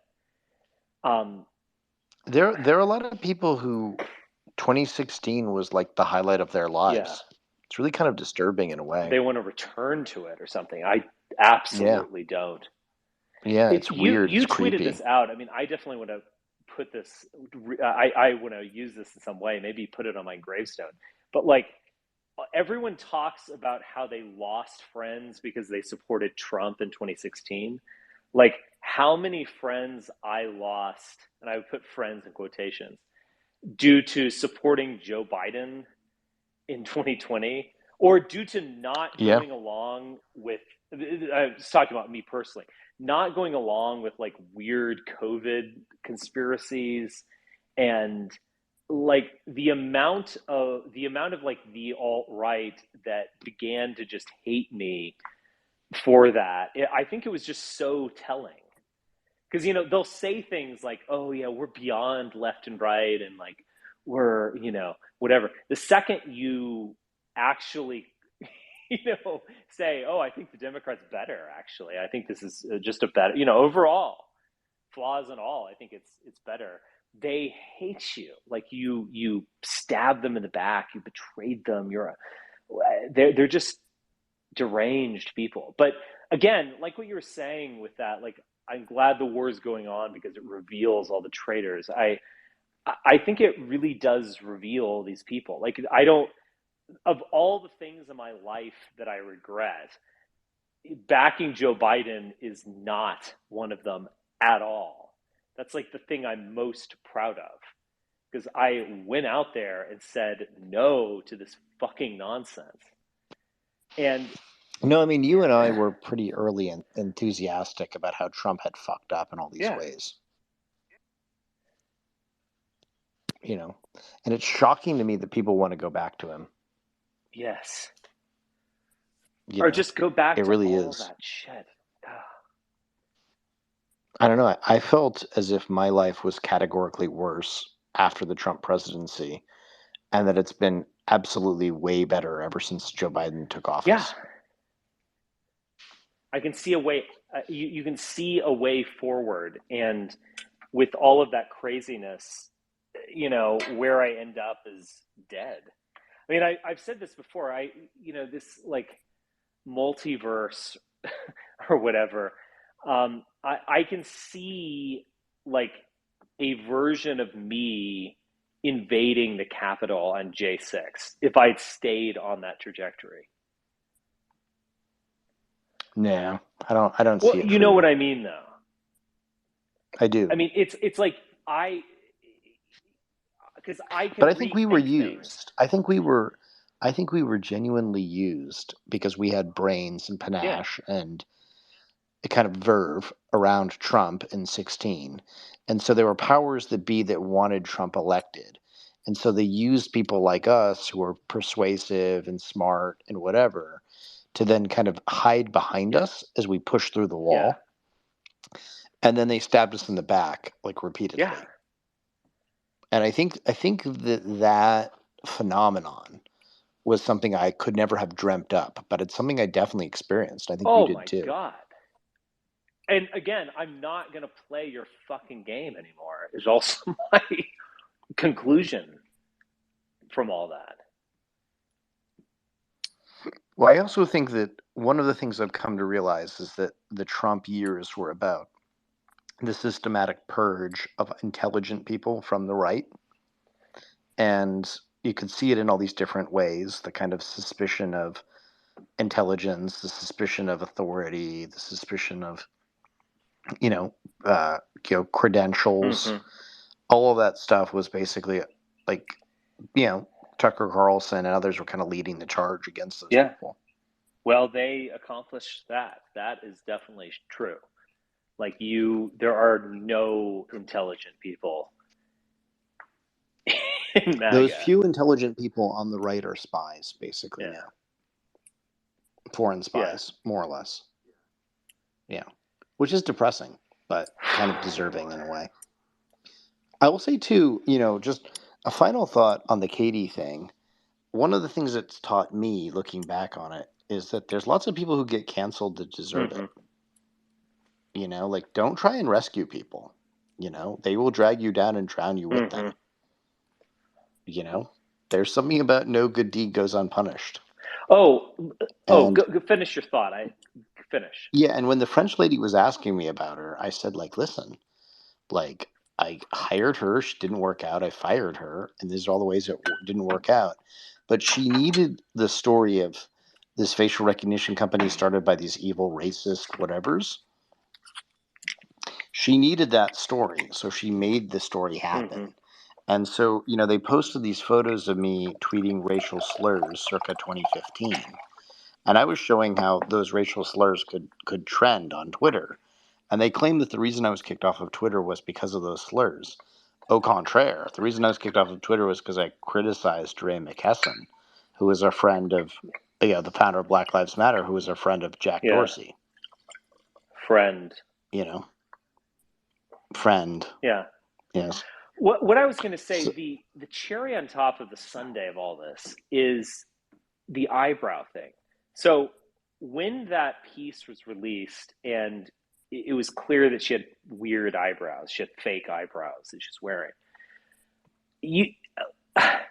So ostensibly, that whole thing was a kind of puff piece for Katie McHugh. Well, she was promised that she would have her career back. But I think the eyebrows tell it all. Like, at the end of the day, all of those people who promised like fame and fortune in the liberal press were lying to her. And they wanted to demean her just as much. And of course, and the eyebrow thing kind of said it all. It was one of the most vicious, exploitative things I've ever seen done to a person. Yeah. It was really quite sad in a way. And I didn't, it was interesting. So I was attacked in it, and I didn't quite even know how to respond to it because it was not even wrong, as my old math teacher used to say. It was just kind of alien. And like, I don't really care what BuzzFeed or The Atlantic say about me, because I don't regard those publications as deserving of respect. Right. BuzzFeed, I regard, the late BuzzFeed, I sued all the way to the Supreme Court, under a theory of libel, which, may or may not be taken up again, but it was a close call. It was sort of a split circuit. And, what can I say about it? I mean, The Atlantic is a kind of joke of a publication now. Backed by Steve Jobs' widow, and God knows, backed by some weird Israeli who's the editor-in-chief of it. So I'm what can I say about this? I'm not here for this nonsense. And in a way, I feel for the Katie McHughes of the world, but what it's suppressing. I don't know. Richard, what do you think the lasting legacy of the Trump presidency will be, or the 2016 generally? You've asked me this before. I think Trump's lasting legacy will weirdly be Roe v. Wade. I mean, that is the most disruptive, fundamental innovation that occurred. And it is very ironic. Yeah, but what do you think it means? Like, what do you think it means? This is a whole space unto itself. Yeah, we should maybe do one on the Federalist Society. Yeah. And all the weirdness around it. All the weirdness around it. I mean, it means it has immediate effects, that's for sure. And no doubt. Yeah, and it was kind of an end of an era as well. So, and as you know, I have a kind of macro prediction of serious backlash politics happening, and I think abortion policy will be an aspect of that. 2016, I think what it was, is Trump a symptom, or is he a cause or an infection? Is he a symptom of something, of an underlying disease, or is he the injury itself, or the disease itself? I think it's actually the former. I think he's a symptom of something. I agree with you. What? And a tool of something as well.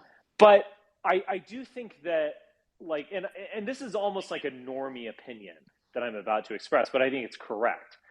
Like, the Trumpism has been with the GOP for a very long time. And it emerges from the Southern strategy to a degree, emerges from the Tea Party, all this kind of stuff.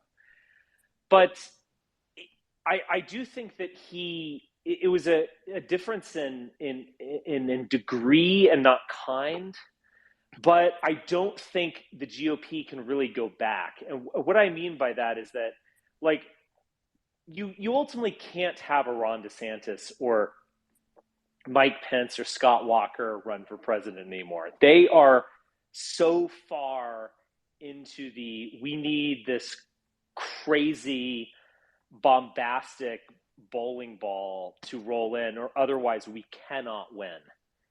And I think that's actually Chris correct. Christie. So I do think that, like, a Rubicon was crossed where, like, who comes after Trump and Biden? I think it's hard to even imagine it. But, like, I don't think the GOP can do anything that isn't, like, borderline treason at this point. Like they're not going to ever elect Mitt Romney or even Mike Pence or even Ron DeSantis. Yeah, we went from an un-American Republican Party to an anti-American Republican Party.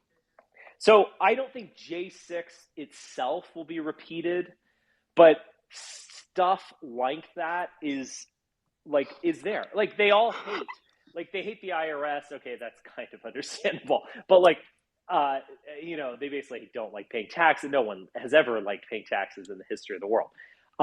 They hate the FBI. They will attack the police if it comes to that.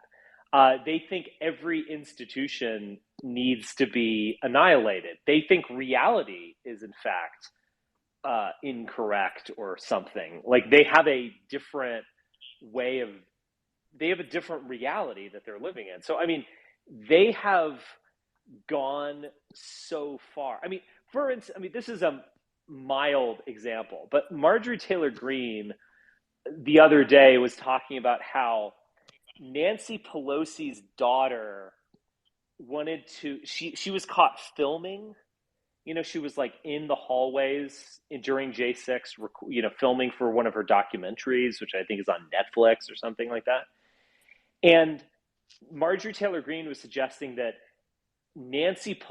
there was a conspiracy of Nancy Pelosi and her daughter to do J6 so that Nancy Pelosi could get a documentary out of it. And that's why she refused to call the National Guard.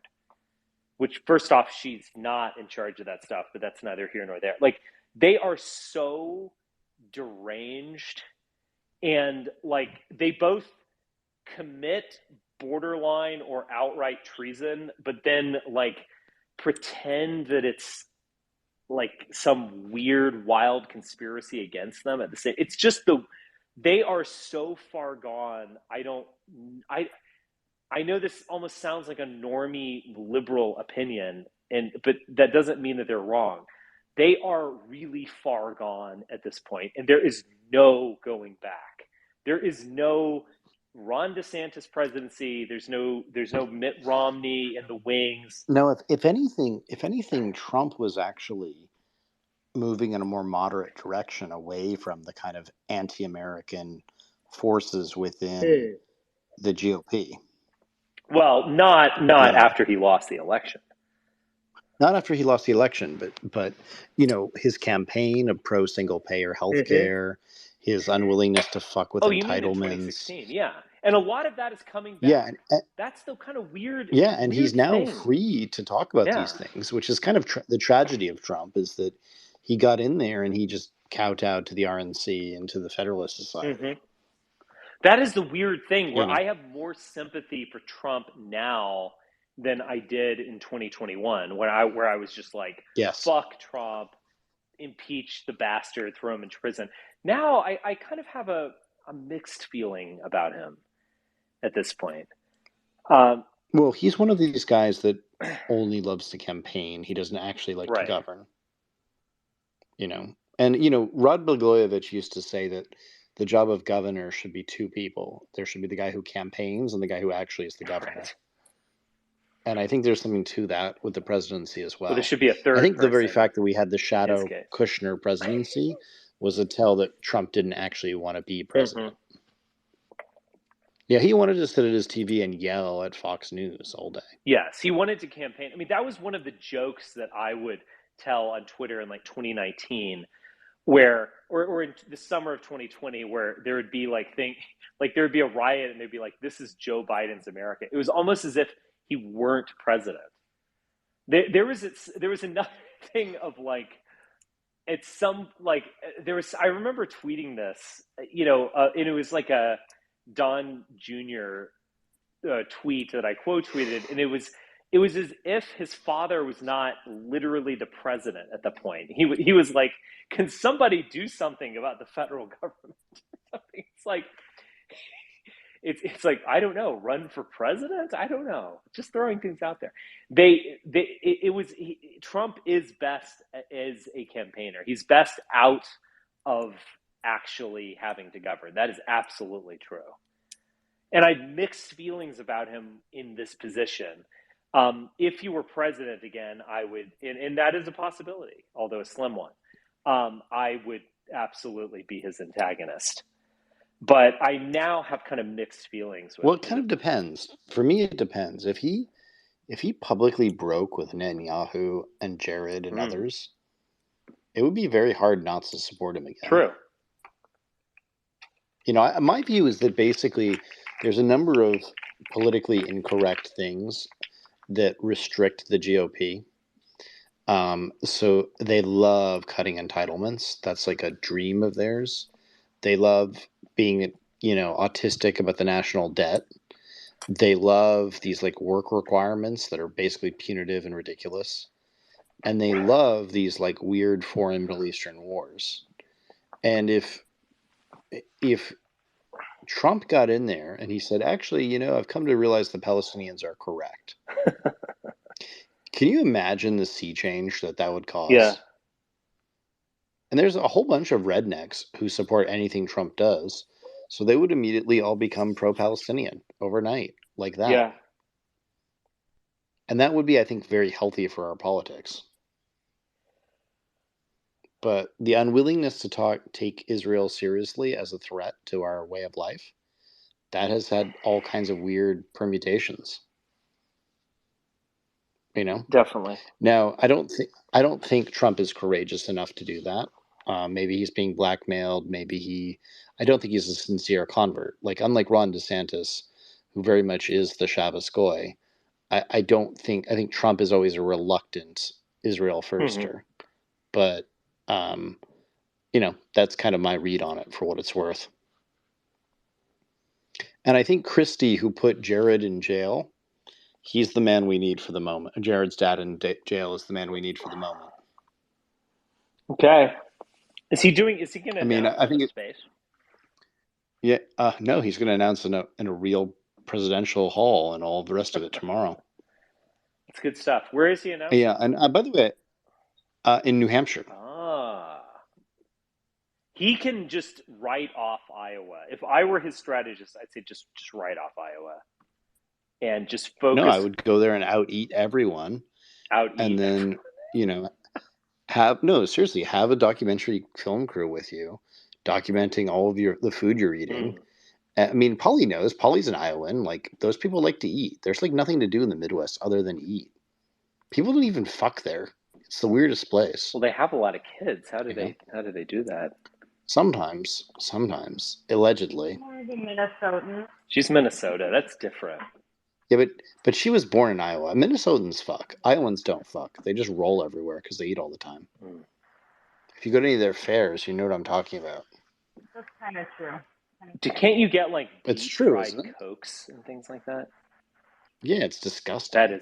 That is truly deep-fried everything. We should ban that. What was that, Pauline? Go ahead. Oh, you can get deep-fried everything at these fairs. Yeah. What is the weirdest deep fried thing? Like, I've heard that, like, a deep fried, like, they'll pour a Coke into the fryer and then. I had deep fried Oreos one time. Oh my God. And I had deep fried bacon, I think. You're making fun of rural voters again. Oh yeah. I'm not making fun of them. I'm observing them to be rotund. And Christie is representative of them. He just needs to show up in Iowa, film himself eating, tweet that shit out, and then get to New Hampshire where they pick presidents. Oh, deep fried Twinkies. Dear Yeah, that God. sounds disgusting. Richard, would you try that? No. I mean, I guess if I you tried it. have to run for president, I guess. I say one of the best things about Trump was Trump would refuse to shake people's hands and refuse to eat that shit. Yeah. And I felt like he taught everyone a lesson, but I think Christie's lesson will be, I'm a conservative. I will keep up the traditions of eating myself retarded at your stupid fucking fairs. Obama didn't You do know? that because they always attacked Obama for being like civilized. Didn't he order? Yes, he Wasn't asked there some people. scandal where he ordered a Chardonnay or something, and I was like, "Oh my God, he's clearly like an Yeah, I remember agent of that, and there was the France." one about how he talked about the price of arugula, and I remember that was a big thing at one point. You know, What? I was just offended that we had to pretend that Obama was heterosexual. You know, just aesthetically bothered me. I was like, give us the real heterosexual presidency of Joe Biden. Even then, I knew Joe was the real deal. Who is the Louisiana You know, governor or Louisiana senator? Is it Joe Kennedy or? Yeah, the Joe Kennedy guy who has like the fake Southern Oh drawl. my God! Yeah, he's like campaigning. He was like, you know, you're a liberal when you're carrying around bags of kale. Like it was. Oh my God! Just Google that on YouTube. His kale. I mean, isn't he like a Harvard Yeah, he went graduate to or some shit? Harvard. Yes. Well, we should ban them immediately. I bet we could get a bill passed saying that if people went to Harvard, they're ineligible for public office. I feel like we should try that. I'm just so sick of these fucking Republicans that are like, liberals are bad, and that's why I went to all these liberal schools. And it's like, shut the fuck up. You know, it's really grotesque.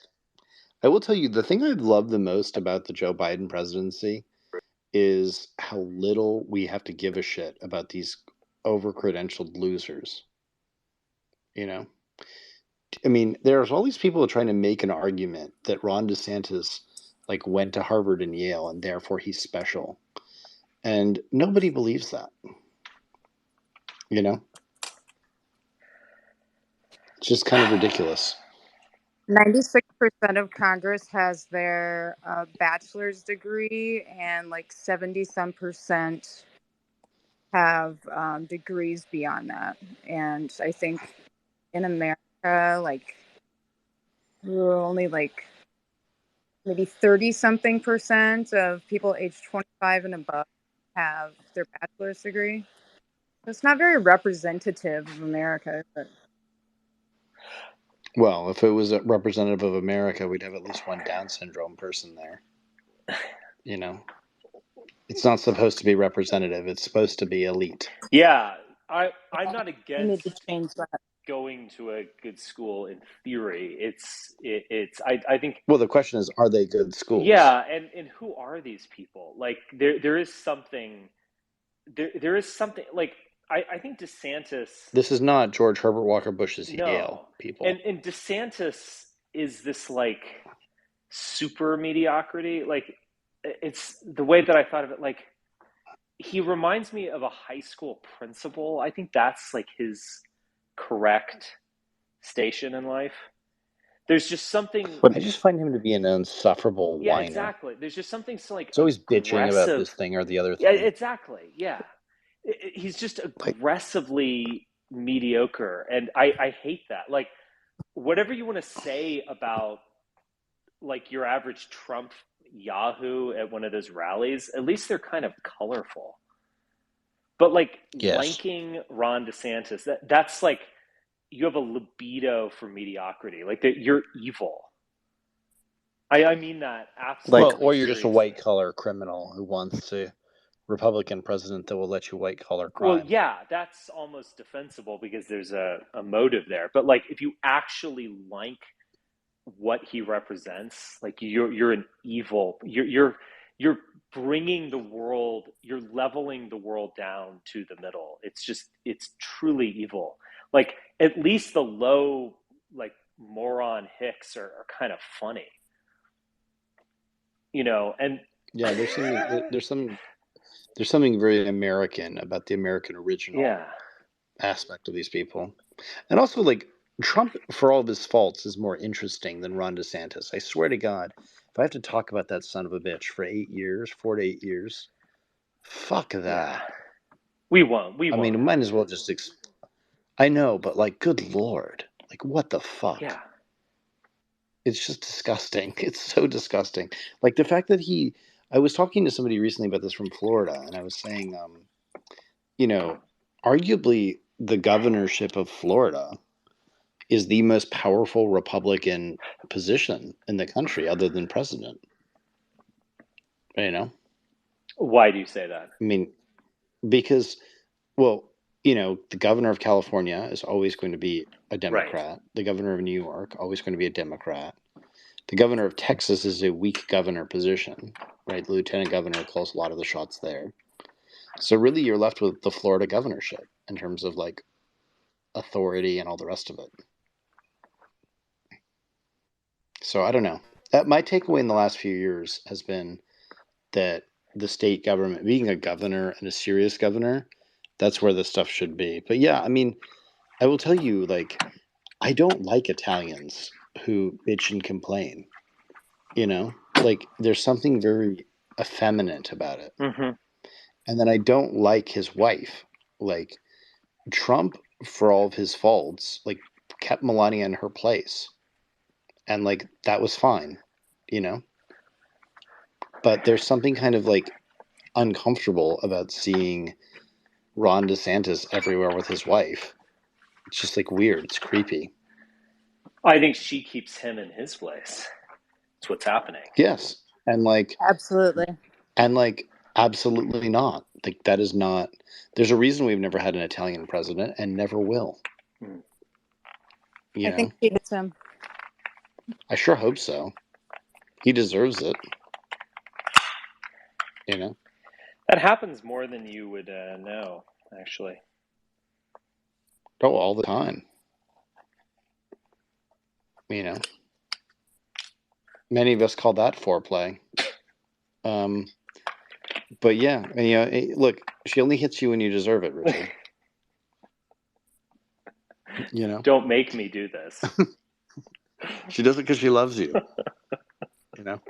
She really loves America, and because she loves America, she has to beat her husband. Just like walking around Whitefish, I see regular people who are higher class than the DeSantises. Oh, well, that's what I'm saying. But I'm saying it's like these are guys, and this is not meant as an insult or even meant as snobbery. Like these are guys that like work at a car dealership or like are giving mortgages at banks.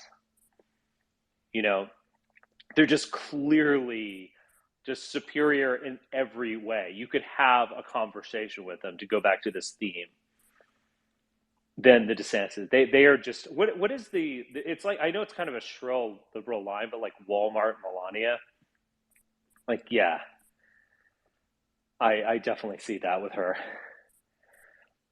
She's just not the one, and it's too much. It's too much. It's too much. Like I don't want to vote for a candidate's wife. I don't want to vote for a candidate's husband. Do you think we've properly communicated the fact that we hate these people? Do you think the audience is getting the message? Or I mean, I sure hope so. I mean, there's really nothing more negative I could say about her that doesn't just lead to the overuse of the C word. I just can't. One reaches a point where to be descriptive is to be mean, and cruel, and I don't want to do that. You know, I mean, good Lord. Like, at least Tim Scott has the decency not to lie to us and pretend that he's a heterosexual. You know? Yes. And you know that they tried to find a beard for him, and he was like, "Nah, I can't." And they're like, "Okay, Tim." You know what I mean? Like, that happened, and that he was like, he literally said this. He was like sitting around in Congress, and God spoke to him and told him to run for president, which was convenient. I mean, these are. And in a certain sense, you could see Nikki Haley being a slut, looking at a slut like Kamala Harris and being like, yeah, okay, I could do that. I could be president or vice president. Like, she makes sense to me. She's fine. She makes perfect sense to me. But I don't know. And Vivek, the honest Indian, I mean, I guess if there's time, we have to have one of them at some point. Well, he's like Yang, basically. He's your like funny Asian friend who's like really based. Basically. Well, he has all these like crazy right-wing views, Yeah. and you're like, come on, man. Like, I know Indians. You don't believe this shit. You're just telling me what I want to hear. Yeah, exactly. But like maybe there are worse things than that. Like No, I mean it's complimentary in a way. Yeah. I mean he's conforming to us. Yes. To like American culture. So it's kind of nice. It's like a kind of like it's a kind of gentle pandering, which is fine. Yeah. Whatever. Yeah. But yeah, it's a I mean, I just want Christie to go in there and just eat them all. Just like get up there on stage and just grab one of them by the arm and just start like chopping on them as whatever Chris Wallace is asking like basic pitch questions, and then just be like, oh God, what happened is he's eating Marco Rubio. Like if he just went full cannibal on them, that would be amazing. But alas, that's just the. You remember Celebrity Deathmatch where they did all the claymation? I do remember that, yeah. Yeah, if only we had that version of this sort of thing. I don't know. My takeaway, though, in the last few years has been that, like, Republican voters just love the crazy, interesting, wild candidates. So there's something about the Republicans being able to, like, sift through all these bullshitters and actually put somebody in there that's interesting. And there's something kind of nice about that. So I know that the American public is going to increasingly see through Ron DeSantis and just be like, no, this is not for us. Yeah. And that's very encouraging in a way. It makes you actually almost believe in democracy. But yeah, I do think that that's the case. The question they have a libido for the crazy, and that can kind of go both ways. That can be bad, and it's often bad, but it can kind of be kind of good. I mean, say what you will about Trump, but Trump is interesting, right? I mean, he's disturbing and he's wild and weird and creepy on many different dimensions. But you actually kind of, on a certain level, like analyzing him. Oh, yeah.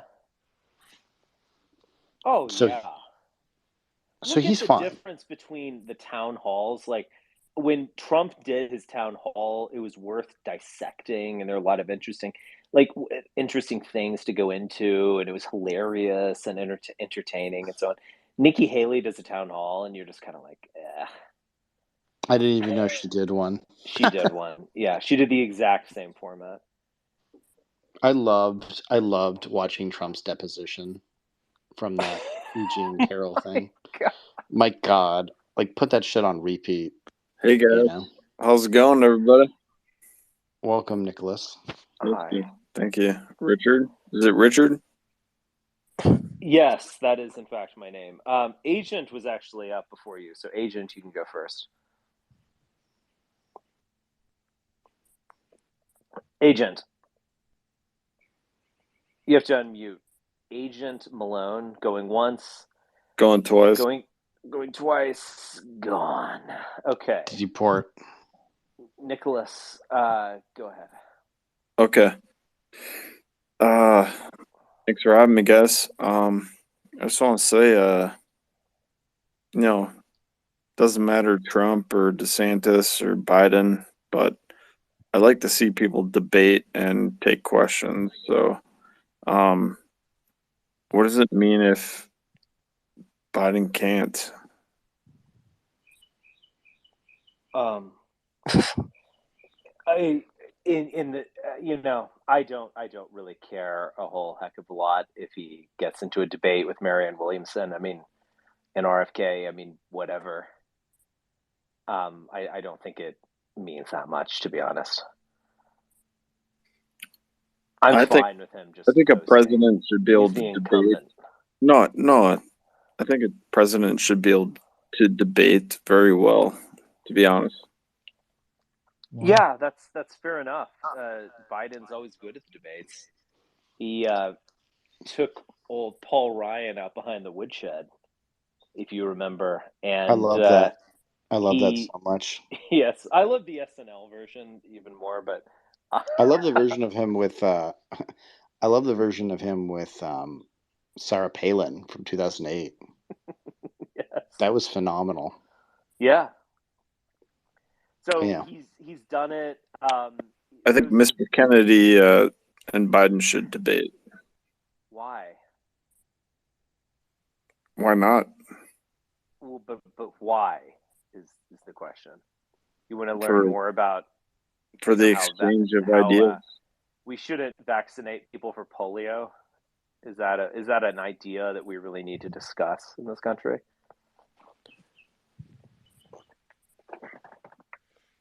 Are you saying Kennedy is against polio? Or I think he's polio? Not. I think he's not against polio. That's kind of the problem. For polio?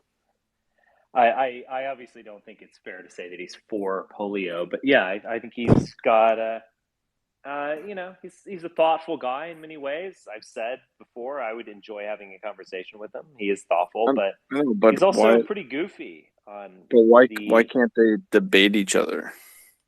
Because we don't need to debate anything. Like, Biden is the incumbent. He's the leader of the party. Let's go. But isn't that like the definition of democracy? Oh no. Debates? No, it's not. Is that Socratic? I'm sorry, I'm just questioning. Like, can they means rule by the people? It doesn't mean debates. Okay. Yeah, I don't know. I'm not really a fan of debates generally. I prefer duels. Or democracy. Yeah, or just like make your arguments in public, let the voters show up to the polls and vote. Like this whole like performative debate thing is always kind of Charles, it's all talking. You were saying Mr. Kennedy and Biden should debate. That is the only motion that I support here. I think it would be a good thing. So, a president and an aspiring president should debate. It would be a very, very nice idea. I think I support you on that. Yeah, I support you on that. Okay. You're a brand influencer. Which brands do you influence? All of them. BOD. Yeah. BOD Republic. Yeah. So you're a brand influencer. Please explain. I'm a social media influencer from Nigeria. Oh, let's go. Really? Wow. Yeah. I'm intrigued. Where's my money? Your money? What money? But what's your business? All you Nigerian princes owe me money. I need to just give you my checking account number or something. I think debating is a very essential thing for democracy, to be honest. Isn't it kind of lame though? And about what if they just fought? Is it a lame burger? Is it a lame burger? What if they fought to the death? Elon Musk yesterday. Biden host Elon Musk on Twitter yesterday. I don't know. I'd love Joe Biden to hold down RFK Jr. and just vaccinate him in front of him. Kennedy host Elon Musk. Yeah. with the Trump vaccine, right? With the Trump vaccine, just give it to him. Yeah, he would just show up there. That would be a. Yeah, That's not. It's kind of an with a assault. bag of vaccines. You guys know Stabbing him. He'd show up with Trump a bag of was the guy that vaccines made and the just hold him vaccine very down. quickly. He'd very politely. He wouldn't say anything. He would just show up with all of the vaccines, Charles, and then just one by one yeah, jab him. I support Charles, holding people listen. down even if they're complying. Like even if they voluntarily come into the vaccination, like we're gonna hold you down. No, he gets up there. He takes off his. You guys Gets up know there. Trump He made the takes off his vaccine, right? belt.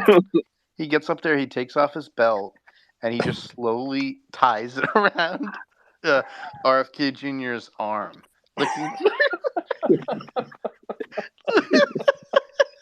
Charles, that's like sexual giving him assault. heroin or something. He's looking for veins to jab him with. So true. Charles, about Richard. About Kennedy hosting Elon Musk. Richard, you know, Mr. Trump is the guy that made the vaccines, right? Who cares? Yeah, that was. Who gives a shit, nigga? He did. You do actually. I literally don't care. One word on Twitter that I could block. It would be vaccine. But you I never want to support hear it, about right? vaccines again. No, I already told you. Joe Biden is gonna show up, and he's gonna vaccinate everyone on stage. And everyone fall in the down first at the front same row. time. Yeah, he's gonna hold them down, and he's just gonna jab them all. And we're gonna make sure there's no sandbags in the way. So how can he when he's like falling on his face? No, there's gonna be no sandbags. It'll be good to go. He'll be good to go. I guess. He's gonna put on his sunglasses. No, but you know what? For real, you guys talking about Republicans going off the deep end? Like, if you just sign on to Rumble, like, and not log in or anything, just look at it and just see how many videos they're making about vaccines. Still, I mean, I haven't looked at Rumble in a couple of months. Almost like it's a foreign intelligence people, operation. No, but people in America are still talking about it ad nauseum forever. Oh my god! It's literally heroin. It's in the needle. I'm getting my 5th booster tomorrow, guys. Do it, man. Unironically, that's good. I just don't care. Why are people still talking about it? Raj has the good artwork. All right, who else has something to say? Who else has something to say? They're gonna bust out. Conversation's totally degenerate. I actually was Jr. going to say something. No, RF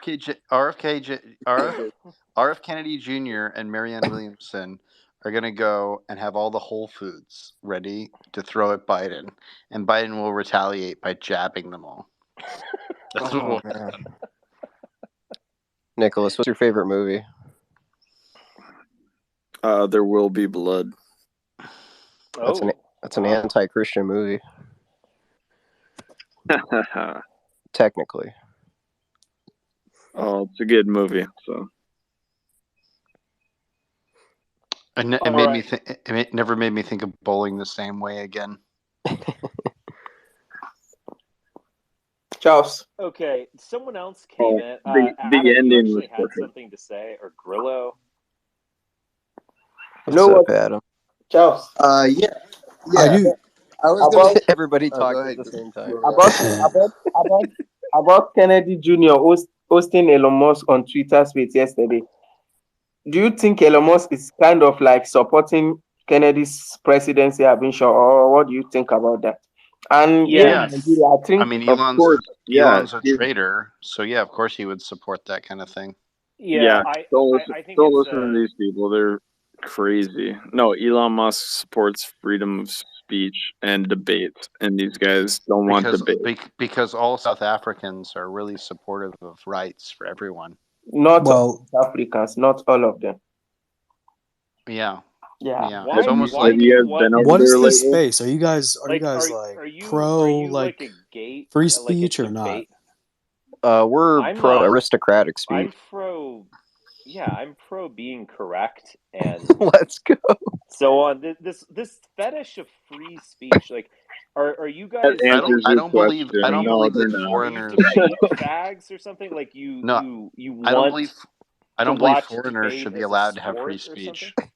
Yeah. Well, buddy, I Foreigners think have to that pay one of the money to have problems free that speech. happened is that, we It's saw the free Twitter speech files if come out, you and there was agree. a bunch of the DHS, the FBI, and even NGOs were influencing what people are allowed to say, and they were, creating Yeah, like welcome to the real world. And That's there's so welcome also to the real world. The real 2021. world is that free speech is supposed to be a thing in our no, country. it's That's not. It's Whoa, it's Why? not. actually It's not. Why? it's absolutely not. How the fuck is that the case?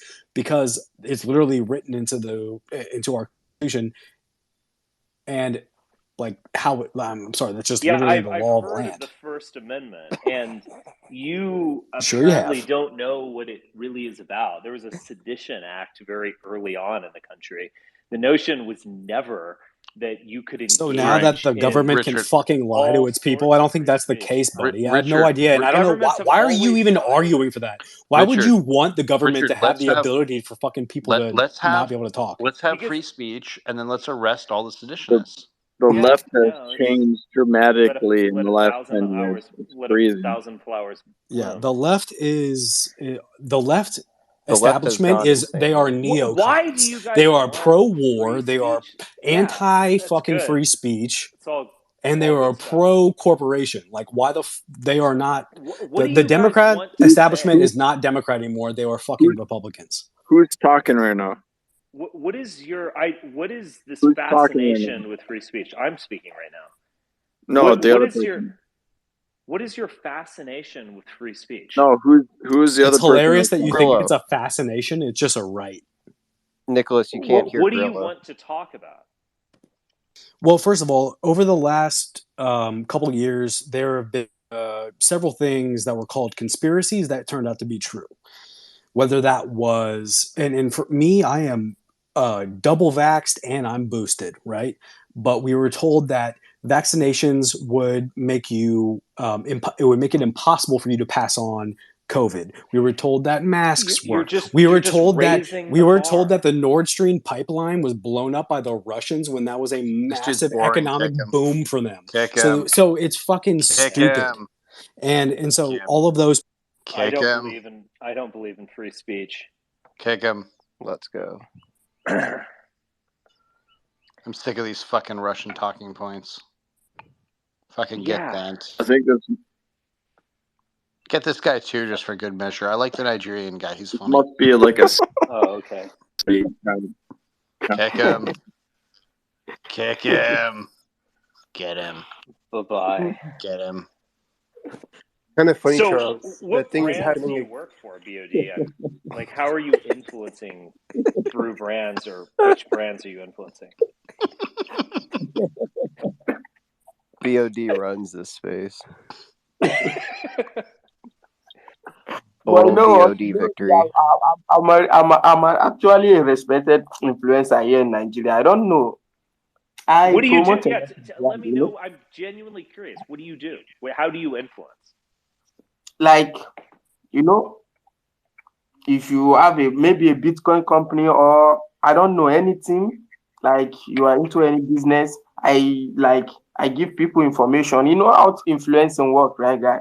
You are American, you should know that. I don't need to explain that to you. If you push Bitcoin on Nigerians? I mean, based. You need to come to Nigeria and ask about me. I'm very popular. Are you You famous? don't even need to come to Nigeria. You just need to search about me. I'm a celebrity. I don't know. I'm top notch. Nice. Just what they say. They say a king in a place is sometimes a servant in another place. Hey. Yeah, like many of us say don't support Trump, but I'm one of his supporters during his time, because he actually said the truth about Nigerians. He said Nigerians are not they are not supposed to be allowed freely in America because of our history. I don't know. Yeah, he the called you guys a 10% shithole country. is not that it's a shithole country. You know what? If let me say, if a person or just one person from Nigeria go to the US and like they travel there, they misbehave, they do something wrong that like fraud or maybe drugs, something like that. So they use that person action to judge the rest of us, which is not supposed to be so. Every country has their own. I mean, America I'm too. going to They be are honest not. with you guys. I don't really understand what the hell this guy is saying. No. Say what you want to say in like one sentence. I was talking about Trump, like Trump Are was you saying. pro-Trump or anti-Trump? No, not that. I'm pro everyone running for president. Let's You're go. I don't pro everyone running, but you have to be running everyone. for Like, president. Okay. so I was saying Fascinating. I'm talking off topic here. I just want you guys to know, like, Nigeria is not what you think it is. Okay. Immediately someone say it's from Nigeria, you guys think otherwise about them, which is not supposed to be so. A white man coming to Nigeria, we respect them, either Australia, Canada, Listen, I US, just want any. you guys to deliver the money all the Nigerian princesses promised me. I've sent Well, you my social security number like 10 times, and I I don't know, have a dime. and all of my children's social security numbers. Yeah. Well, You know, guys, I will say that there are like two huge artists, like Thames and Burna Boy, are like Yeah, yeah. superstars on the level of like Bad Bunny and Drake. They're What playing in the Fair fuck are you Garden. talking about? I'm just saying You that know, there Are are you you know just there was, saying No, there random are names? Nigerian no, Richard. artists These that are. are celebrities. No, I'm just you saying. know, I'm what? saying there are when What? you said Nigerian artists that are like huge right now. So he's saying he's big in Nigeria. I'm just saying, like, Nigeria does have at least some kind of cultural influence right What? now. Okay. there was a time when what is her name? That is Cardi B. She visited Nigeria and she was like, wow, it wasn't what people over there, people in America Okay, are saying what about do her we country. think Nigeria is and what is I Nigeria in fact? I What do will we I think will it I, is? I will hide the fact that Americans think Nigeria are criminals or Yeah. that we are scammers or fraud, something like that, which is not supposed to be so. Mm. The action Okay. of 2 or 3 people shouldn't determine the real face of a country. You know what I'm saying? Okay. Just because a few percent of us are like into fraud or are like bad to the white men, like we defraud them of their money or something like that, shouldn't mean that everyone from Nigeria should be treated the same way with that Fair. kind of, you know. Fair enough. Yes. Trump said Trump President Donald Trump said exactly the same thing when he was a president. But up to today, I saw the truth in what he said. Just that he didn't put it the right way. Anyhow, you are trying to make a sentence about a particular person or a country or even a state, you should like make sure that you are not directly talking to the whole country in particular. You should put at least some, or maybe like few percent of them at this and most of them at this. That's Nigeria fair is enough. one of That's the fair most enough. welcome. We welcome both black, Asian, any foreigner coming to Nigeria are mostly treated like kings there in Nigeria. But Well, immediately in I Nigeria, might flee to Nigeria or something if DeSantis gets in office. So, yeah, that's true. I'll keep that in mind. Why? You He'll guys would bring welcome me. Nigeria to us. Yeah. So, Nigeria is. Polly, isn't it true that everyone from Minnesota is exactly like the stereotype that we have in our minds? Absolutely, yeah. No, you should watch the movie Drop Dead Gorgeous. Uh-huh. It is perfect. It's the I haven't one. seen that. Is that the It, '90s movie? yeah, the '90s one. It is worth a watch. It's hilarious and it's pretty spot on. I don't That's think funny. nowadays there's too many parts that would be considered unkind or inappropriate. It's like a girly movie. Yeah, it's about a high school beauty pageant in Let's a go. town. Yeah, it has like Is it a murder mystery? Like it's called Drop Dead Gorgeous. There's some murder in it. Oh, good. Yep. And yeah, no, it has a great cast too. It has Denise Richards, Kirsten Dunst. Let's Oh go. wow, that's some '90s action going on there. Denise, Brittany Murphy. she moved to Montana actually. Really? Yeah, the Bond girl you're talking about? Kirsten Dunst? No, Denise Richards. Oh. Which Bond movie was that? The World Is Not Enough. Yeah, yeah. Kind of an underrated Brosnan one, actually. I think there's some good parts to that film. The best of the Brosnans is clearly GoldenEye, though. Oh yeah, yeah. I mean, the second one, Tomorrow Never Dies, is a bit.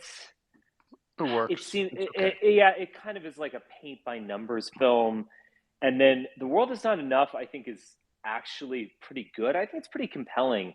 You have this anarchist villain, and then this two-faced woman. I think it's who's doing it out of like revenge on behalf of her father, and I think it's a cool plot. Actually, it's kind of more serious. And The Die Another Day is totally unwatchable outside of parody. Though hilarious. It can be, but it is quite bad. Just a really bad movie. I love the Dave Chappelle line about Melania, that she looks like somebody that James Bond would smash but not trust. Yes, that was a good line. She So does. good. Yeah. She definitely fits that type. Richard. The type of the woman who would die halfway through the movie. Richard. Yes. Do you think the Kennedys are overrated? Yes. I think it's a massively overrated family in general, yes. Why do you think so? I don't think they've offered much to the world, to be honest. Vis-a-vis the mystique around the family, I think they're massively overrated. The most interesting thing about them is how the Mossad keeps trying to kill them.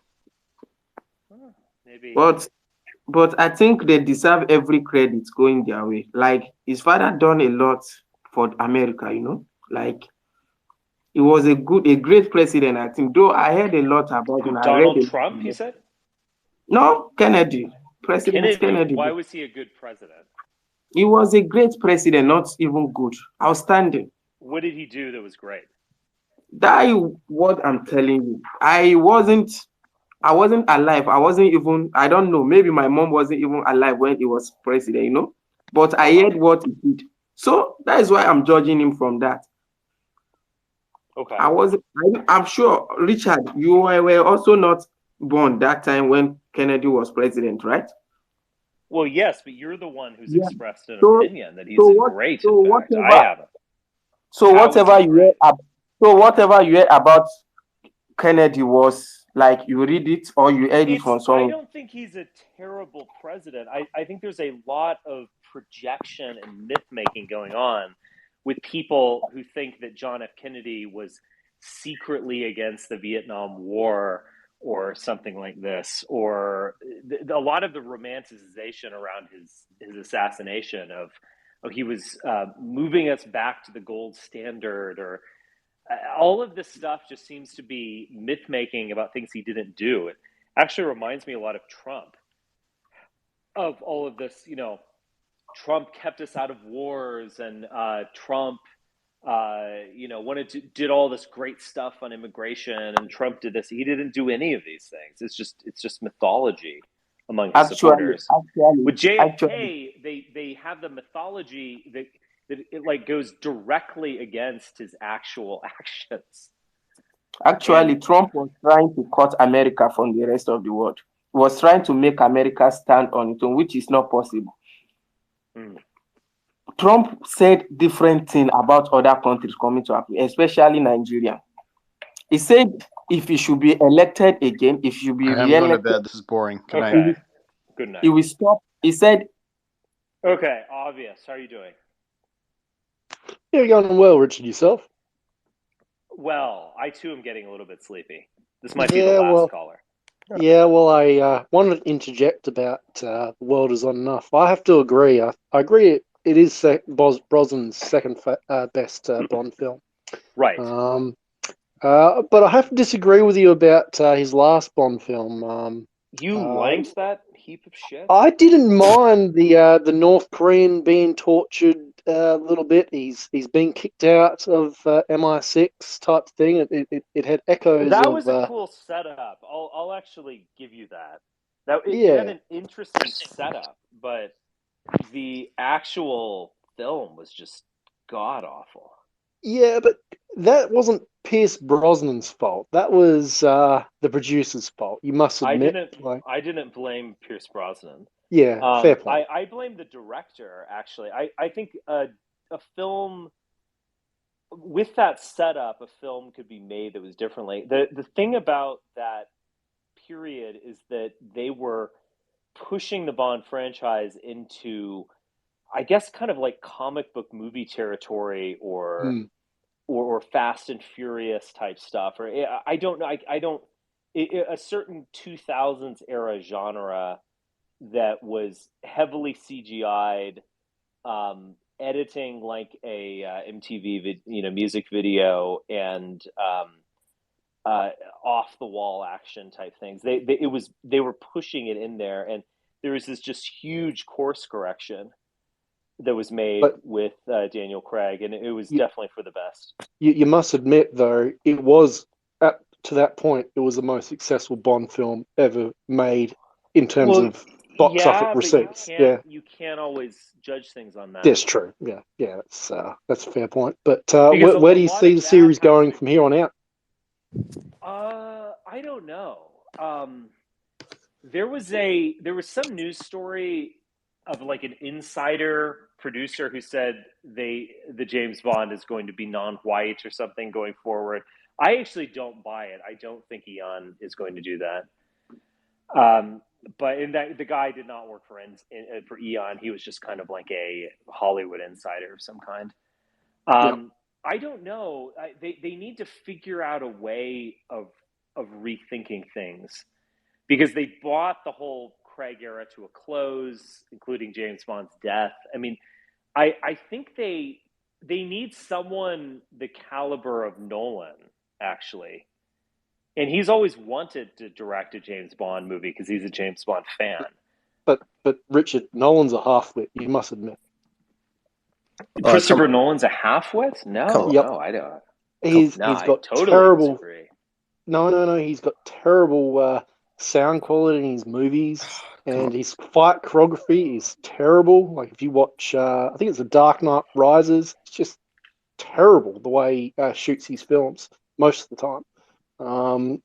He's a one-trick type of pony type of guy. He runs with a gimmick in a film, and he just bashes you over the head with it. I find. I mean, I might grant you some of the criticisms about like fight choreography or something, and definitely Tenet suffered from sound issues. But when you do a James Bond movie, it's not just you. You can't really be a auteur. I think the Eon would soften a lot of those edges. Yeah. But I think in terms of like conception and general style, I mean, I think the Craig era was trying to mimic Nolan in many ways, and so I think I don't know, maybe in that sense it would be a little strange for him to direct one, but they what need would you think of someone a with a period vision. film? Well, I have always been in support of period pieces of James Bond. I think it would be awesome to do like a Netflix style series of faithful reproductions of the books.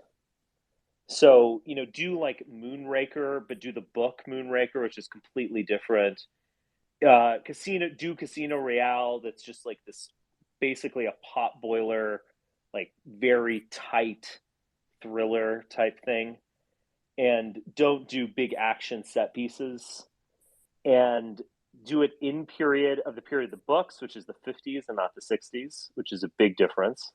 The early films were made, a decade after the books, but they were, a lot changed between 1953, which was the Casino Royale, and then 1962, which is Doctor No, I guess. I mean, those are a lot changed.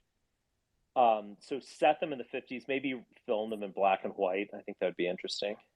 Yep. And do these like really tight, down to earth, grounded thrillers. I don't think they would do those for the big screen because, you need to just. I mean, these budgets are $200 million budgets and $100 million of advertising. I mean, it's just crazy what they have to spend to make these films.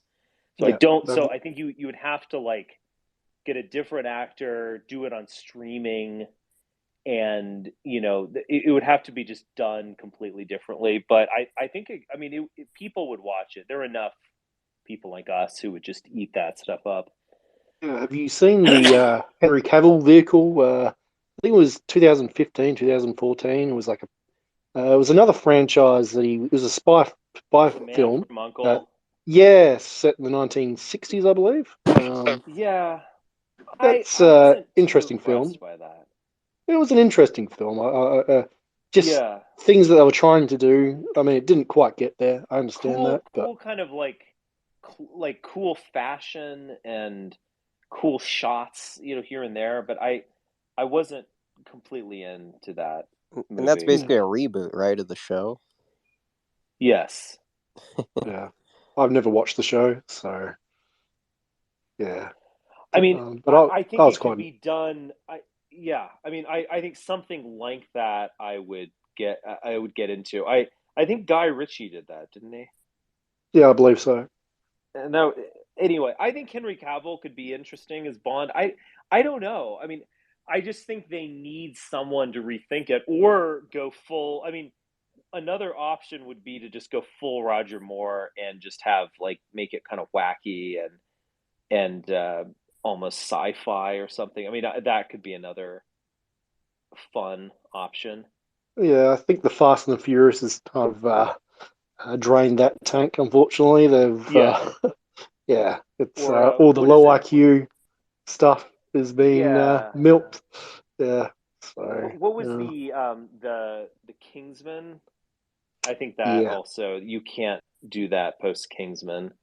Yeah, there's a lot of different franchises now that weren't, of course, the big elephant in the room is Mission Impossible, which is probably doing more Bondy type stuff, minus the Connery style misogyny than James Bond has been doing the last 10 years. Yeah, I mean the stunts in Mission Impossible are so incredible that I they yeah, I mean you could do something like that. But I don't know. There just needs to be someone who has an actual vision because I don't think you can make a paint by numbers Bond film anymore. I think you could in the 90s, but I just don't think you can do that at this point. You've got to really justify like why are you making this film? Yeah. Well, I know you said that they're not going to do the pick somebody that's not white, but I think there's a strong chance that Idris Elba at some point might be Bond because he No. really is such. You don't think so? You don't think it's a possibility? He's too old for one thing. I mean, the actor he Idris Elba is like in his 50s. True. Yeah. So I don't. But For I was that gonna reason, say, but I don't think they're going to do I think they're going to keep a white Bond actor. Yeah. I'd have to disagree with you, Richard, because they've already had an Irish actor, Pierce Brosnan. So. Oh, that's true. So we've already had a non-white actor play James Bond. You're right. Okay. So in some ways, Sean Connery. He's Scottish, not Irish. Come on. Yeah, Scots are white. Yeah. Well, I was gonna say that your idea about making a Netflix series, like in the style of each book, that's genius. That's like absolutely the way that should be done. Yeah. And it's not only my idea. Many people have suggested this, including, I am afraid to say, Quentin Tarantino. Why are you afraid to say? I'm not a Quentin Tarantino. Could you imagine a James Bond film directed by him? That'd be like close-ups on the actress's feet 24 every single frame. It'd be actually. really, really bad. But he loves that era of films from that early Bond era, so it wouldn't be like the worst thing. Yeah, I don't know. I don't know. I was also just going to say real quick about the Kennedy thing. I think that the Kennedy thing is actually a symptom of the same thing that happens with rock stars that die young, which is we romanticize them and we project a lot of things onto them. We think that they're music, like with JFK, I think people, they imagine like he got shot and if he hadn't, he was going to do, fill in the blank for what they kind of wanted. It's the way James people Dean, saw Obama as like, they projected whatever they wanted onto him. I think people look at JFK and then RFK gets shot too. And I think it's the same kind of thing. Like, and I think actually RFK Jr. is playing off that because in his like announcement video, he has like shots of, and he said he has shots from his uncle and his dad back in the '60s, and he says like, the dream that we had then, is still within reach if we do blah blah blah. So even he's kind of playing off that, like, and I think that's kind of why the mystique is there, is because it was cut so short. Like you said, what did he actually do as president? Even people that like the Kennedys really wouldn't be able to tell you anything specific. They talk about Camelot, and they were. It's more of like an aesthetic. Yeah. Than a, well, I seem a lot of people seem to think the greatest thing he ever did was get shot. So that's a pretty nihilistic way to look at it. But in a way, it's true. Everything that he did in his presidency pales in comparison to, well, being the last president to be shot.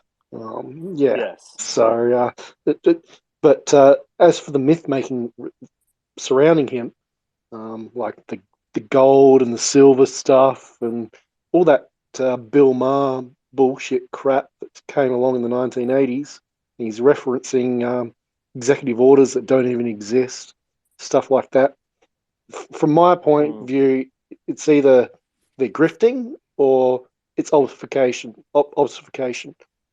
purpose obfuscation.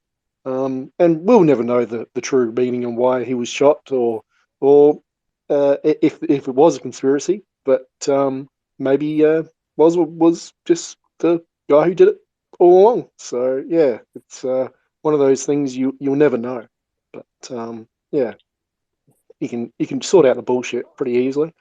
Yeah, I just have I kind of struggle with all these JFK conspiracy theories. I just have never heard I've never heard one that has been really compelling. I mean, I agree that there is a lot about the killing that is just strange and bizarre.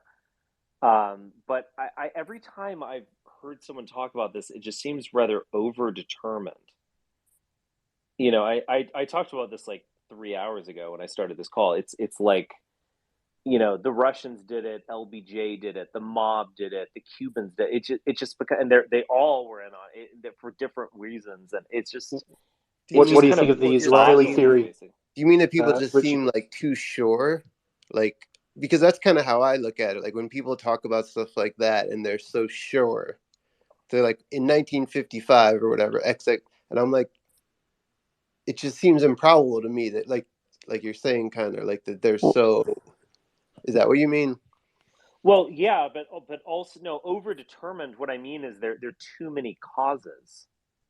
It's like, the famous book on this matter is Crossfire, and that the title kind of says it all. It's like multiple global powers, all for different reasons, shot Kennedy. Like it's like they were what it actually running into each other. The Cubans and the Russians and LBJ were like ran into each other. What do you think of the Israeli theory? Yeah, someone I talked to was talking about that. Obviously that has been kind of suppressed, for obvious reasons. I would be curious about that. I think there's some book that takes that line that's out there. I'm Moon's Review. curious. I mean, I'm open to all these things. I'm willing to like contemplate. It kind of makes me feel. It makes me feel like that was almost our first. People say that was like where the term conspiracy theory came from. Yes, But it also did. kind of makes me feel like the JFK thing is also like, now we have this huge true crime obsession. There's a million true crime shows and podcasts and books and Definitely. blah, blah, blah. That was maybe almost our original true crime thing too. Like you're saying, there's a million explanations. It's endlessly, people have how many books have been published about the assassin. It was, you know what I mean? It's like this endless story that we just keep going back to over and over again. And it's almost like it ignited that thing in us because we have this obsession. It definitely did. It was the origin of all of this shit. There's no question. Yeah, it's interesting. Like Tim Dillon was talking about this, that like it's funny, that someone like Alex Jones, like, America created the stand-up comedian. Like, would that have happened in any other country? I don't know. We kind of invented that. I didn't know we invented that. Yeah, and even now, like most countries are really not. They don't produce nearly as the good comedians as we do. But Tim Dillon was talking about Alex Jones and how like it's funny that I don't know. I mean, I guess there's David Icke in the UK, but it's like in what other country could you make money being a conspiracy theorist? Yeah. Like it's such a strange, weirdly American thing. Definitely. Only in America. Only in America. Yeah, and I have this funny thing that like I grew up in Philadelphia. I've been living in Florida like 12 years or so now, and I've met a ton of people from the Caribbean, South America, the Middle East. My girlfriend's from Iran, And one thing I realized about Americans in politics that's so different from the rest of the world is like we're the only country that really expects our politicians to not be corrupt criminals. Like we expect them because we have this myth of the founding and all of that. We expect them to be like honorable, but the rest of the world understands that like of course the prime minister is going to like give a job to his brother-in-law and give a kickback to the company he used to work for. Like the rest of the world that's like built in, and it's kind of only in America. I think that's maybe why politics is also like such a huge industry, like talking about it is such a huge industry, is because we have like these unbelievably high standards for our politicians, like completely unrealistic, that the rest of the world I think doesn't have. I think that's true to a large degree. All right, guys, I'm getting sleepy. I will put a bookmark in this, but I will talk to all of you later. Richard, you should follow me back. Okay.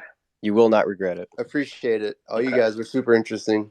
Richard, Talk to you guys later. Really had Same. Richard, you Good night. really have a lot of insightful things to say, man. Oh, I appreciate all the time. that. Always interesting to listen to. I appreciate it. Thank you. All right, gents. Talk to you later. Bye. God save the Queen. God save the Queen.